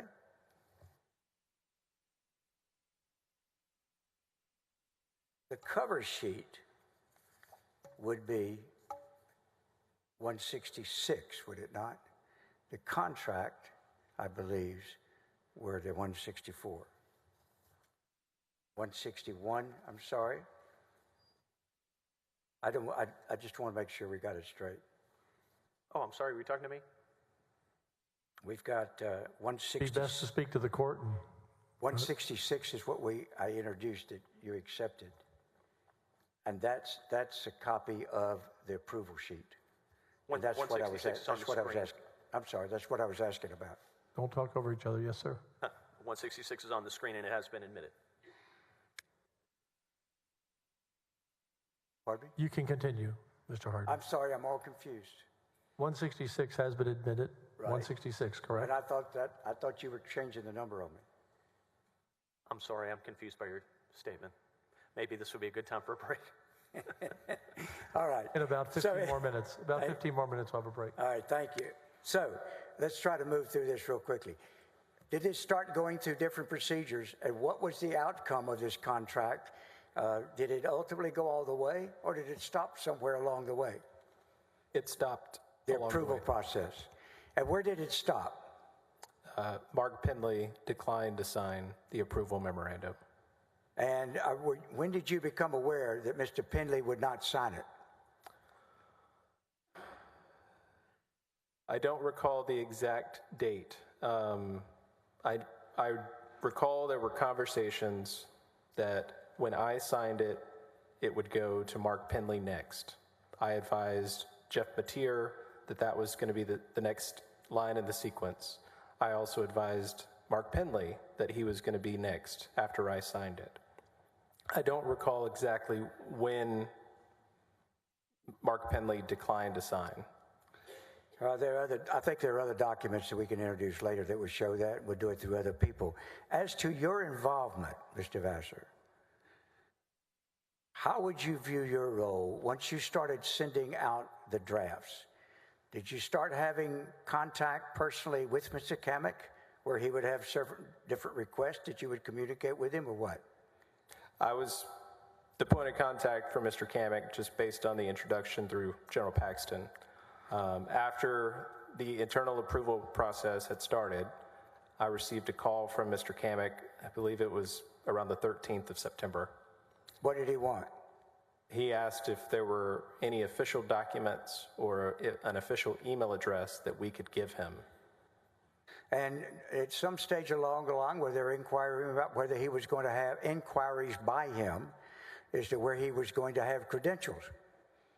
I'm sorry, could you say that? Was he going to have credentials? Did that ever become an issue that would show that he was authorized to work on behalf of the AG's office? No, sir. Did you ever provide him any? No, sir. Did he ask you for any? He did on that phone call. And what did you tell him? I told him that he didn't have a contract yet. I didn't understand why he needed credentials to identify himself as representing the agency. All right. Were you aware, what was your level of awareness as to whether Mr. Kamek, or belief, was authorized to be speaking for the AG's office before this process was completed? What was your belief? He had none. He had no authority to represent the office. And In your opinion, when would he have had authority to represent the office? when? Yes.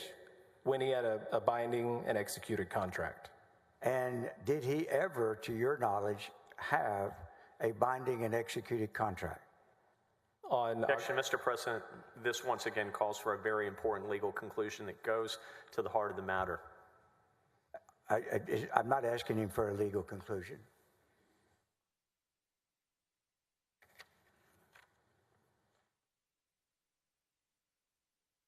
Witness can answer the question if you know of your own personal knowledge, not on hearsay.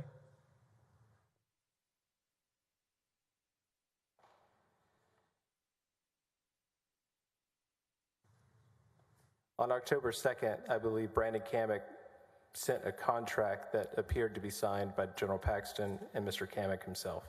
Do you know when you first saw that? I believe it was October 2nd. Is that the first? Describe for us, were you aware before, any time before that, that General Paxton had decided to sign the contract on behalf of the Attorney General's office? No, sir. Did you have any idea at that time when you saw it on October the 2nd, how and when that happened?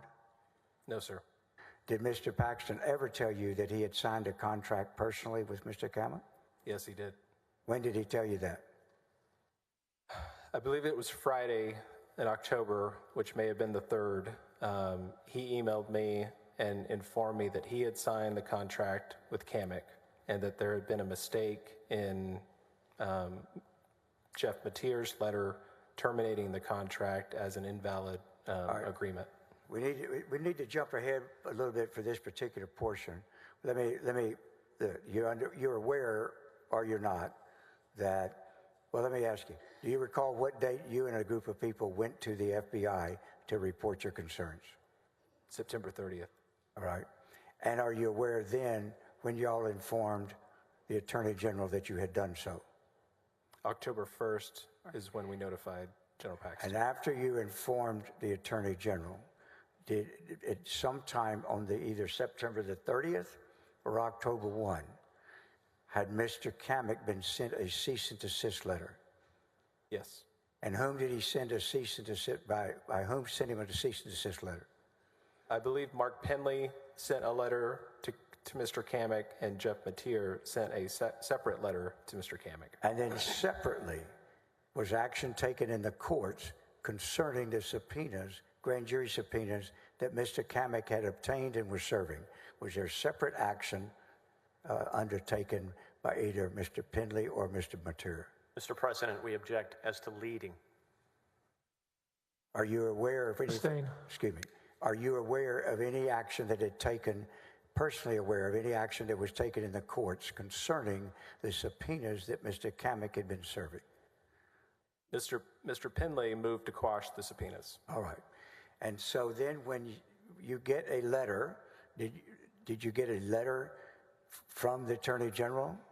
And if so, what date that was, or text? It was an email indicating to me that he had signed the contract with Brandon Kamek and that Jeff's letter telling Kamek to cease and desist was improperly sent. All right. At that time, during that first week in October, when we got to October 3rd, what was your status with the agency? I was still employed. And had Mr. Mateer resigned the day before, October 2nd? October 2nd. I believe he resigned on Friday. All right. When he resigned, had he sent a letter to Mr. Kamek before that, if you know? Yes. And at that time, were all of these actions being done with the involvement of each of you deputies that had been called colloquially the whistleblowers? Yes. Now, before that, when this contract, what was your involvement as far as the contract for Mr. Kamek once Mr. Penley refused to sign off on it? What happened then? From what I recall, Mr. Mateer and Mr. Penley sent a cease and desist. Mr. Kamek followed up to our agency mailbox, just the general mailbox, with invoices that he had purported to work under some authorization from General Paxton. Because we didn't have a record of a contract or a copy of a signed agreement, we informed Mr. Kamek that we could not pay him, and his response was that he had a signed What date was that? I believe it was October 1st. All right. And during the time that you were going back and forth with Mr. Kamek about the contract, were you the person that was communicating with him? He had emailed me directly, but the rest of the conversation was through the general mailbox that he is. Did he send you an invoice seeking to be paid? Yes. Do you recall when he did that? It was right around the same period, so it would have been October 1st. And when he sent you an invoice to be asking to be paid, what was your response? We informed him that we did not have a record of a contract under which to pay him. And did you tell him you need a contract signed by somebody within the agency? Well, we just told him we didn't have any contract with his name on it. That had been signed by anybody? Correct. So what did he do? He responded and said that he had a signed contract. Do you recall what date he told you that he had a signed contract? He provided it to us in the morning. I believe it was October 1st. Or no, I apologize. It was September 30th because we went and met with law enforcement on September 30th. And did you get a contract from him that had been signed by the Attorney General before you went to law enforcement? Yes. Now, at the time this was all going on, were you willfully and totally involved in the actions that were decided and that led to you going to law enforcement? Yes, sir. Why did you go? I formed a conclusion, just based on my good faith Here, belief, keep it to the microphone. that General Paxton was using the power and authority of his office to benefit a private individual. And what was your opinion as to whether or not y'all had done everything you could to stop him before that? Well, all of these sequences of events, ranging from May of 2020 to the foreclosure letter in late July and August of 2020, and the CAMIC issue in August and September of 2020, in isolation were just activities that we tried to handle for General Paxton. Mr. President, I'm sorry, I must object as non-responsive to the question. Well, let me continue. Sustain. Re-ask the question. Thank you. Now let me ask you this.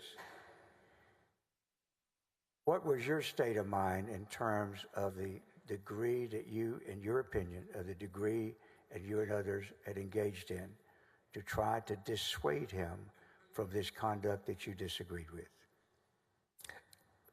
We had repeatedly suggested that the positions that we were being asked to take were contrary to established law and policies. When we did that, he directed us to find a different way. So as lawyers do, we found alternatives, and those were the alternatives that he chose. Well, then what was the tipping point about September the 29th or 30th that led you to decide to go en masse to the FBI? Well, it became clear at that point that the degree and the extent to which General Paxton appeared to be using the office to benefit a single private individual, to target and harass law enforcement, rose to a level that,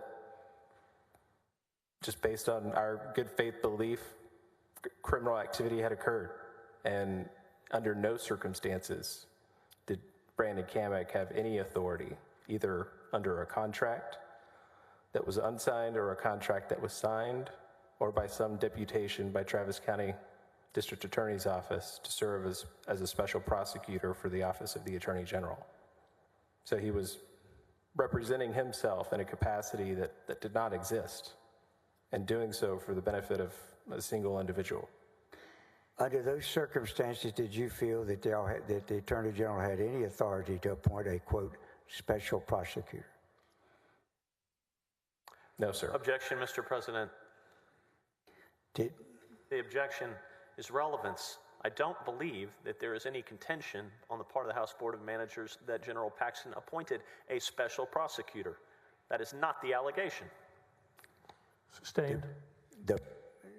Are you aware as to whether or not Mr. Kamek was going around and serving grand juries subpoenas, claiming he was a special prosecutor of the Attorney General's office? Are you aware one way or the other as to whether he was doing that?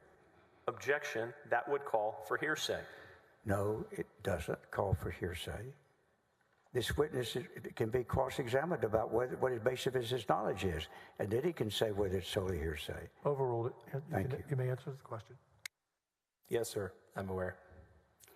And in fact, was Brandon Kamek ever hired by the Attorney General's office by anyone in the Attorney General's office and designated a special prosecutor?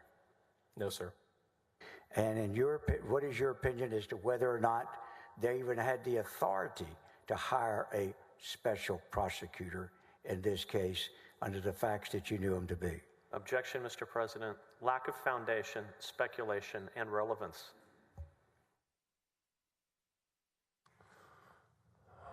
Sustained. Mr. Vassar, what was your concern if y'all did not go to the law enforcement on September the 30th of 2020? Well, the concern was that it would only get worse. General Paxton's use of the office would only continue to be more extreme, to benefit Nate Paul, and the potential for us to be labeled as co-conspirators.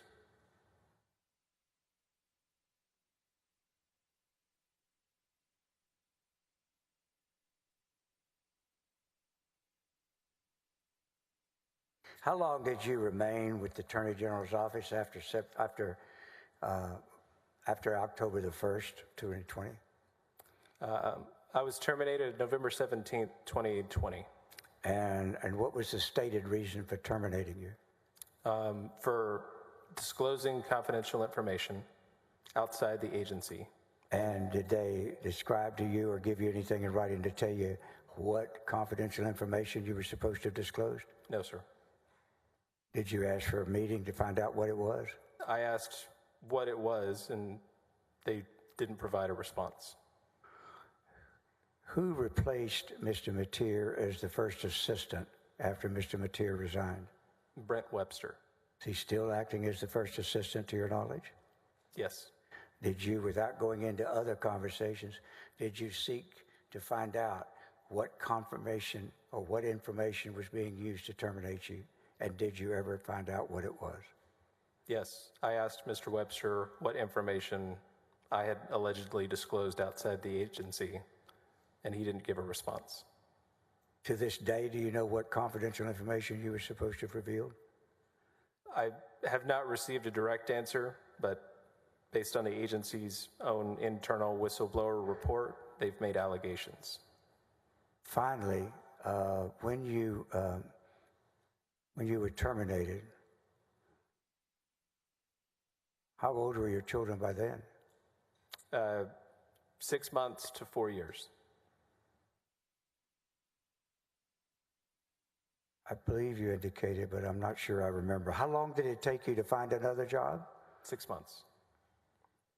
How did you live? Just on savings that we had saved. And when you took another job, where is it now? Yeah, it's for a local nonprofit policy think tank here in Austin. At the end of the day, in light of all that, and by the way, have you sued? Are you a whistleblower that has sued the Attorney General in the state of Texas? Yes, sir. Why did you sue? Mainly for my family. What do you mean? Well, to take care of them financially, but also just to be a good example for them. And what do you mean about a good example for them? Just to stand up for the truth. You read this report that they put out back in 21? Yes, sir. You saw what it said about you? Yes, sir. You saw what it said about the others? Yes, sir. How would you rate the level of accuracy of the report that Mr. Webster says he primarily prepared? On a scale of 1 to 10, I'd give it a 2. And was that report been out on the internet to the world at large? Yes, sir. All about you and the others being rogue employees? Yes.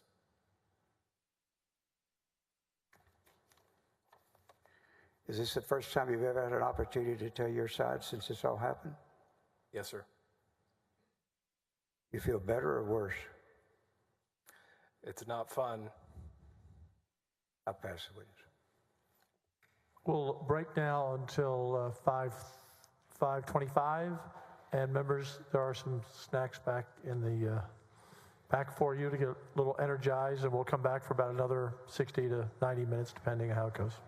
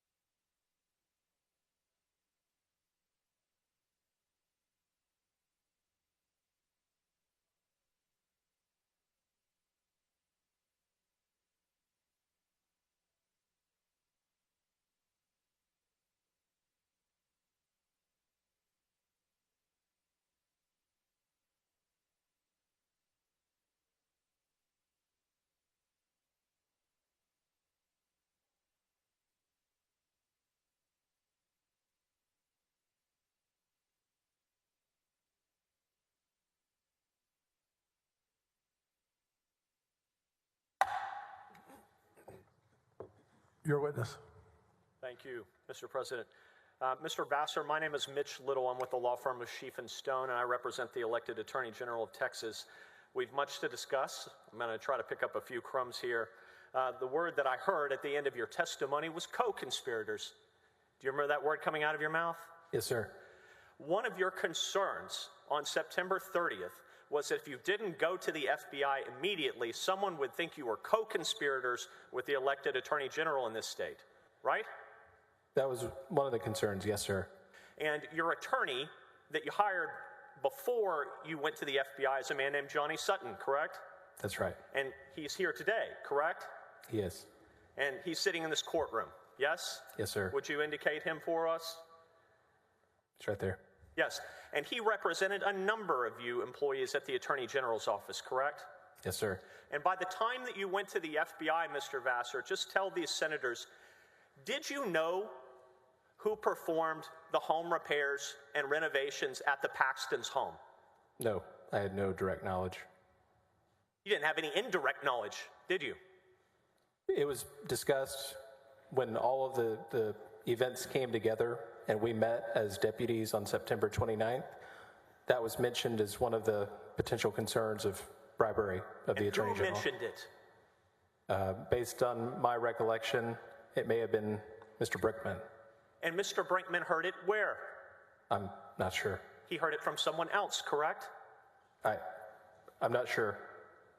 You don't know?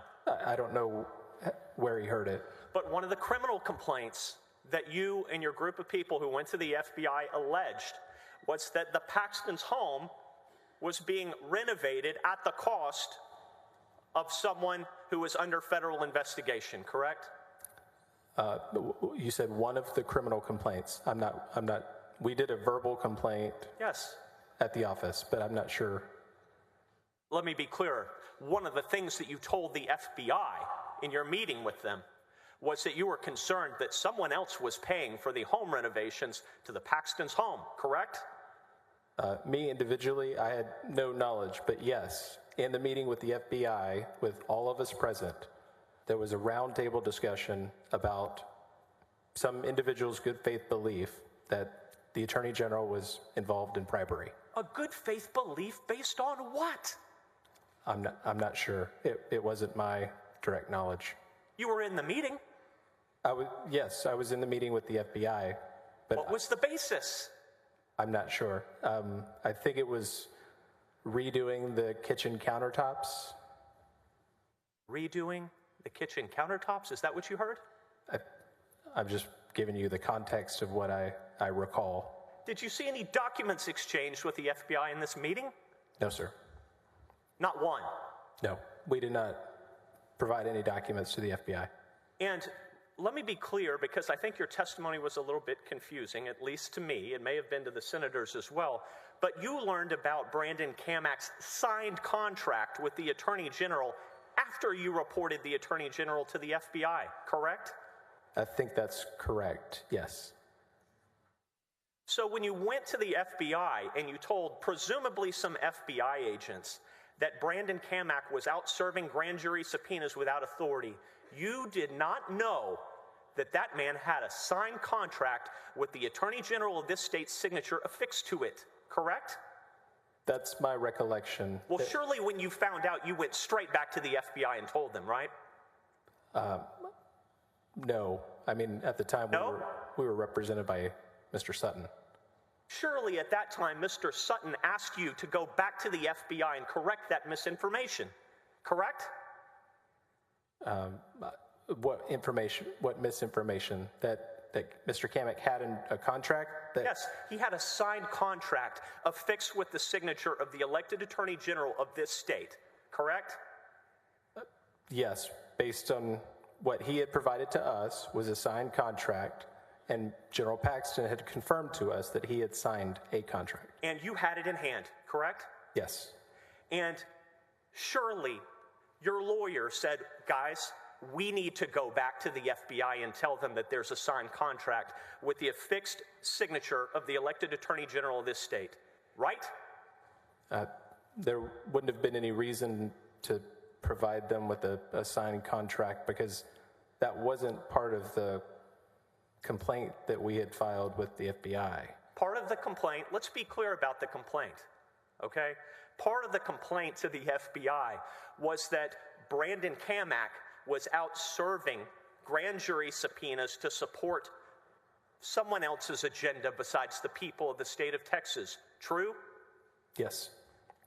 And at some point after your meeting with the FBI, you discovered from Brandon Kamak that he had a signed contract with the elected Attorney General, correct?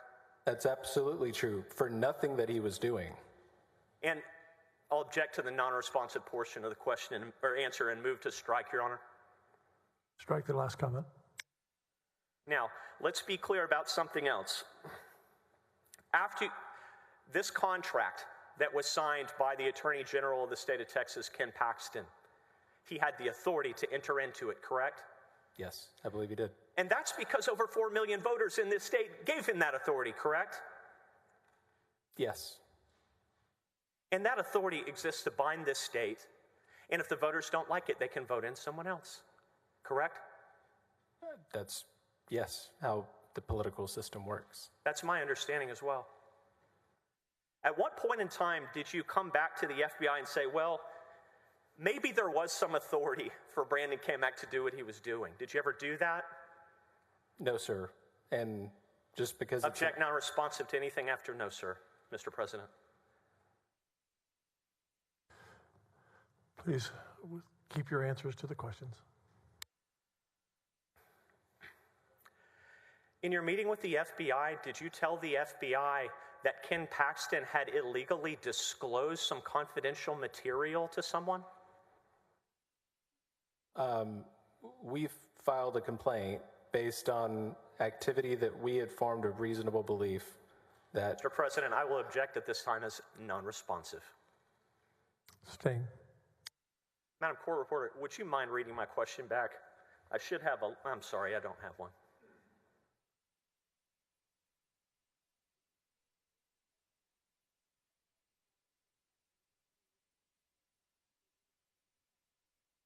Yes or no?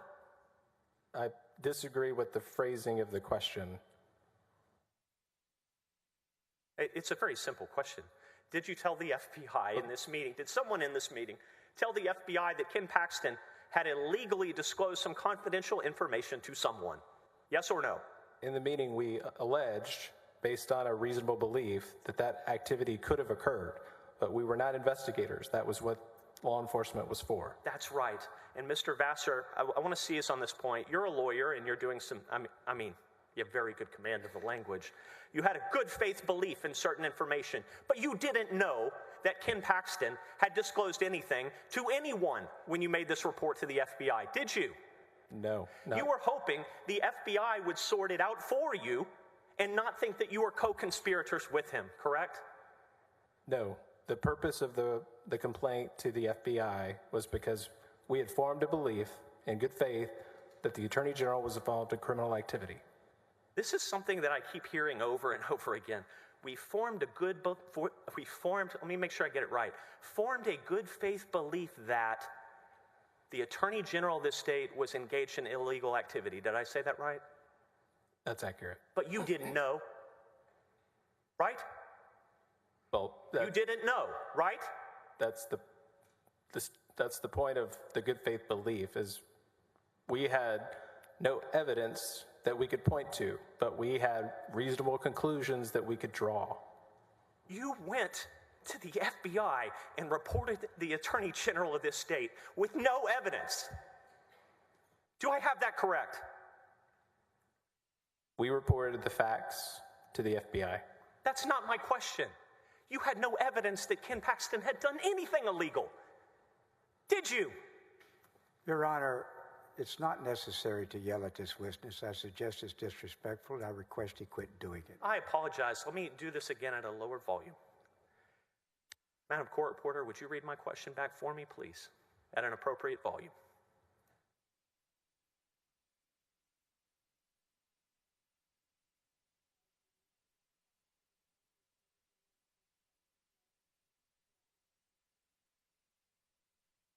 Yes.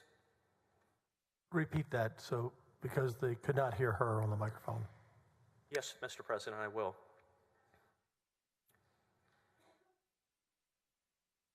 You watching the live stream over there?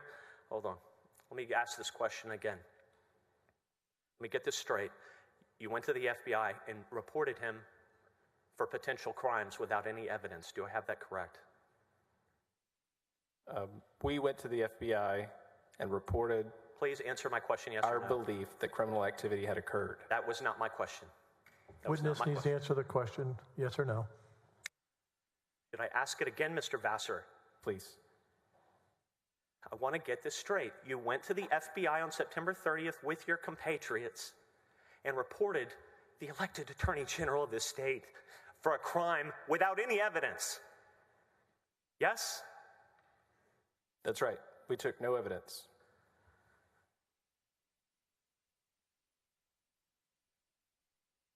Did you gain any after that?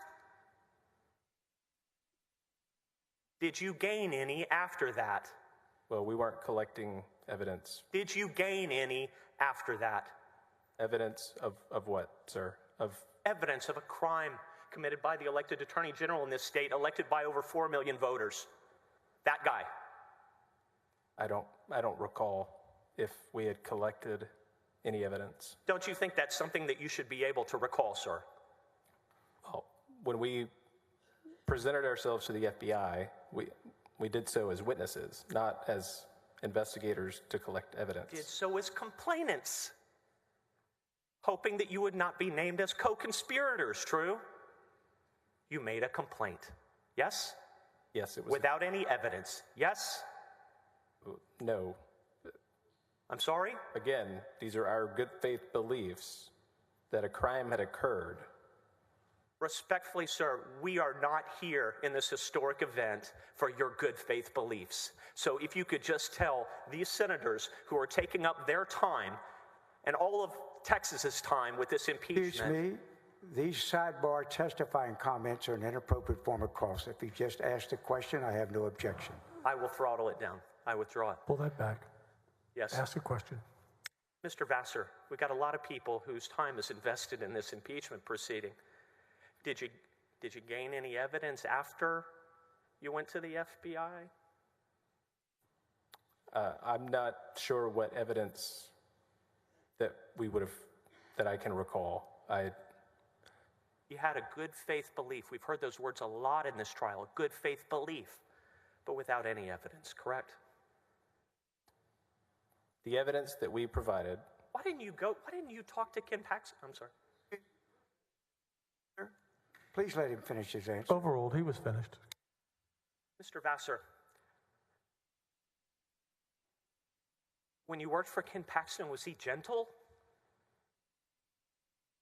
As far as I knew, yes, sir. Be kind?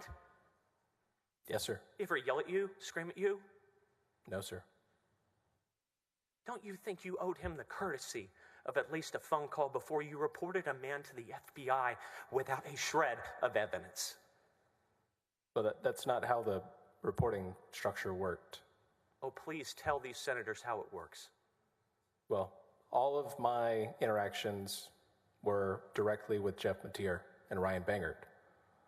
General Paxton would call me with questions like the open records issue or the foreclosure letter, or I'm sorry, not the foreclosure letter, that was through Ryan Bangert, outside counsel. So every other instance was my weekly meetings with Jeff Mateer and Ryan Bangert. And I never called the Attorney General. He always called me. I appreciate your answer, but that was not really what I asked. So let me try again. Don't you think you owed the Attorney General of the state of Texas at least a phone call before you reported him to the FBI without any evidence? Yes or no? That's not the way it worked? Yes or no? Would you like me to answer? Yes, I would. Based on our conversations with Mr. Mateer and Mr. Bangert, they were having conversations directly with General Paxton. I was not part of those conversations. So any concerns that they had raised with him would have been in their conversations. I had no reason to call him directly. Object non-responsive. Sustain. me try this again, Mr. Vassar. Don't you think you personally, Ryan Vassar, don't you think you owed the Attorney General of the state of Texas, elected by over 4 million voters, a phone call before you reported him to the FBI without any evidence, sir? I was appalled at the time, so... Object non-responsive. Sustained.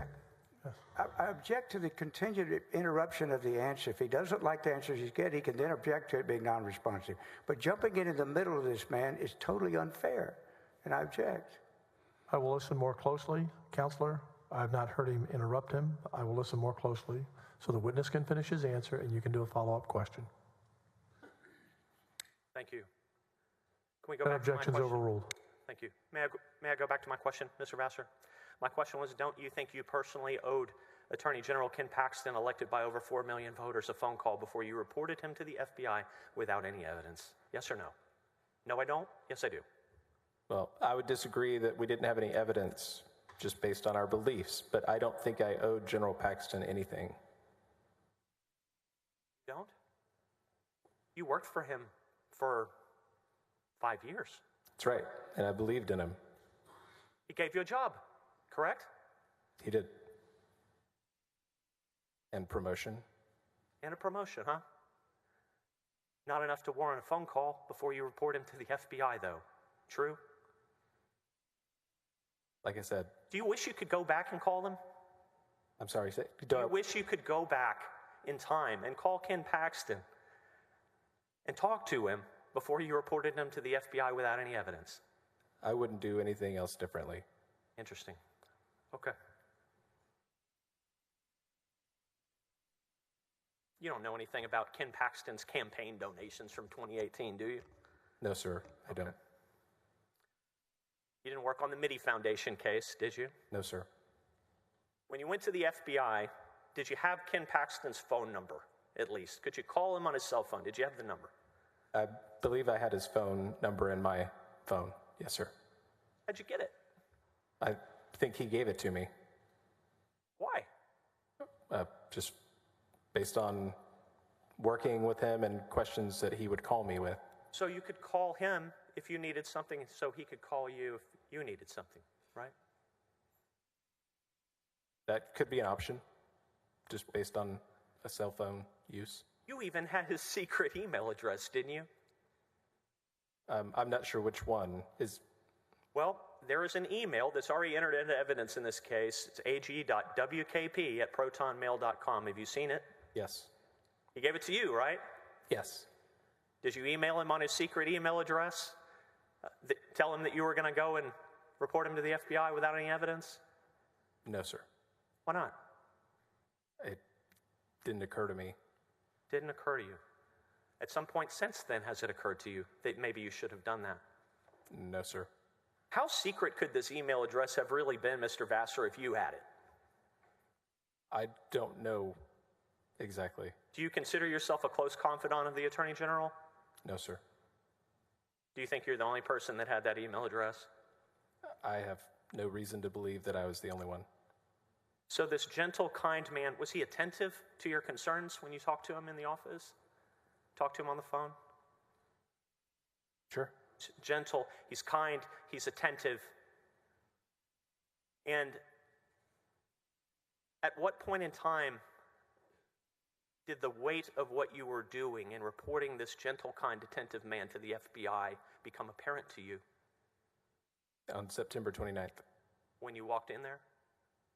Walked in where? To the FBI. No, that was September 30th. Okay. So what happened on September 29th when the great weight of having to report this gentle, kind, attentive boss struck you? What was going on?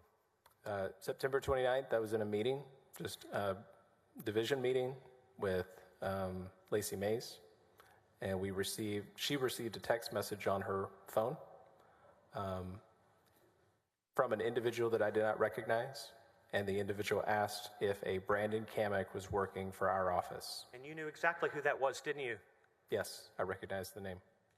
And what happened in your mind was you realized this contract didn't work its way all the way through the executive action memorandum process. True? Among other things, yes. That's a thought that went through my mind. Yes, and the rest of that thought is, if that process has not been completed, he has no authority to work on behalf of the Office of the Attorney General, correct? Yes. And that was alarming to you, true? In addition to the fact that he was acting in a capacity that he didn't have, even if a contract had existed at the time. And in that moment, did you call General Paxton and say, Brandon Kamac's working, what's going on? No, sir. Do you think it's possible? Is there room in your mind for the possibility that if you had called Ken Paxton and told him that information, Ken Paxton would have said, yeah, Ryan, I signed the contract with my own hand, with my own pen. Is there room in your mind for the possibility that that would have happened? Well, it is possible, but he was out of the state at that time.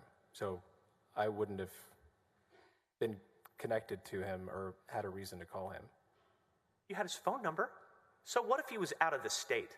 Cell phone works out of the state, surely, right? Yes, sir. You didn't think to call him?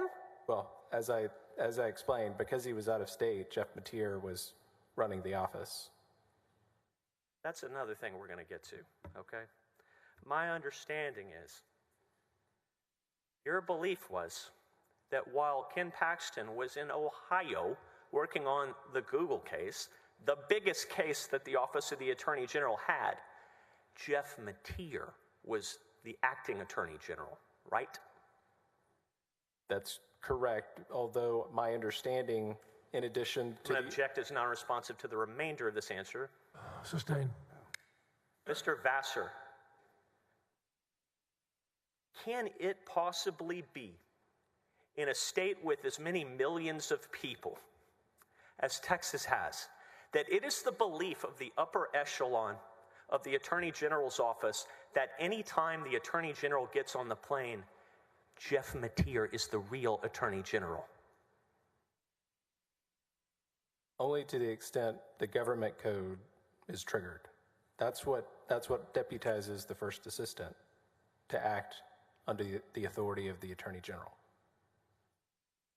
And your belief was that on September 29th and 30th, when Ken Paxton was in Ohio doing business on behalf of the people of the great state of Texas, litigation business, very important litigation business, that someone else was the Attorney General, and that's what the government code says. Is that right? Well, it was my understanding it was a political event. It was a campaign event. I had no knowledge that he was working on the Google case. He was doing a campaign event in Ohio? That was my understanding at the time. Where on earth did you get that? Just conversations at the time with Mr. Mateer. So if he was on, let's say he was in Ohio on a campaign event, Jeff Mateer's the Attorney General while he's there? I was just clarifying my understanding based on your question. Your next question of whether Jeff Mateer is the acting Attorney General, again, that would depend on the statute. The statute provides if the Attorney General is absent or unable to act, the first assistant shall perform the duties. Tell the senators what absent means. The statute doesn't define it. Tell me what you think it means. Well,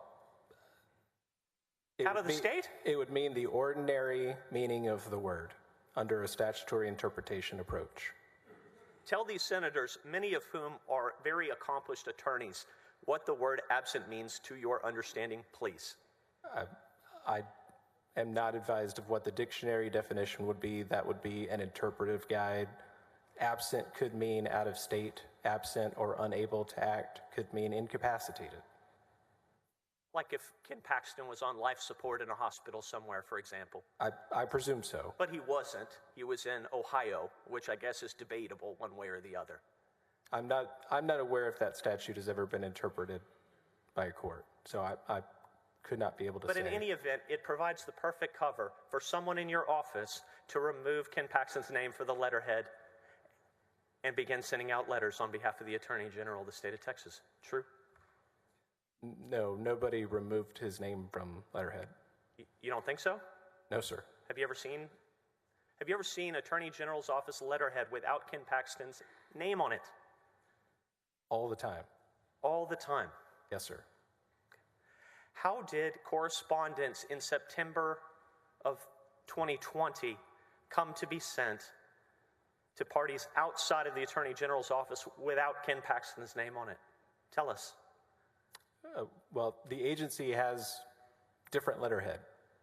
There probably even today, letterhead that's available on the Attorney General's website that does not have his name on it. So, letterhead that he signed. I see. So when the Attorney General is absent in Ohio, someone at the office goes, grab me the letterhead without Ken Paxton's name on it. He's in Ohio today. Is that right? I don't recall any decision about using this letterhead or who instructed the use of the letterhead. No one decided, it just happened, right? Like I said, I don't recall any decision about it. The agency has different letterhead that exists today. You're familiar with the Mitty Foundation now, right? I've heard of it, yes, but You've been an attorney how long? I was licensed in 2012, so 11 years. You said your family goes to a Baptist church, right? Yes, sir. Okay, that Baptist church is organized as a nonprofit, right? Yes, sir. And at some point in time, I'm sure you've given money to a charity, correct? Yes, sir. I got to ask you something that's just been really bothering me, and I know I'm not the only one. What in the heck is a charity doing making a multi-million-dollar private equity investment with Nate Paul with charitable funds? Any thoughts on that? I'm not sure. I don't know. You ever ask anybody? No, I was not involved in the Mitty case, was never consulted on it or provided any advice for it. Do you know, maybe you do you know of any charities that make multi-million-dollar private equity real estate deals with charitable funds? I have no personal knowledge. Okay. Do you recall giving testimony to the House Board of Managers and being questioned on video by Aaron Epley, Brian Binkin, and Therese Buse? Yes, sir, I remember. But they never put you under oath, did they? Not that I recall. Did that kind of surprise you? I didn't think anything of it. Did you ask why not? I don't know. I don't think I did. Well, just because you weren't, well, you are an attorney, obviously. Just because you weren't under oath doesn't mean that you didn't tell them the truth, the whole truth, and nothing but the truth, so help you God, true? That's right. Did you review your statement in preparation for this historic trial? No, I consulted with my attorneys, and that was it. Did anyone give you a copy of it? A copy of my statement? Your statement, yes. No, sir. So anything that you said in that testimony, I guess we can call it testimony, anything you said in that testimony that's recorded, we can take as the gospel truth, right? Yes? Just based on my telling the truth, is that what you're asking? Yes. Yes, sir. We can take it as being true, yes? Yes, sir. Okay. Have you ever, before today, have you ever in your life been asked to give testimony as a witness without being sworn? I don't recall. I've been a resource witness to many Senate and committee hearings, but I don't recall if there's an oath administered to a resource witness, so I apologize. Have you ever given sworn testimony anywhere before today? No, I don't think so. It's a tough first outing, isn't it? Mr. Arroyo, if you would, Article 1 of impeachment, please.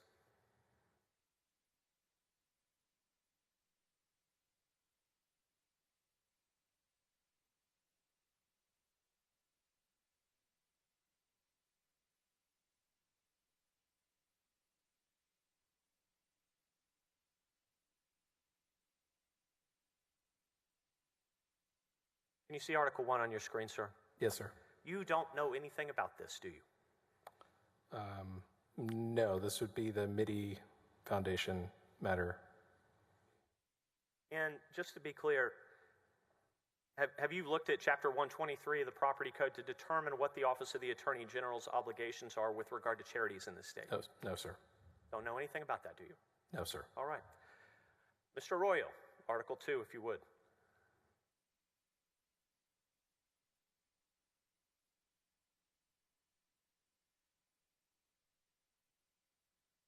Now, Mr. Vassar, you've given some testimony about what we'll call the foreclosure opinion, right? It was issued August 1? Yes, sir. Issued August 1 of 2020? Yes? Yes, I believe that's right. It was a Sunday. That opinion was not a legal opinion under Subchapter C, Chapter 402 of the Government Code, was it? Yes, it was a legal opinion under Subchapter 402. It was? Yes, sir. That's not what you told the House Board of Managers. What did you tell them? I don't recall. We'll get to that later, but that's not what you told them, is it? I don't recall. I may have misstated. You may have misstated. If you're saying that's not what I said, and my testimony today is that there's no other statutory authority except for Chapter 418 of the Disaster Act to issue a legal authority, to issue a legal opinion by the Office of the Attorney General. So it either has to be Chapter 402 or it has to be Chapter 418. But we know this is not 402 because it says on the face of the foreclosure opinion that it is not under 402, correct? It does say that it's not, but that doesn't mean it doesn't fall under the authority of that chapter. It just means it wasn't written in accordance with the typical legal opinion process. I was hoping that we would be able to have a chance to discuss this. Mr. Arroyo, please bring up Section 402.042 of the Texas Government Code.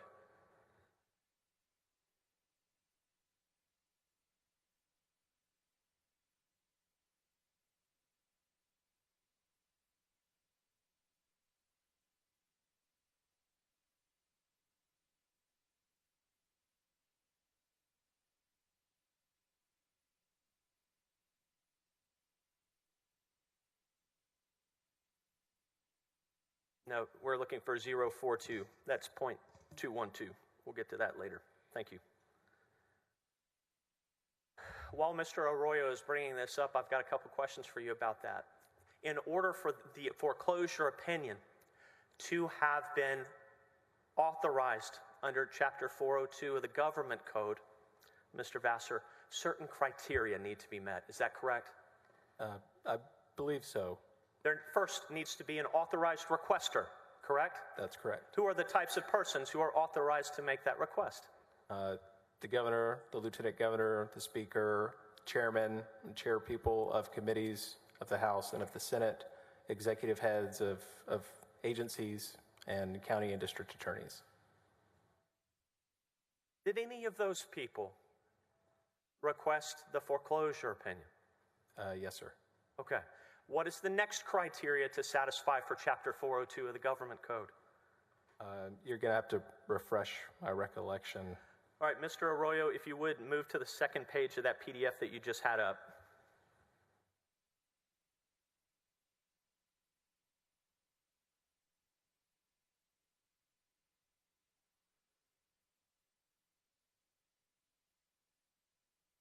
There you go. If you could just highlight the text at the top, that big chunk of text there. A little bit lower. Thank you so much, and just blow that up for us. Let's look at item C, okay? You're a lawyer. We can read this together, right? Right? Yes, sir. It says, a request for an opinion must be in writing and sent by certified or registered mail with return receipt requested, addressed to the Office of the Attorney General in Austin, or electronically to an email address designated by the Attorney General for the purpose of receiving requests for opinions under this section. Did I read that correctly? Yes, sir. That didn't happen with the foreclosure opinion, did it? I'm not advised if it did. You were in charge of the section. Is there anybody who has more knowledge about this than you, perhaps? I don't have access to the email box that it would have been received at. So I'm not aware of how it was delivered, if it was delivered by electronic mail. Can you tell the senators whether the criteria of section 402.042C were satisfied? Yes or no? I'm not sure. I don't recall. And that you were in charge, right? Yes, sir. Subsection D allows... Seems kind of, I'm not talking about subsection D. We're not there yet. Seems kind of important to know whether this satisfies the criteria for the Attorney General to provide formal legal advice. Yes? Yes, sir. But you told the House Board of Managers this foreclosure opinion was not formal legal advice, correct? That's correct. It was not formal legal advice. It was informal guidance. True? I believe so. And during COVID, the Office of the Attorney General was dispensing informal legal advice related to COVID almost every day. Was it not? It was very frequently. I don't know if it was every day. But were you writing the opinions? Some of them, yes. People who are working for you were writing the opinions as well. Yes? Yes. And there were all kinds of COVID opinions coming out almost every day, informal legal guidance from the Office of the Attorney General that did not satisfy the criteria of Chapter 402 of the Government Code. True? I'm not sure about that. A lot of the things that you're referring to about the daily stuff would have come through Chapter 418, which is the Disaster Council legal function. Those would have come from county mayors or city mayors, county judges, and emergency management directors. Those were coming more frequently than the other ones. Well, let's build two boxes. In this box, we have Chapter 402, formal legal advice, correct? Okay? So in this box, we place formal legal opinions from the Office of the Attorney General that satisfy the criteria of 402.042. Yes? Sure. And it's assigned a KP number, correct? That's right. And it's published in the formal opinions section of the office's website, correct? That's right. And to be clear, for the ladies and gentlemen of this jury, the foreclosure opinion did not satisfy anything in that box, correct? No, that's why it was flagged as not a formal legal opinion. It's in the 418 box. Because at that point in time, the governor of this state had decided to empower the Attorney General to give the people of Texas guidance more freely about what's going on during COVID. True? That's not true. It's not true? That's correct. It is not true. How did the Attorney General get the ability to give people informal legal advice under Chapter 418 of the Government Code? It wasn't from the governor. The legislature enacted a statute that the governor signed, giving the Attorney General the power to advise three categories of people: county judges, city mayors, and emergency management directors. I apologize for my imprecision. So at this point in time, these people, the legislature, at least in part, had empowered the Attorney General to give informal legal guidance more freely. True? To select people, yes, that's true. Yes. How select were they? It's the three categories of people: county judges, city mayors, and emergency management directors under the Disaster Act. There were people on the House Board of Managers who were requesting informal legal guidance relative to COVID, weren't there? But that wouldn't have triggered Chapter 418. The only other express statutory authority for a legal opinion is 402.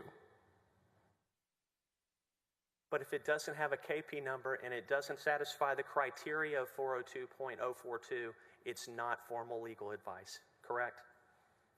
That's correct. It's not a formal piece of advice. It's an informal piece of advice under Chapter 402.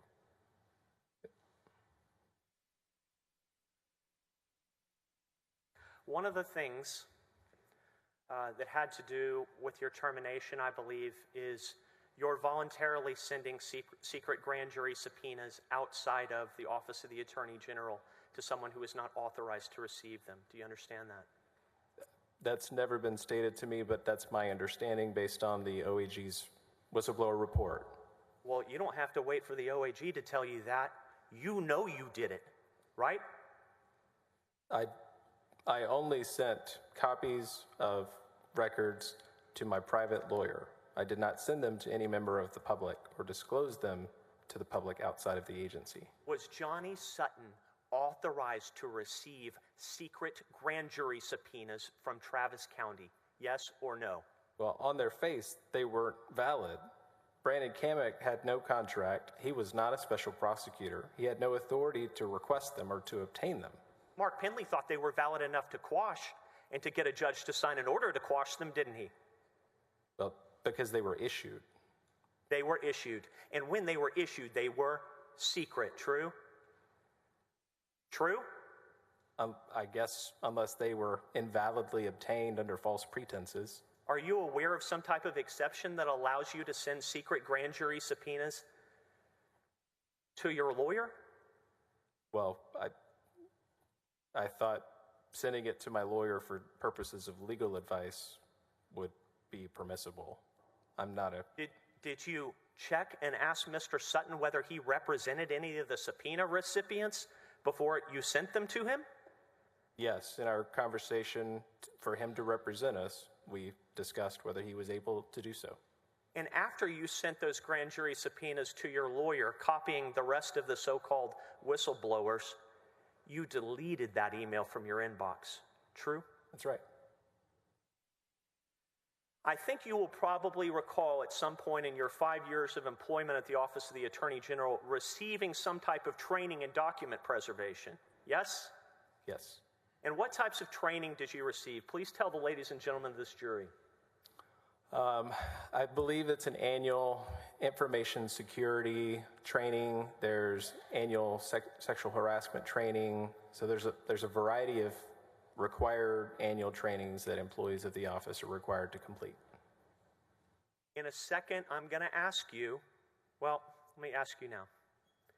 You are not allowed to delete official records of the Attorney General's office. True? Official records, no.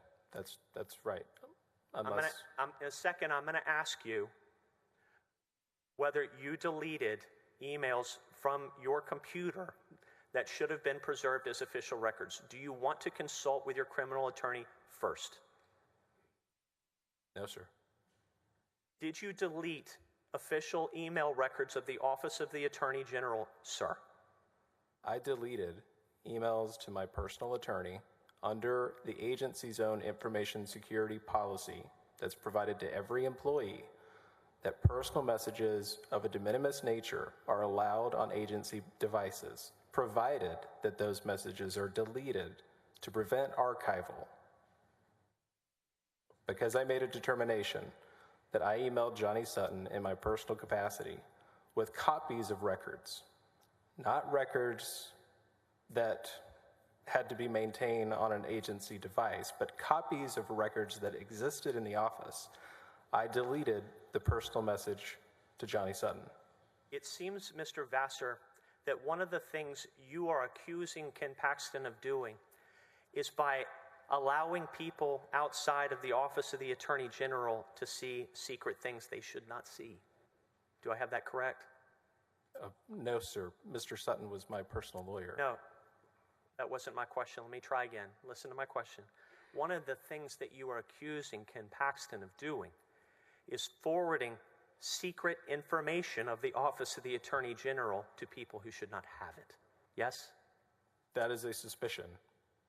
You don't even have enough to make an accusation. You suspect that it occurred, right? Yes, sir. But that's what you did, isn't it? No, I forwarded it to my personal lawyer for purposes of legal advice. And you think that protects you somehow? Well, if any ordinary person gets a subpoena, I imagine their first call is to their lawyer who reviews the subpoena. In preparing the foreclosure opinion, Ken Paxton didn't direct you. Ryan Bangert did, yes? Yes, sir. And Ken Paxton didn't direct Austin Kinghorn. You did, That's correct? Right. If you would, Mr. Arroyo, please bring up Article 2.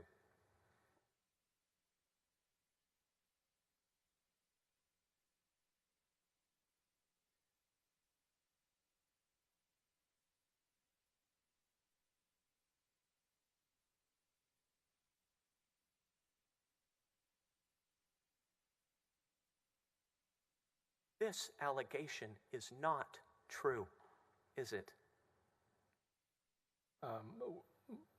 Is there a specific part that you'd like me to review, or? Read it all. Ken Paxton is innocent of this allegation, isn't he?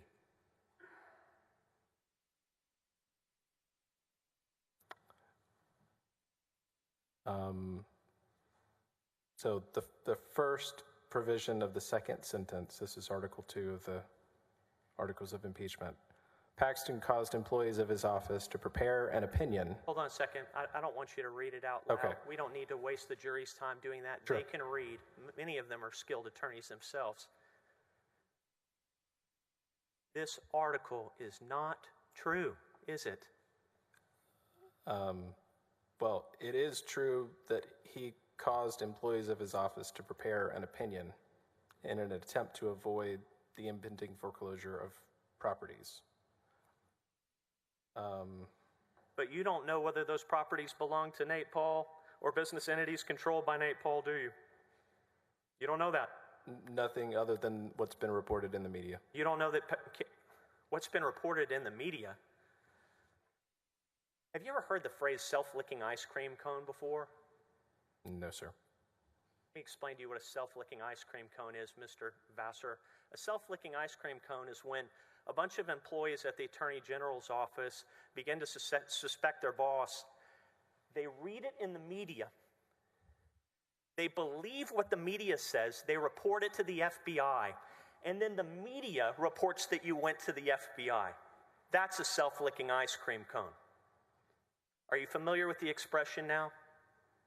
Based on your description, yes, sir. You don't know whether this article is true or false, do you? No, sir, I didn't write this. Mr. Arroyo, Article 3, if you will. Article 3, thank you.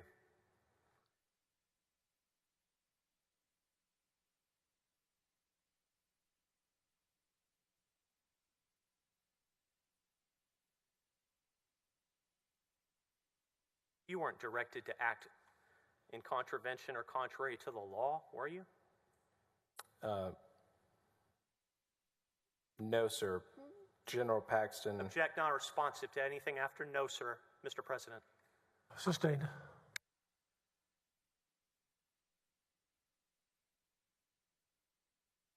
You think that your decision with regard to any open records request that was made by anyone was improper? No, sir. It wasn't, was it? No. Everything that we did in a way that we could find a way to make it lawful, because we wouldn't have participated otherwise. You did it by the book, correct? Yes, sir. You wouldn't do it any other way, would you? That's right.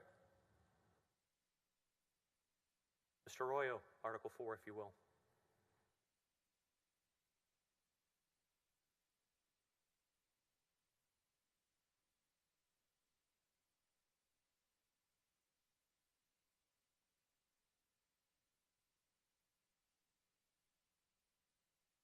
Can you see Article 4, Mr. Vassar? Yes, sir. And Paxton didn't improperly access anything in his office that you're aware of, did he? No, not that I'm aware of. And if he wanted to ask for a file, he could do that anytime he pleased, couldn't he? Sure. Because that's what 4.2 million voters elected him to do. True? Yes. To access whatever file the heck he wants. Yes? True. Article 5, please.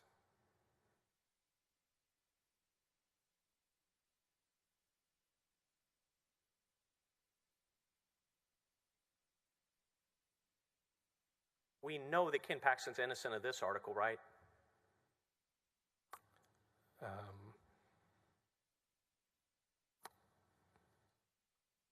Right?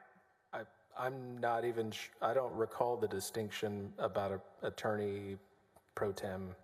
I used to know it, but You don't even know what an attorney pro tem is, do you? I know there's two categories. One is court appointed and one is recusal based, but I don't recall the nomenclature. And Brandon Kamak wasn't either one of them, was he? He said he was on the subpoenas. Stop there. Brandon Kamak wasn't either one of them, was he? No, he had no authority. Wasn't an attorney pro tem, was he? Honor, he keeps interrupting the witness. He should be entitled to finish his answer. You're right, Mr. Hardin. I apologize, Mr. President. May I try again? You may try again. Mr. Kamak was not an attorney pro tem ever, to your knowledge. True? Like I said, I don't recall the distinction between the two categories of prosecutors, but he was not hired to be a prosecutor. He wasn't hired to be any type of prosecutor, true? Yes, sir. He was hired as outside counsel because that's how you drafted the contract personally, yes? Yes, sir.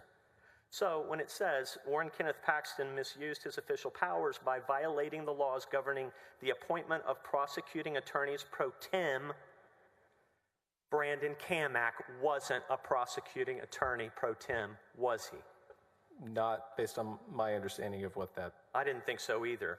Article 6, if you would, Mr. Arroyo.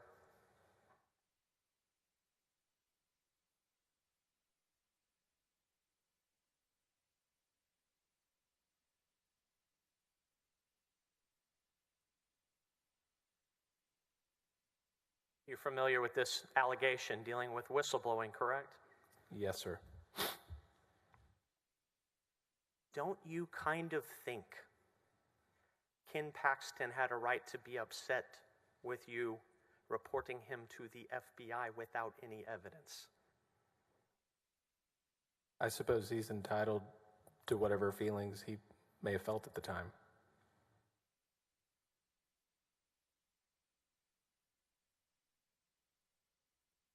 Article 10, if you would, Mr. Arroyo.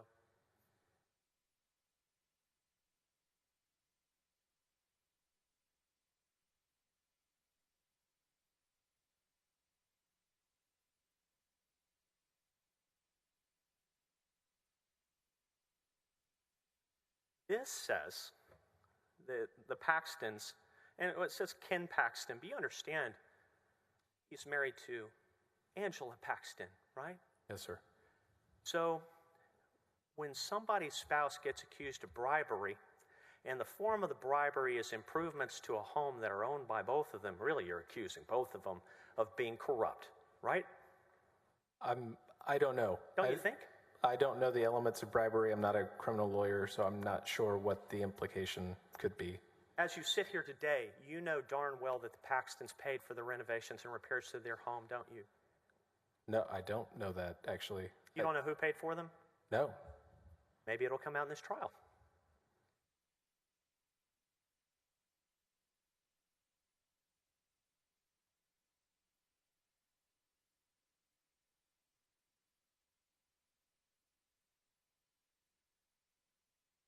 Mr. Vassar, would you expect to be placed on investigative leave for sending a set of secret grand jury subpoenas to your outside counsel and then deleting that email?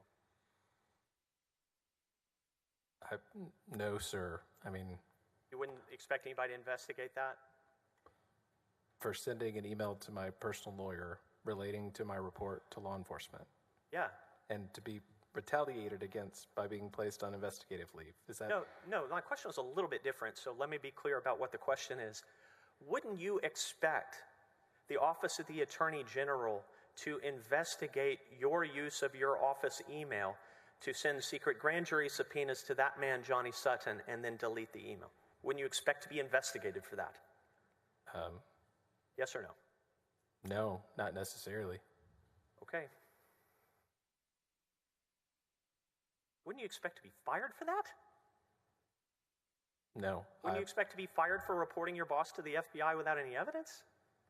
No, I would expect an opportunity to answer questions based on answers that I was provided when I asked, what documents are you alleging that I disclosed? And when no response was given, I couldn't give any further information about who the messages may have gone to or for what purpose. Mr. President, I'm conscious of the indulgence of the hour, and I want to make sure that I'm not running up against any type of deadline or keeping? We were prepared to go to 7 if needed. Would you like me to continue? You may continue. I will be happy to. You are the chief of the General Counsel Division at the Office of the Attorney General, correct? At one point, yes, sir. Yeah, so for the ladies and gentlemen of the jury who are here and may not be lawyers, and for the people of Texas who may be watching, you were really a lawyer to lawyers, correct?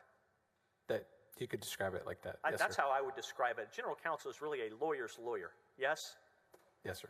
And so what happens in the Office of the Attorney General when you are in the General Counsel's office, actual lawyers come to you and ask you for legal advice, yes? Yes, sir. And that happened regularly, true? Yes. You were first chief of the General Counsel Division, and then you were Deputy Attorney General for legal counsel, true? That's right. And your first involvement with anything related to this impeachment was being approached in the fall of 2019 with a question about an open records request made to the Texas State Securities Board, true? That's true. And Ryan Bangert approached you with a question. Remember, you're the lawyer's lawyer. He approached you with a question about whether the State Securities Board's involvement in a joint task force could harm the law enforcement or investigative privilege, true? That's my recollection, yes, sir. And you answered his question, yes? Yes, sir. And then you were not involved in anything else related to this impeachment matter until March 2020, true? That's not true. I think it was May of 2020, which was the DPS request. You're wrong about that, but Okay. I just want to make sure I understand what your understanding of the timeline is, okay? So when was the period of time when you believe you first got a request or an open records request related to this impeachment matter? Well, to back up just a little bit, if I may, I was not promoted to deputy for legal counsel until April 1st of 2020, so I wouldn't have been overseeing the open records division until after April. So I don't know when the DPS request was submitted to our office. That could have been the date that we received it in March, but I wouldn't have been tasked with anything related to it until after I was promoted on April 1st, and then the conversations that I had in May of 2020. Tell the ladies and gentlemen of the jury who Joe Larson is. I believe he's an attorney representing Nate Paul. And what type of work does he do, to the best of your understanding? I'm not sure. He was a requester in 2 of the open records requests. Yes. I don't know if that's his practice. In fact, Joe Larson works at, he's pretty well known in the state of Texas for being a Public Information Act lawyer, yes? I'm not sure. Had you ever encountered him before? No, sir. Okay. So I'm going to tell you, my understanding is on March 3 of 2020, Joe Larson sent what I call the big request to DPS. Okay, so the one that happened in 2019 was a request for public information was made to the Texas State Securities Board. Yes? Yes. Ken Paxton asked you about the law enforcement privilege. You answered his question. Oh, I'm sorry. Ryan Bangert asked you about the law enforcement privilege. You answered his question. And that went away. Poof. Yes? Yeah, I never heard anything else. Yes, that's right. Then March 3 of 2020, Joe Larson made a Public Information Act request to DPS, what I call the big request. He's asking for a whole lot of information related to the search warrant execution on Nate Paul. Yes? I don't know about the dates. Again, I don't know when he submitted it to DPS, but yes, if that's how you want to categorize the big request, then yes, that is accurate. Well, this is probably beneath many of the people on the jury who very well understand this, but for people who are watching at home, when someone makes a Public Information Act request of an agency in the state, the agency comes to the Office of Attorney General for representation, says, help us decide. Yes? It's not representation, but it's a request for a ruling. Yeah, they want a ruling. Right. And so in this situation, DPS wanted a ruling. Yes? Correct. If they want to withhold anything under the Public Information Act, they must request a ruling. But Joe Larson didn't wait for your ruling, did he? I don't think I follow. On April 10th of 2020, Joe Larson sent a demand to DPS saying, I asked for this stuff, give it to me now. Are you familiar with that request or demand? No, sir. And on April 16th, he filed a lawsuit to get it. Are you aware of that, sir? I recall the lawsuit.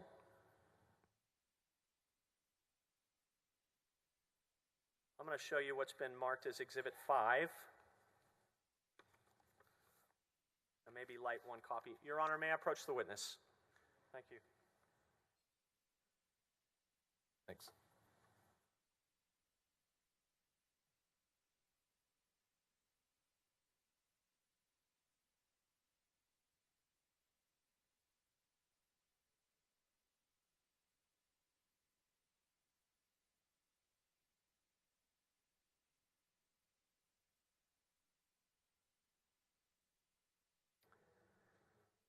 We move for admission of AG Exhibit 5. Mr. Hardin? No objection, Your Honor. Mr. AG Arroyo. Exhibit Oh, I'm sorry. 0050 should be admitted to evidence. Thank you, Mr. Arroyo. Exhibit 5, if you would. This is good. What is this, Mr. Vassar? This appears to be a petition for mandamus filed by Joseph Larson, as a plaintiff against the Department of Public Safety, April 16th of 2020. Who did he sue? He sued the department, it appears. What did he sue to get? I'm not sure. Take a moment and look through it. Maybe you can figure it out. Sure.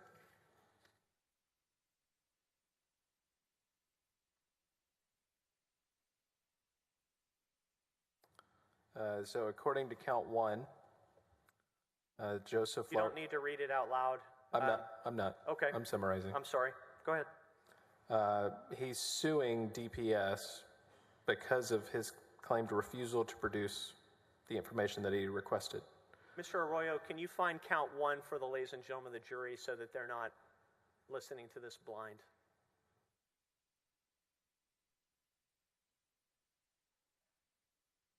Do you want me to continue? Not quite. There you go. Thank you. Can you just pull up count 1?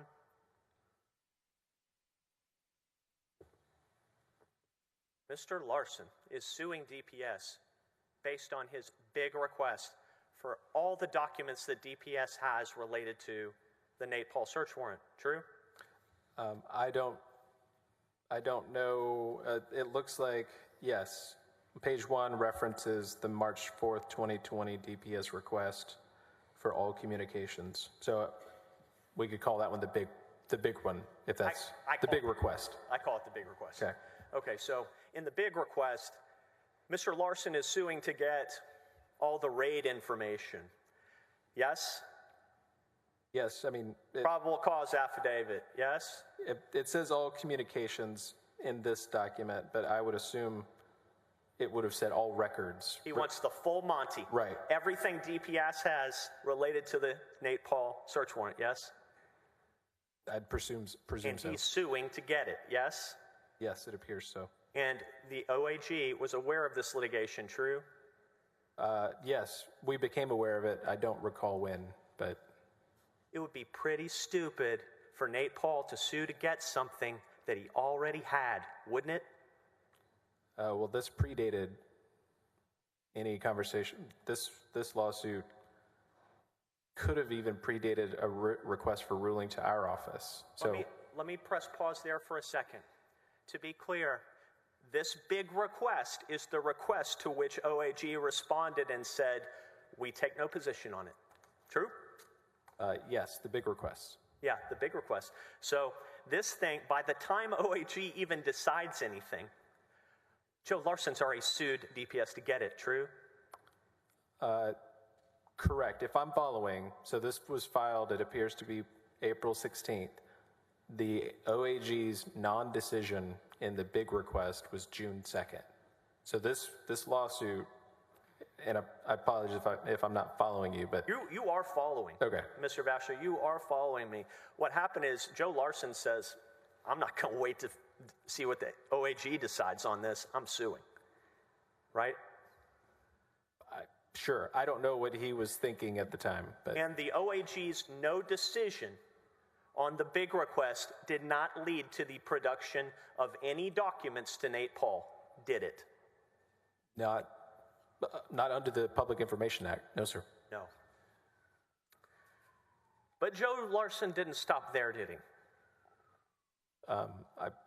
If you're talking about the public information request to the Office of the Attorney General for the FBI brief, then you are correct. He did not stop there. All right, let's press pause there. This third request from Joe Larson was for an unredacted copy of the FBI's brief. Let's go back a step. This is very confusing and arcane, so I want to go slowly, all right? When Joe Larson made the original big request of DPS for the search warrant, etc., DPS had to give notice to the FBI, yes? Yes, sir. Because they were holding the FBI's own documents, yes? That's right. Said, hey, we're holding some stuff that probably by right belongs to you. Do you want to object? And the FBI has a period of time to object, yes? That's right. And what the FBI did in response to that was they sent a legal brief, yes? Yes, sir. And that legal brief is a bunch of legal arguments from a lawyer at the FBI, yes? That's right. The brief identifies the content of the information that the agency wants to withhold. And the brief that the FBI generated and gave to Mr. Larson was almost completely redacted, like something you might get from the CIA, right? I don't recall exactly, but based on what I recall, it was redacted. It was just basically a bunch of pieces of paper with big black blocks on them, right? I don't recall, but it was redacted. I do remember that. And Joe Larson says, this is no good. He makes a demand for the unredacted FBI brief. He made a third request, so request number 3 under the Public Information Act, for an unredacted version of that brief. And he made it directly to the OAG's office, yes? Yes, sir. He didn't make it to DPS. He didn't make it to FBI. He made it to your office, yes? Yes, sir.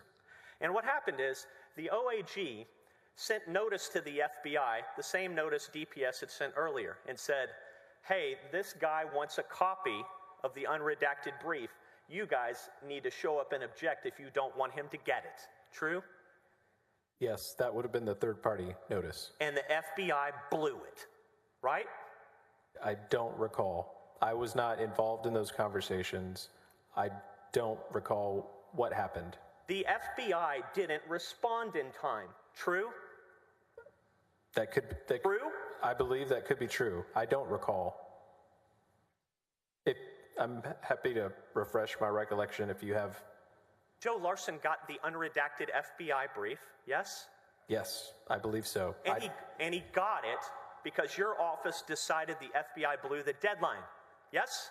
That's functionally correct. Functional? What do you mean? What does that mean? Well, after we had advised General Paxton about the issue. What did you need to advise him about? Ken Paxton, hold on a second. Ken Paxton. Excuse me. He asked him, what do you mean? He's in the middle of answering, and he cuts him off because he doesn't want the answer. Excuse me. Slow down. You're very right. My apologies. Did you want me to? Did you need Ken Paxton to tell you that the FBI blew the deadline? I'm sorry. Did I need Ken Paxton to tell me that the FBI missed the deadline? Yes. No, sir. No. I brought it to General Paxton. Not responsive to everything after no, sir. Sustained. So, after the FBI blew the deadline, Joe Larson got the unredacted FBI brief fair and square. Yes?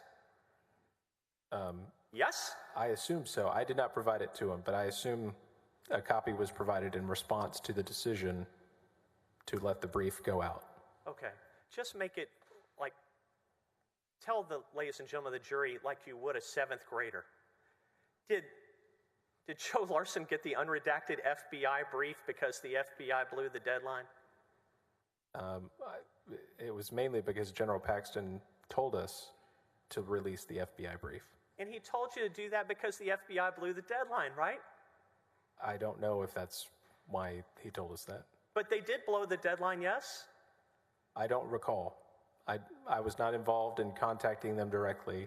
I don't know what any responses we would have received or when. Sorry. You're in charge of this, yes? That's right. You can't remember, right? No, I don't. I didn't have direct contact with the FBI about a brief or a notice. Those are all handled by the opinions division. Are you satisfied in your own mind that the proper notice was provided to the FBI and the deadline was not satisfied? Based on my knowledge, yes. I didn't see it, but Nate Paul's lawyer got that fair and square, didn't he? maybe under the Public Information Act. The law, you mean? Correct. Just under an interpretation of whether sufficient notice was provided or whether a third party submitted briefs that it wanted to submit. It's just a brief. It's just a bunch of legal arguments, isn't it? It is. You told Rusty Hardin when he asked you on direct that this item contained all types of information that would subject law enforcement to potential retaliation, that somebody might come and shoot them at their home or something like that. That's not true. Well, that's not exactly what I said. This unredacted FBI brief is just a bunch of legal arguments from some Fed lawyer, isn't it? Isn't it? The act requires the brief to identify information to which exceptions might apply. That's all he asked for, right? The brief. Correct.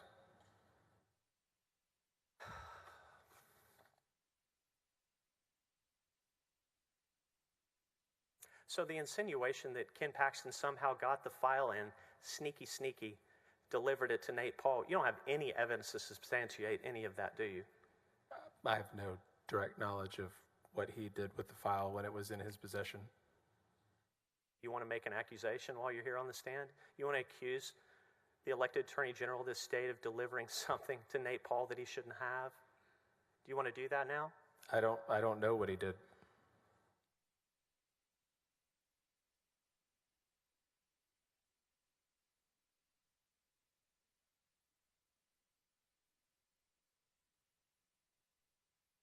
So when Ken Paxton asked for the file, you gave him the file, right?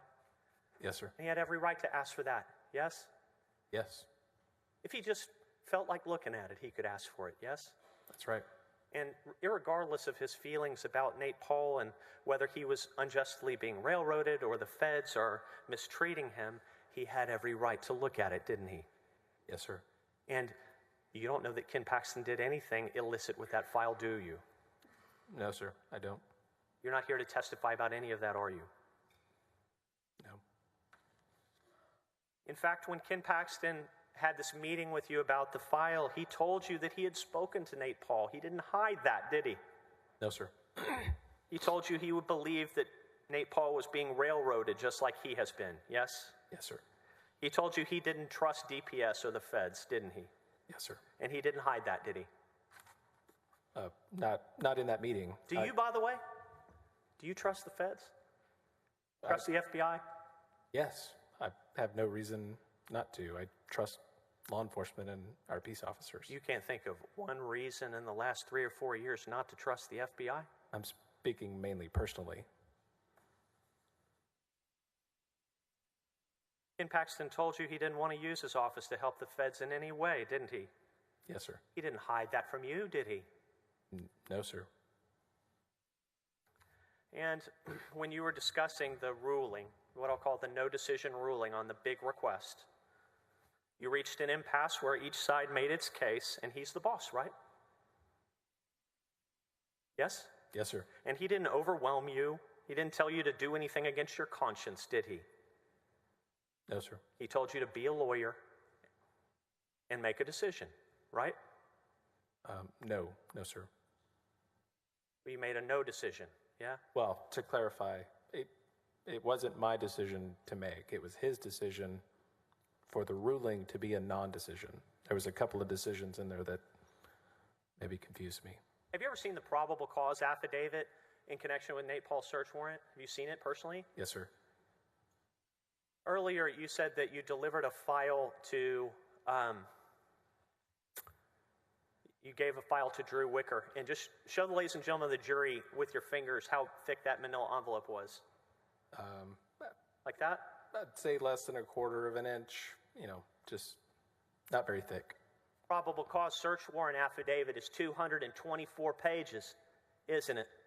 I don't know. You don't know? You said you saw it. Well, I saw the body of the affidavit. I don't know if there was anything else attached to it. When DPS submitted its request to us, it was a request based on representative samples of information.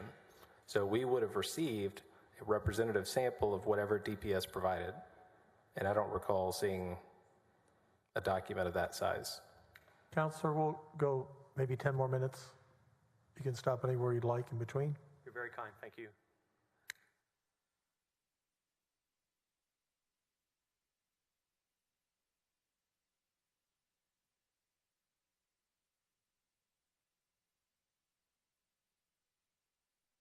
I want to talk about the foreclosure guidance for a few minutes before we retire for the evening. The legal question from Ryan Bangert was, are foreclosure sales gatherings, quote unquote, since the governor and the local county judges and mayors had prevented gatherings of 10 or more people, right? Yes, that's what I remember his question to be. That's really the simple legal question. And you, as a lawyer at the OAG's office, you do your research and then you take a position, yes? That's right. Okay. And we agree that what you were doing was not a formal Attorney General opinion, true? It was not formal, that's right. These are what you call informal letters or announcements, yes? Yes. Informal opinions. I mean... Let's save us a little bit of time. I have a transcript of what you told the House Board of Managers. And what you told them was, this AG foreclosure guidance was an informal letter or announcement, yes? True? If that's what you're saying. Is that what you said? I don't recall. Again, based on my recollection of 402 and 418, those are the only two statutes that give the Office of the Attorney General express statutory authority to issue legal opinions. And after you and Austin Kinghorn did the research and he explained to you his position on it, you talked to Ryan Bangert, true? Yes. And Ryan Bangert called you and said, well, that's not the right answer, true? We prepared a draft and then provided that to Ryan Bangert, and then, yes, he called me and said that's not the right answer. And Ryan Bangert told you General Paxton wants to stop these foreclosure sales, right? Yes, he said we reached the wrong answer. Yes. And so what you know secondhand is Ken Paxton disagreed with the result that you and Austin came up with, didn't he? Yes, that's what... And he has the right to do that, doesn't he? Yes. And he was elected to make those decisions, wasn't he? Yes. Did Ryan Bangert tell you, you know what, Ryan Vassar? There's two Ryans. I'll sign this so you don't have to ruin your career, Ryan. Did he tell you that? No, sir. I don't recall. Did he intimate that? No. Did he imply it? No, it was basically a timing. What do you mean it was basically a timing? Tell me what you mean. We prepared the first draft. By the time Ryan had finalized the second draft, it was 11 o'clock at night or midnight, and he was talking with General Paxton, is my understanding. So I had gone to bed and wasn't available to sign it. Were you happy to sign it?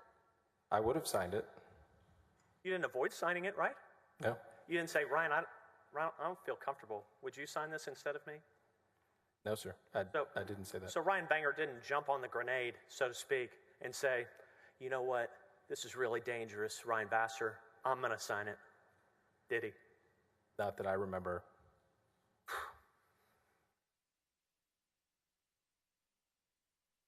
Did Ryan Bangert tell you, Ryan, I totally disagree with what we're doing here, but I'm going to do it over my own strenuous objections? I don't remember him saying that. You worked on this opinion on Saturday night, right? It was all day Saturday. Yes, sir. But that wasn't even the only COVID opinion that went out that day, that Saturday, was it? I'm not sure. I would have to go back and look. Well, I'll put it in front of you here in a little bit. You do not have the first clue whether this informal foreclosure guidance stopped a single property foreclosure, do you? I have no direct knowledge.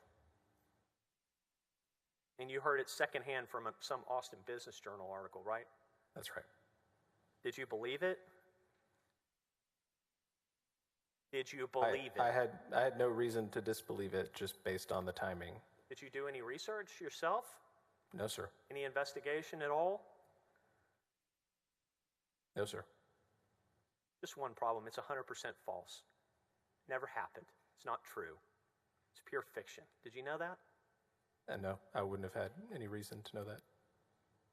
Your Honor, I believe this is a good time to stop for tomorrow if Your Honor is willing to conclude for the day. Yes, court will adjourn for the day, 9 a.m. tomorrow morning.